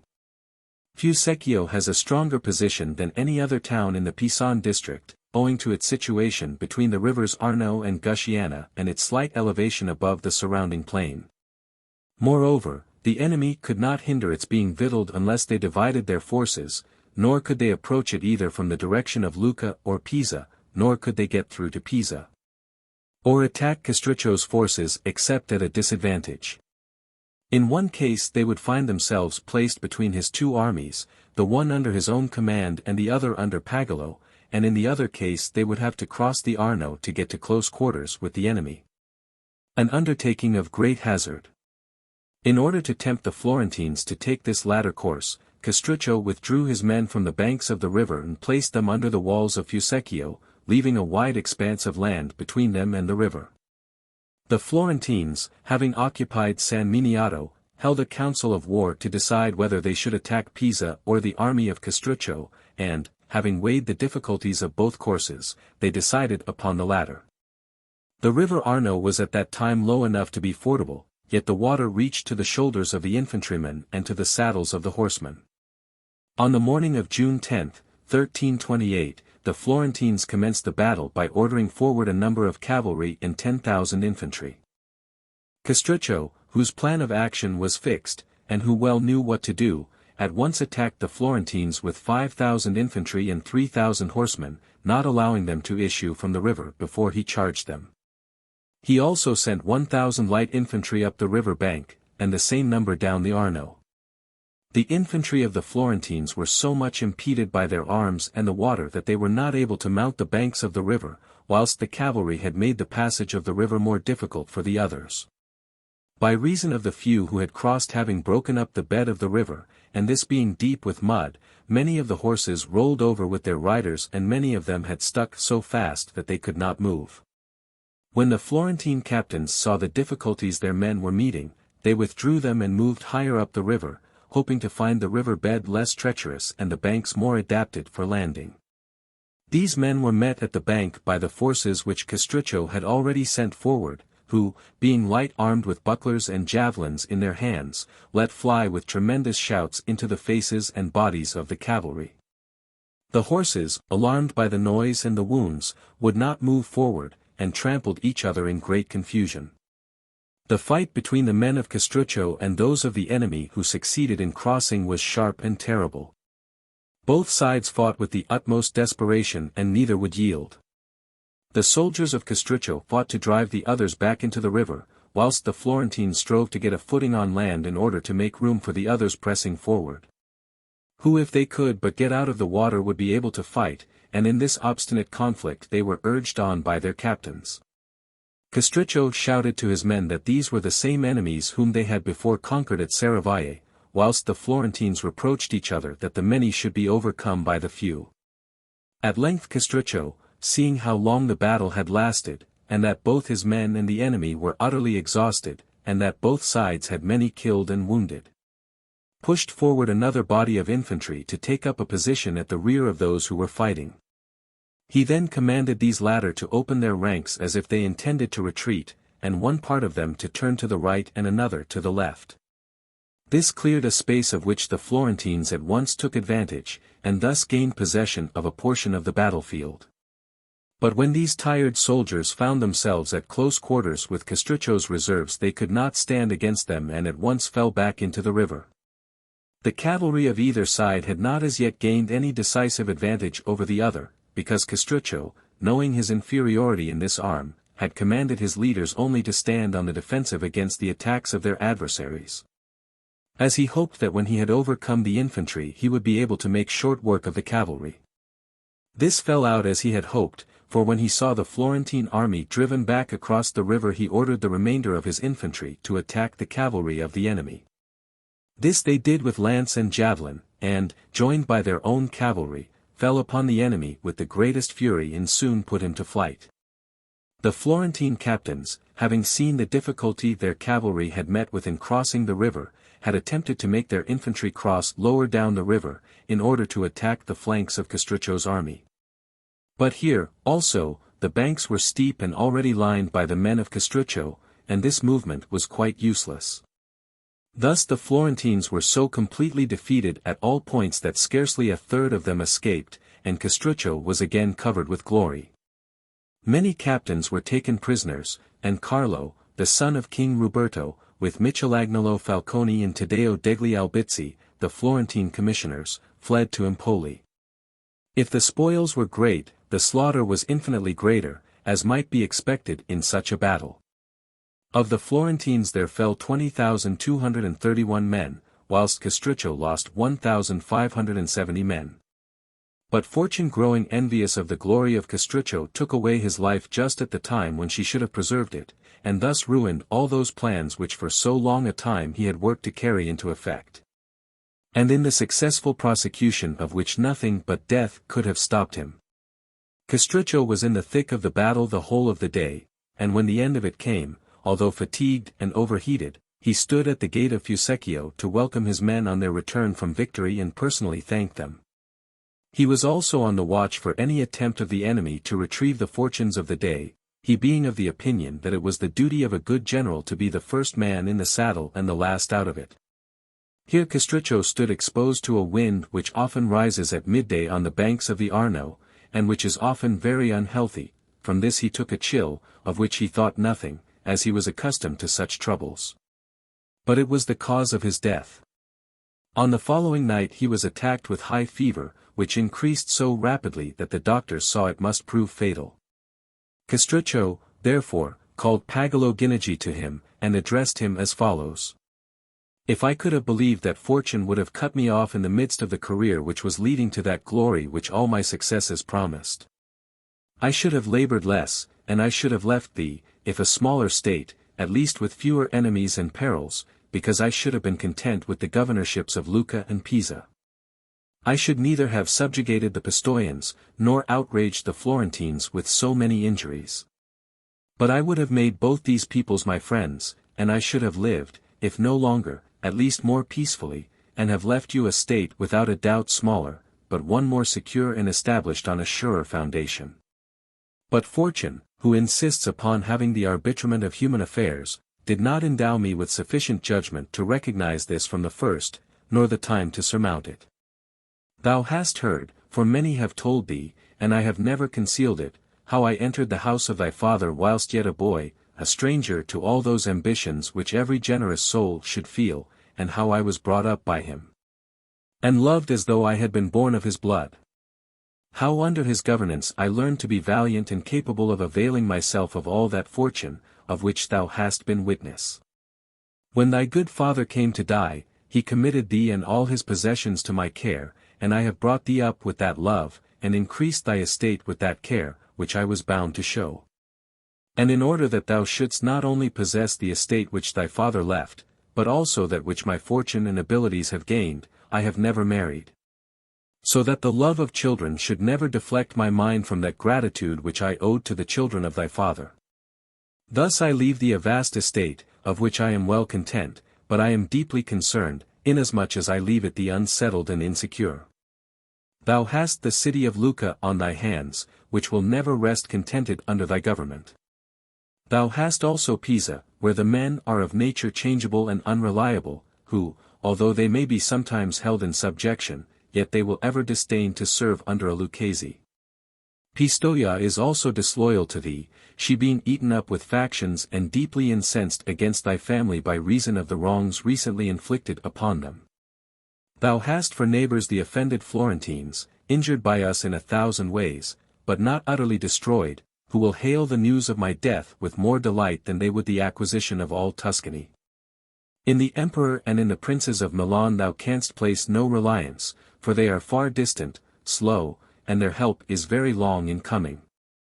Therefore, thou hast no hope in anything but in thine own abilities, and in the memory of my valor, and in the prestige which this latest victory has brought thee. Which, as thou knowest how to use it with prudence, will assist thee to come to terms with the Florentines, who, as they are suffering under this great defeat, should be inclined to listen to thee. And whereas I have sought to make them my enemies, because I believed that war with them would conduce to my power and glory, thou hast every inducement to make friends of them, because their alliance will bring thee advantages and security. It is of the greatest importance in this world that a man should know himself, and the measure of his own strength and means, and he who knows that he has not a genius for fighting must learn how to govern by the arts of peace. And it will be well for thee to rule thy conduct by my counsel, and to learn in this way to enjoy what my life work and dangers have gained, and in this thou wilt easily succeed when thou hast learnt to believe that what I have told thee is true. And thou wilt be doubly indebted to me, in that I have left thee this realm and have taught thee how to keep it. After this there came to Castruccio those citizens of Pisa, Pistoia, and Lucca, who had been fighting at his side, and whilst recommending Pagolo to them, and making them swear obedience to him as his successor, he died. He left a happy memory to those who had known him, and no prince of those times was ever loved with such devotion as he was. His obsequies were celebrated with every sign of mourning, and he was buried in San Francesco at Lucca. Fortune was not so friendly to Pagolo Guinigi as she had been to Castruccio, for he had not the abilities. Not long after the death of Castruccio, Pagolo lost Pisa, and then Pistoia, and only with difficulty held on to Lucca. This latter city continued in the family of Guinigi until the time of the great-grandson of Pagolo. From what has been related here it will be seen that Castruccio was a man of exceptional abilities, not only measured by men of his own time, but also by those of an earlier date. In stature he was above the ordinary height, and perfectly proportioned. He was of a gracious presence, and he welcomed men with such urbanity that those who spoke with him rarely left him displeased. His hair was inclined to be red, and he wore it cut short above the ears, and, whether it rained or snowed, he always went without a hat. He was delightful among friends, but terrible to his enemies, just to his subjects. Ready to play false with the unfaithful, and willing to overcome by fraud those whom he desired to subdue, because he was wont to say that it was the victory that brought the glory, not the methods of achieving it. No one was bolder in facing danger, none more prudent in extricating himself. He was accustomed to say that men ought to attempt everything and fear nothing. That God is a lover of strong men, because one always sees that the weak are chastised by the strong. He was also wonderfully sharp or biting though courteous in his answers. And as he did not look for any indulgence in this way of speaking from others, so he was not angered with others did not show it to him. It has often happened that he has listened quietly when others have spoken sharply to him, as on the following occasions. He had caused a ducat to be given for a partridge, and was taken to task for doing so by a friend, to whom Castruccio had said, "You would not have given more than a penny." "That is true," answered the friend. Then said Castruccio to him, "A ducat is much less to me." Having about him a flatterer on whom he had spat to show that he scorned him, the flatterer said to him, "Fishermen are willing to let the waters of the sea saturate them in order that they may take a few little fishes. And I allow myself to be wetted by spittle that I may catch a whale." And this was not only heard by Castruccio with patience but rewarded. When told by a priest that it was wicked for him to live so sumptuously, Castruccio said, "If that be a vice then you should not fare so splendidly at the feasts of our saints." Passing through a street he saw a young man as he came out of a house of ill fame blush at being seen by Castruccio, and said to him, "Thou shouldst not be ashamed when thou comest out, but when thou goest into such places." A friend gave him a very curiously tied knot to undo and was told, "Fool, do you think that I wish to untie a thing which gave so much trouble to fasten?" Castruccio said to one who professed to be a philosopher, "You are like the dogs who always run after those who will give them the best to eat." And was answered, "We are rather like the doctors who go to the houses of those who have the greatest need of them." Going by water from Pisa to Leghorn, Castruccio was much disturbed by a dangerous storm that sprang up, and was reproached for cowardice by one of those with him, who said that he did not fear anything. Castruccio answered that he did not wonder at that, since every man valued his soul for what his was worth. Being asked by one what he ought to do to gain estimation, he said, "When thou goest to a banquet take care that thou dost not seat one piece of wood upon another." To a person who was boasting that he had read many things, Castruccio said, "He knows better than to boast of remembering many things." Someone bragged that he could drink much without becoming intoxicated. Castruccio replied, "An ox does the same." Castruccio was acquainted with a girl with whom he had intimate relations, and being blamed by a friend who told him that it was undignified for him to be taken in by a woman, he said, "She has not taken me in, I have taken her." Being also blamed for eating very dainty foods, he answered, "Thou dost not spend as much as I do," and being told that it was true, he continued, "Then thou art more avaricious than I am gluttonous." Being invited by Taddeo Bernardi, a very rich and splendid citizen of Lucca, to supper, he went to the house and was shown by Taddeo into a chamber hung with silk and paved with fine stones representing flowers and foliage of the most beautiful coloring. Castruccio gathered some saliva in his mouth and spat it out upon Taddeo, and seeing him much disturbed by this, said to him, I knew not where to spit in order to offend thee less. Being asked how Caesar died, he said, God willing, I will die as he did. Being one night in the house of one of his gentlemen where many ladies were assembled, he was reproved by one of his friends for dancing and amusing himself with them more than was usual in one of his station. So he said, He who is considered wise by day will not be considered a fool at night. A person came to demand a favor of Castruccio, and thinking he was not listening to his plea threw himself on his knees to the ground, and being sharply reproved by Castruccio, said, Thou art the reason of my acting thus, for thou hast thy ears and thy feet, whereupon he obtained double the favor he had asked.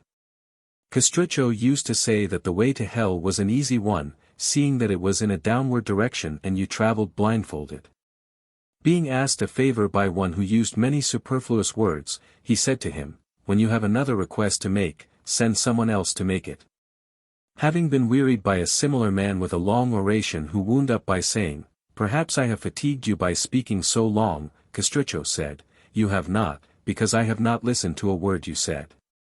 He used to say of one who had been a beautiful child and who afterwards became a fine man, that he was dangerous, because he first took the husbands from the wives and now he took the wives from their husbands.